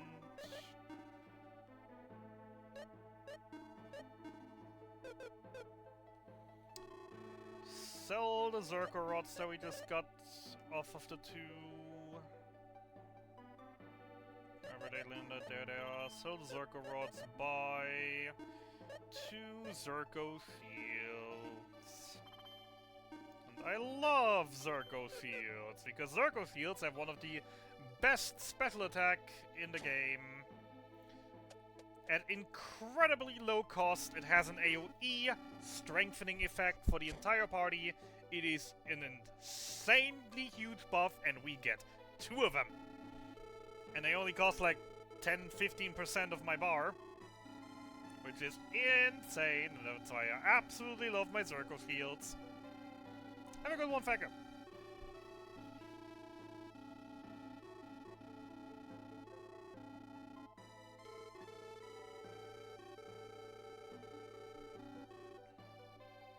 Anyways, 3 girls, 3 towers, bring 1 girl to the top of each tower in order to basically banish, seal the thing.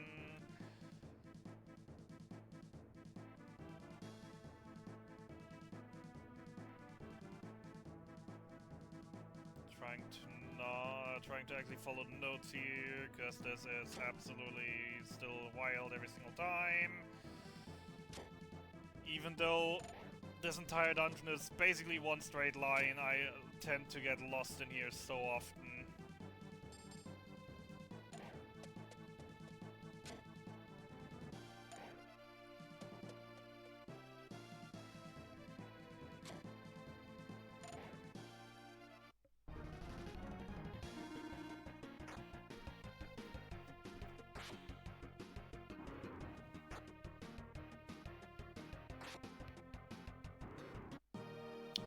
sort.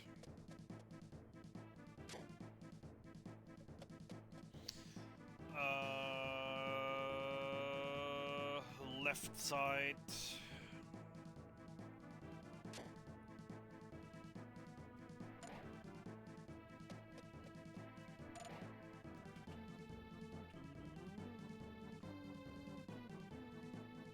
God, I love the music of this tower still. Dragon. Getting killed with a lot of dragon tubes.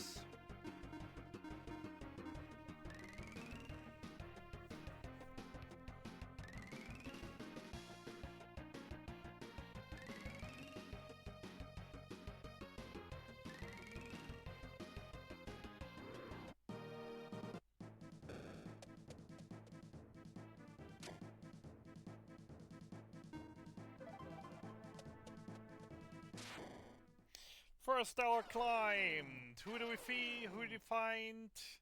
It's Gators again!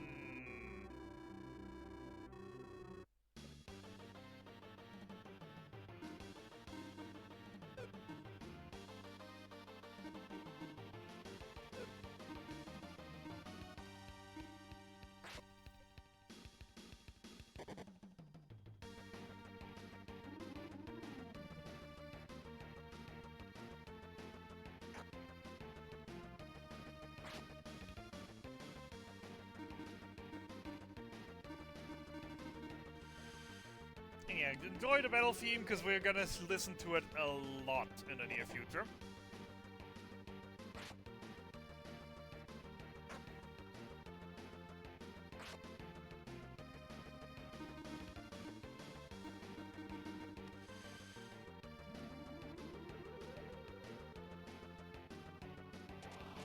Yeah, there's a Destructor Wave. Give me that IP for the other fights.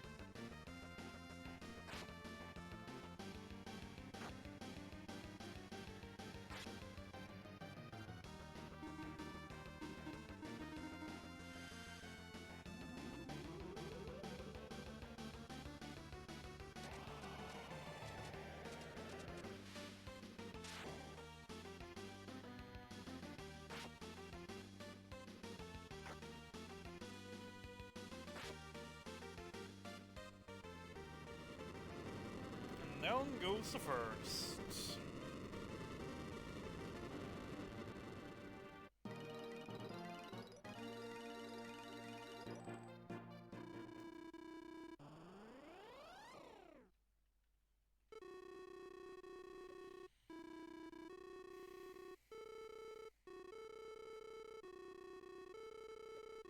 Anyways, legendary armor sealed on top of the tower by the gods to fight the Sinistros. Gimme, gimme.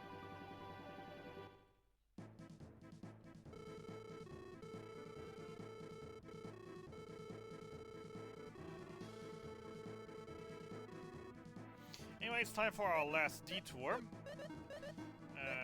That and that. Escape. As we're going to casino! Yay! Gambling time! Except we're not gambling in the casino. No gambling on this household.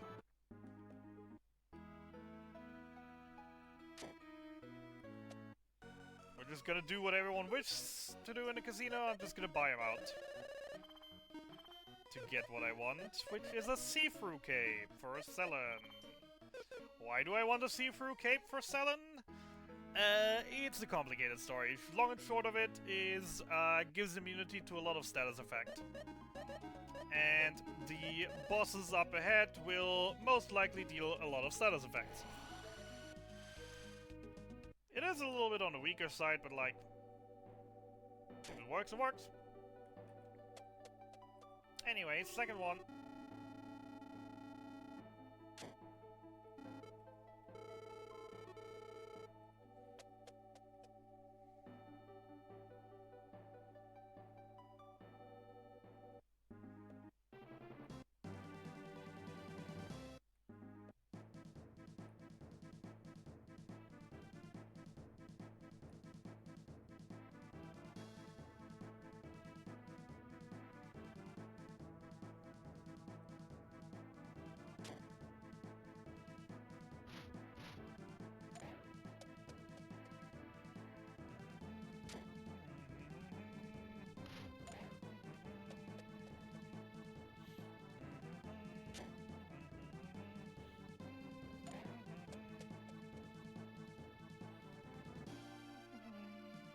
Alright, more leeches!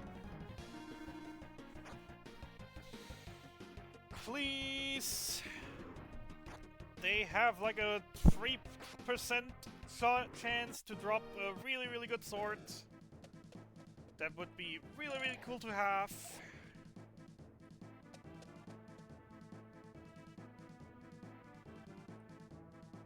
But you know, not getting it is absolutely not the end of the world, but getting it would be cool.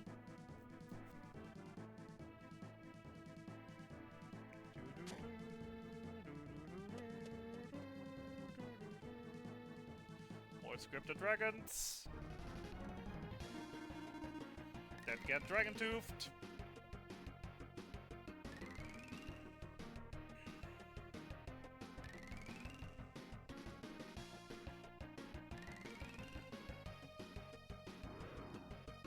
Oh wow, low roll. That hasn't happened in a while. That a dragon actually survived 4 dragon hoofs. Anyways, top of the tower. Quick healing, because duh. Don't want to go in with only half my HP.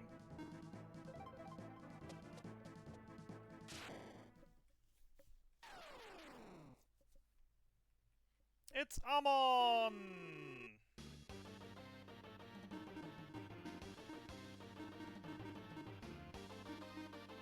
Oh wow, he doesn't have enough for Berserker.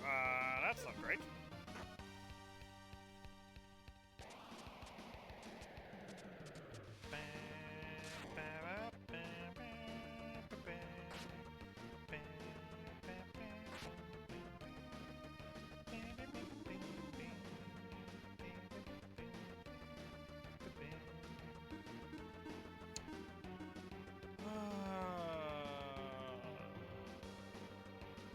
Arnie's healer. Ringross, attack. Champion. Berserker.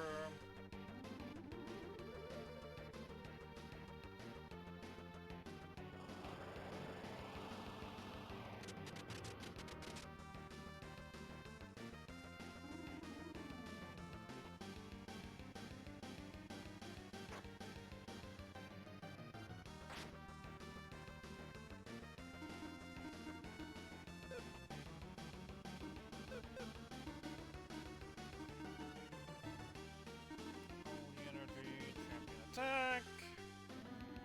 So the general gist of things with the final fights is they're very simple because all of them are weak to holy. We have holy weapons for everyone except for Guy, who has a dragon weapon, but that doesn't really matter because his dragon weapon is whenever he's not using his special attack inflicted with holy damage due to his undead ring. 25 for us? Nope. Oh boy. That's not great.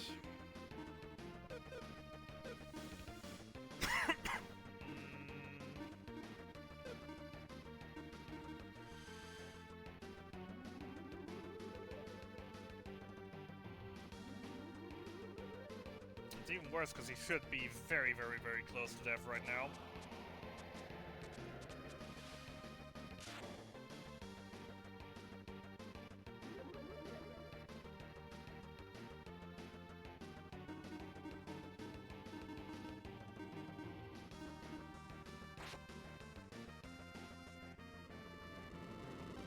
Alright, bit of an annoying him on.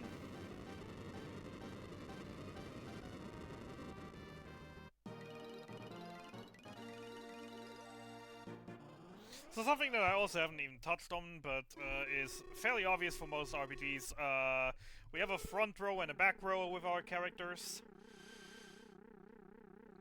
In the front row they deal more damage and take more damage, in the back row they deal less damage and take less damage.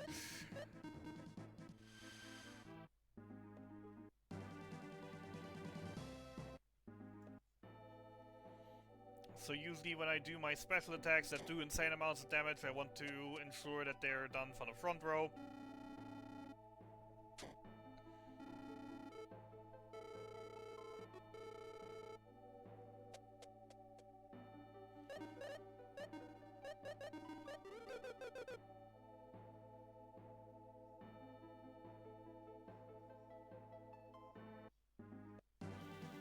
Right, final tower.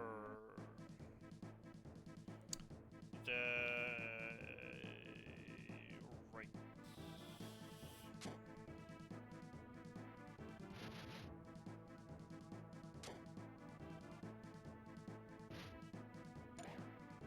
Stupid dragons.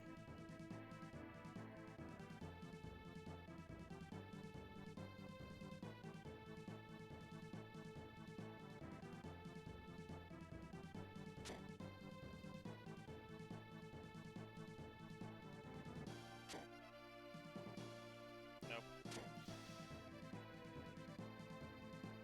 There we go. Stupid Cyclops.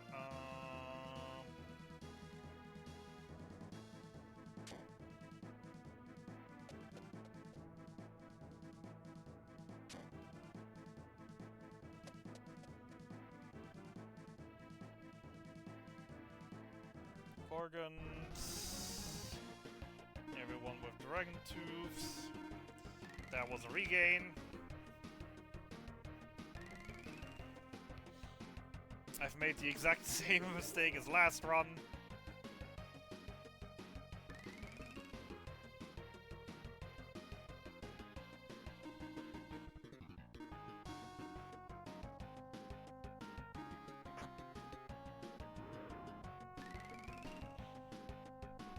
There we go.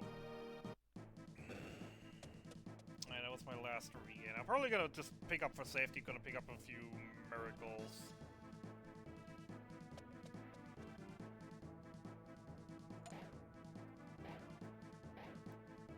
Oh, come on, really?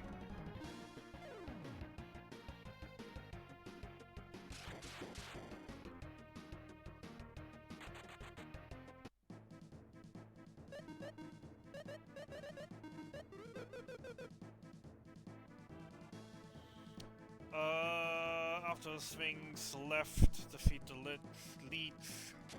Not lich. We don't have any liches in this game, we only have leeches.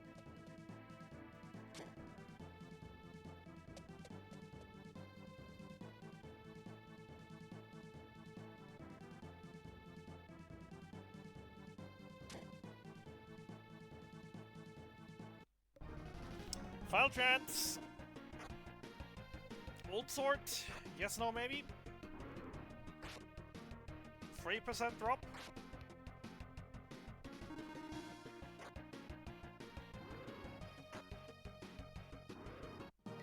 Sad. Never lucky.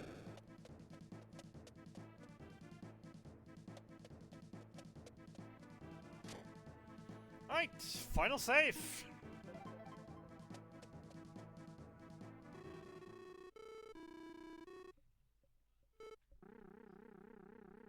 So, for the restreamers, hosts, game choosers, I just want to leave the information that with the pace I am currently holding, we should be looking at roughly a 45. I will go a little overestimate, but yeah, I'm calling final 20 minutes.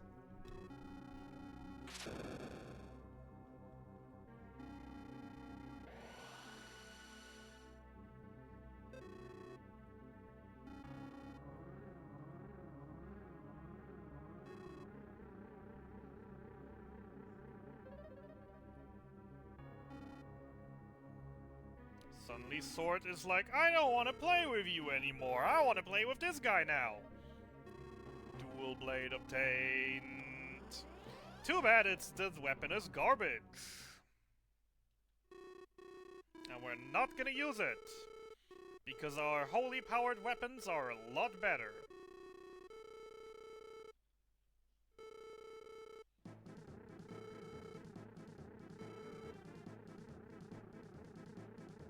And then yeah, with the free girls placed, they're combining their powers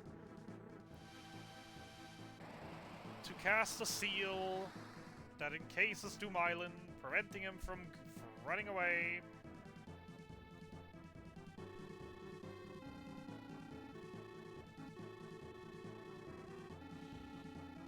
But also, Amon destroyed our airship.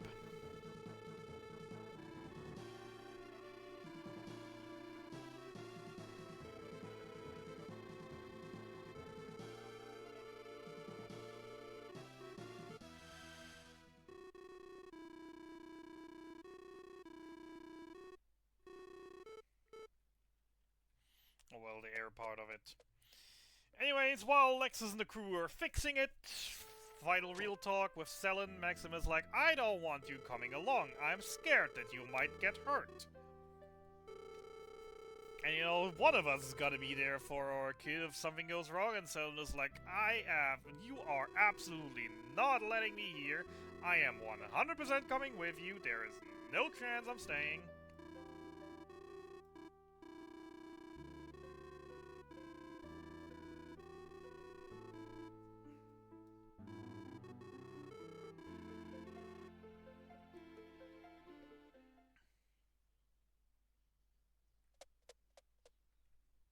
Anyway, airship's fixed. And oh no! The energy holding Doom Island encased is wavering, and oh no! Monsters have flooded the town, including monsters that were, you know, scrapped from the final game. And suddenly Decker appears! He's alive! And absolutely destroys everything, as Decker does.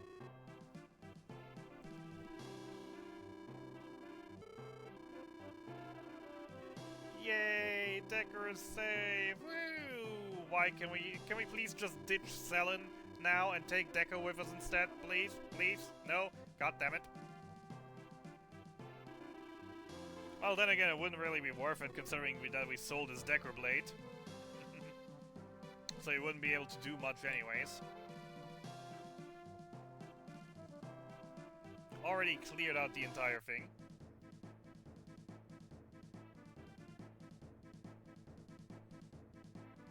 Anyways, off to Doom Island! Yay! Where I hopefully will not massively mess up.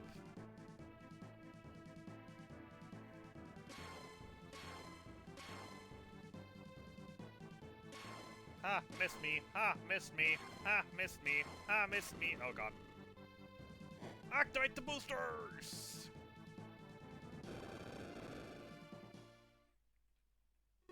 Welcome, ladies and gentlemen, to the beginning of my Lufia 1 run!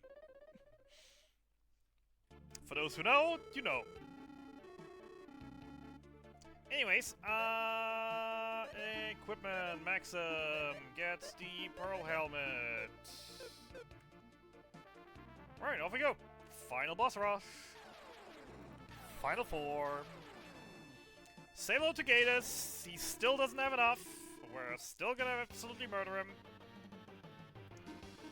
Dragon Rush. Holy Energy. Holy Energy. Berserker.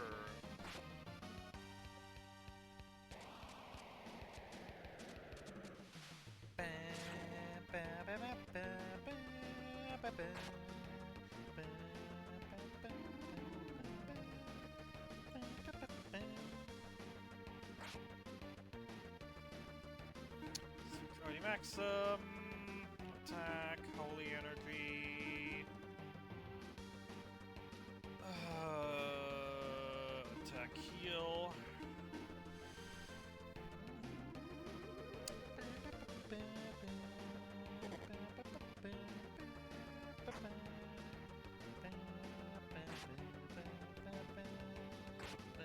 I'm supposed to be like a lady.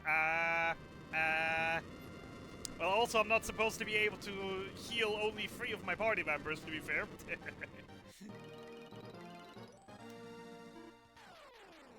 says, ARG!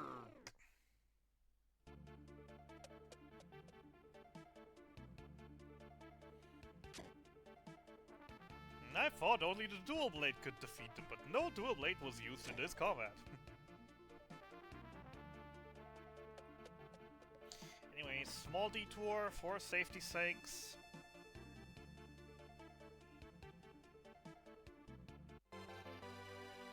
I doubt I'm gonna need them. But better have them and don't need them than need them and don't have them.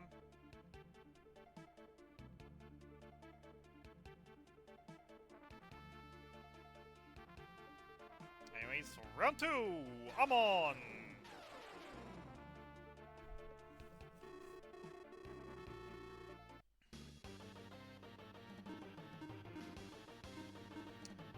energy, holy energy, berserker, berserker.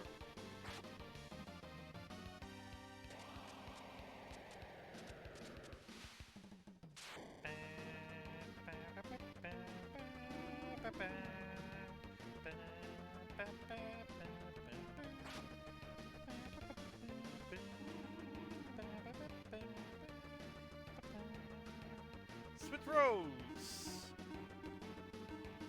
Dragon Rush, Holy Energy, Attack, and Champion.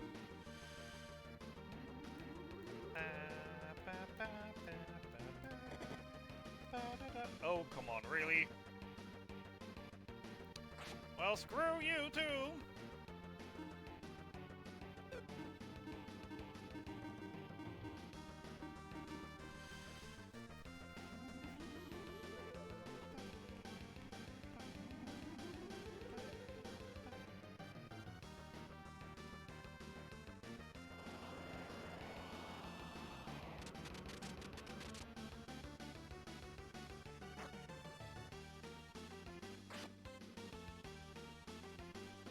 Still not down, huh?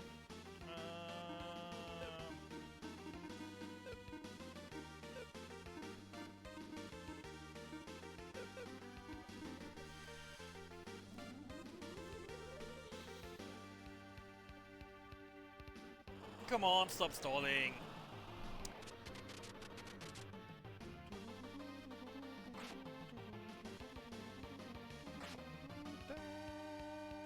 Really?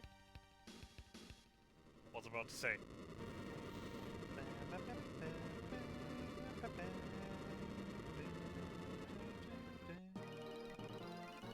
Right, important menuing.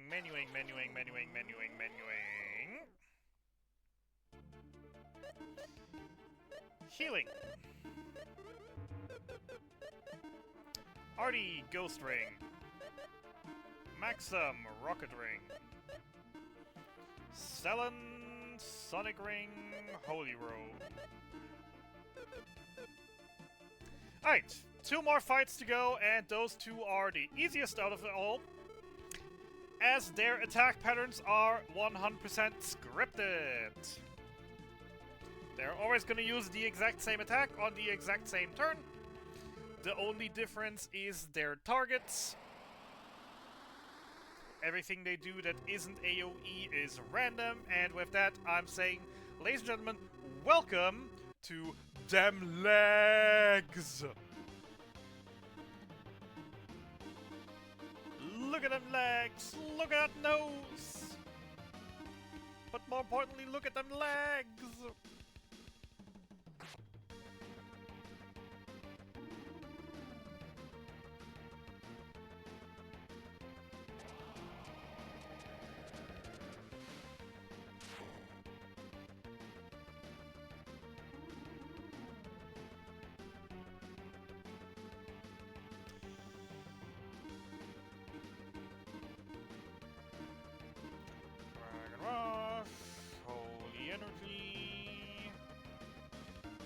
Artie attack, Sullen Champion.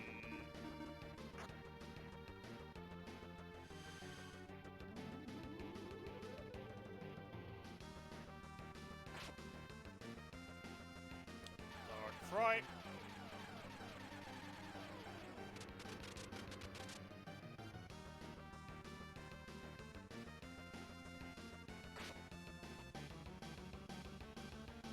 Guide attack. Holy energy, Artie Champion.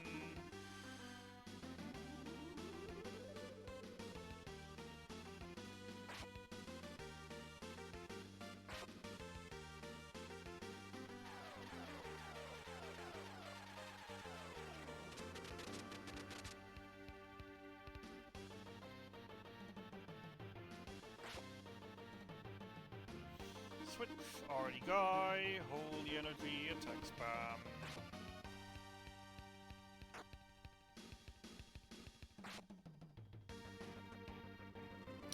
Down she goes!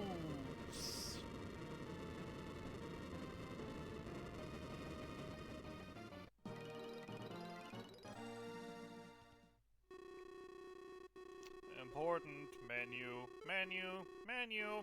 Do not forget menu. Menu, very important. Heal. Equip. Guy gets the Anger Brace. Selen gets the See-Through Cape. Off to the final fight. Once again, fairly simple since he is fully scripted.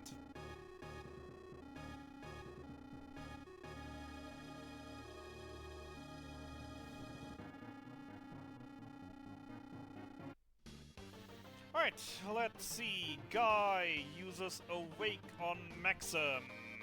Artie uses Battle Lust on Maxim. Selen uses Fake AoE, and Maxim uses Zerkofield. He will start with a Terror Wave that will inflict a bunch of status effects. We're immune against most of them. The only things I'm not immune against is Poison, and Maxim in specific is not immune to Sleep. Hence why we threw that Awake in advance, in case he does get fallen asleep, which he didn't. Turn 2, Artie Maxim, Guy, Dragon Rush, Maxim and Artie Holy Energy, Selen Champion.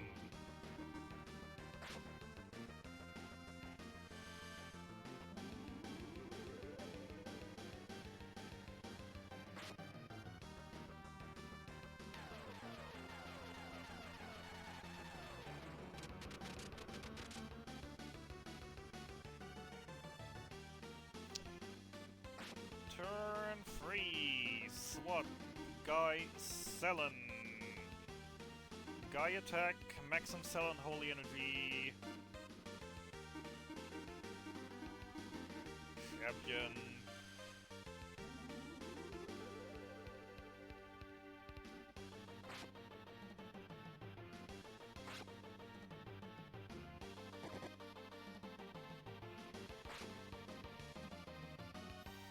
Switch! Selen, Artie. Holy Energy or attack, Holy Energy or attack, attack Champion.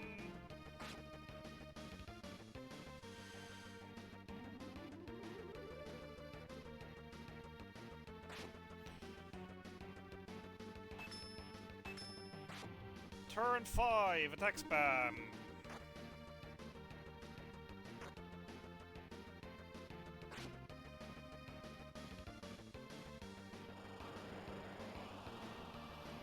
And coming up to the final turn.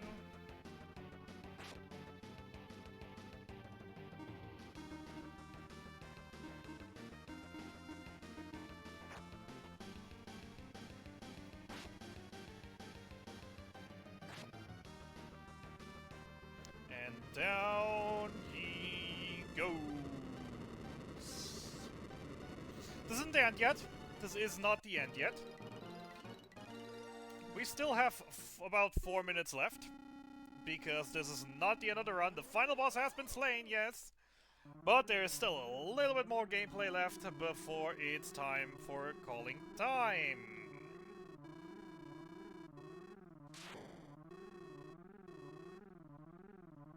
So yeah, they're trying a last desperation attack, we're trying a last defense. Selen can't take much more, we're giving it all. And we did it! We defeated them! It's over! The world is safe! Woohoo! Happy ending! Guy! Hey, he's completely fine. Of course he is. Can't kill the guy. Ardea is doing fine. Selen!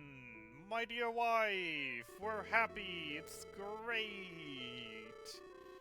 And she got hit. Welp, Selen is dying. That's unfortunate. And the shrine is collapsing, and the bridge is gone, and yeah. Artie is able to get Artie himself and Guy out, because he knows Warp. Selen is dead, officially. Maxim doesn't know escape. And Al shows up last time being like, he drops the island onto our hometown. He's gonna kill our baby boy. He's gonna drop an island on an island. You can't just drop an entire island on entire islands. And yeah, Iris last showing being like, wait, that's not Iris. And Maxim being like, that's not Iris. That's Aram. That's Mistress of Death, and she's helped me so much. And cue the good music, please. Cue the good music, please. We have to save him, and Iris helps us one last time.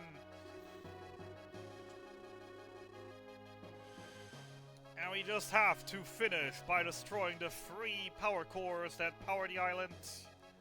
Once we do that, everything will be saved. That is 1 destroyed out of 3.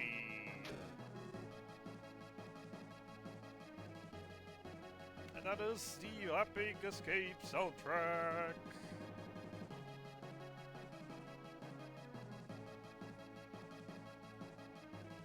And there is the second one. Boom! Destroyed!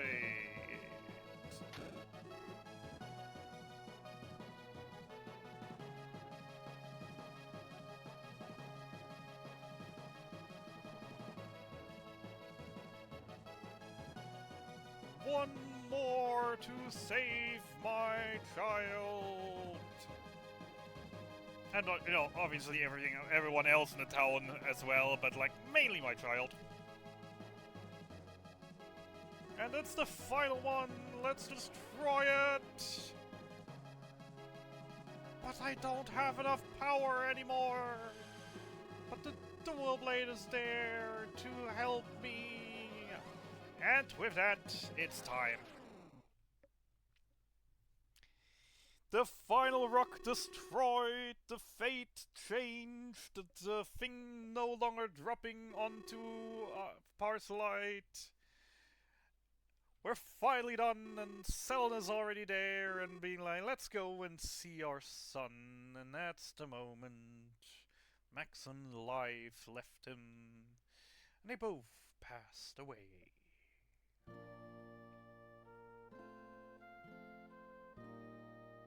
So anyways, if we take apart the blunder at the start, that would have been a 35. Pretty good for all it's worth, to be fair. There is one thing I'm very much still interested in, so just bear with me for just a second. Customize hotkeys, fast forward. Okay. And yeah. Artie returns home, Decker returns home, everyone returns home, and Tia is sad and crying, and baby boy is missing his parents, and credits rolling.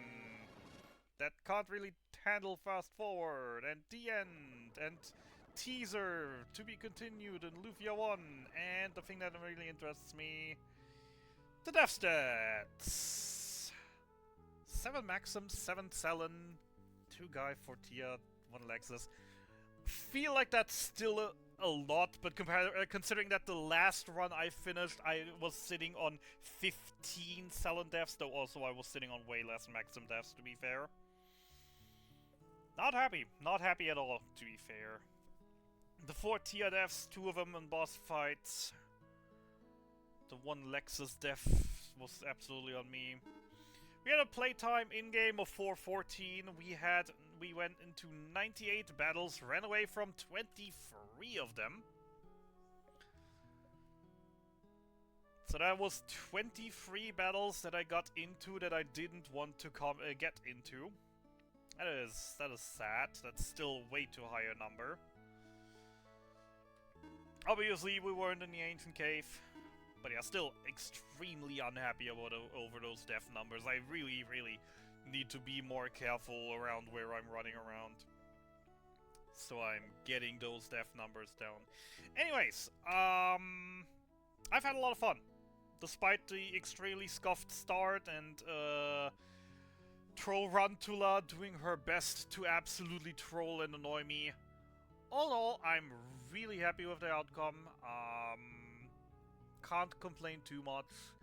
Had a good bit of time saved here and there, had a good bit of time lost here and there. Tarantula was really the main thing, and I just crawled it back a little bit, and then I lost it all again slowly. I really have to look at what the heck my late game was on my PB, because every single run I've done, like, in the last hour, I'm suddenly bleeding so many minutes. I'm bleeding like 4, 5, 6 minutes in the last hour, compared to every single run I've done recently compared to my PB. Really, really sad about that. But yeah, with that, I'm done for today. Who's next? Who's next? Who's next? We have Casino Notrum. I have no idea what it is, but I hope you'll enjoy it. Run by Kalle. And yeah, get us through the night shift, people. I definitely will not, because I'm going to bed now. Get us through the night shift, and I can't wait to see you all in chat again tomorrow, enjoying the rest of the amazing Jon Summer-thon. Take care.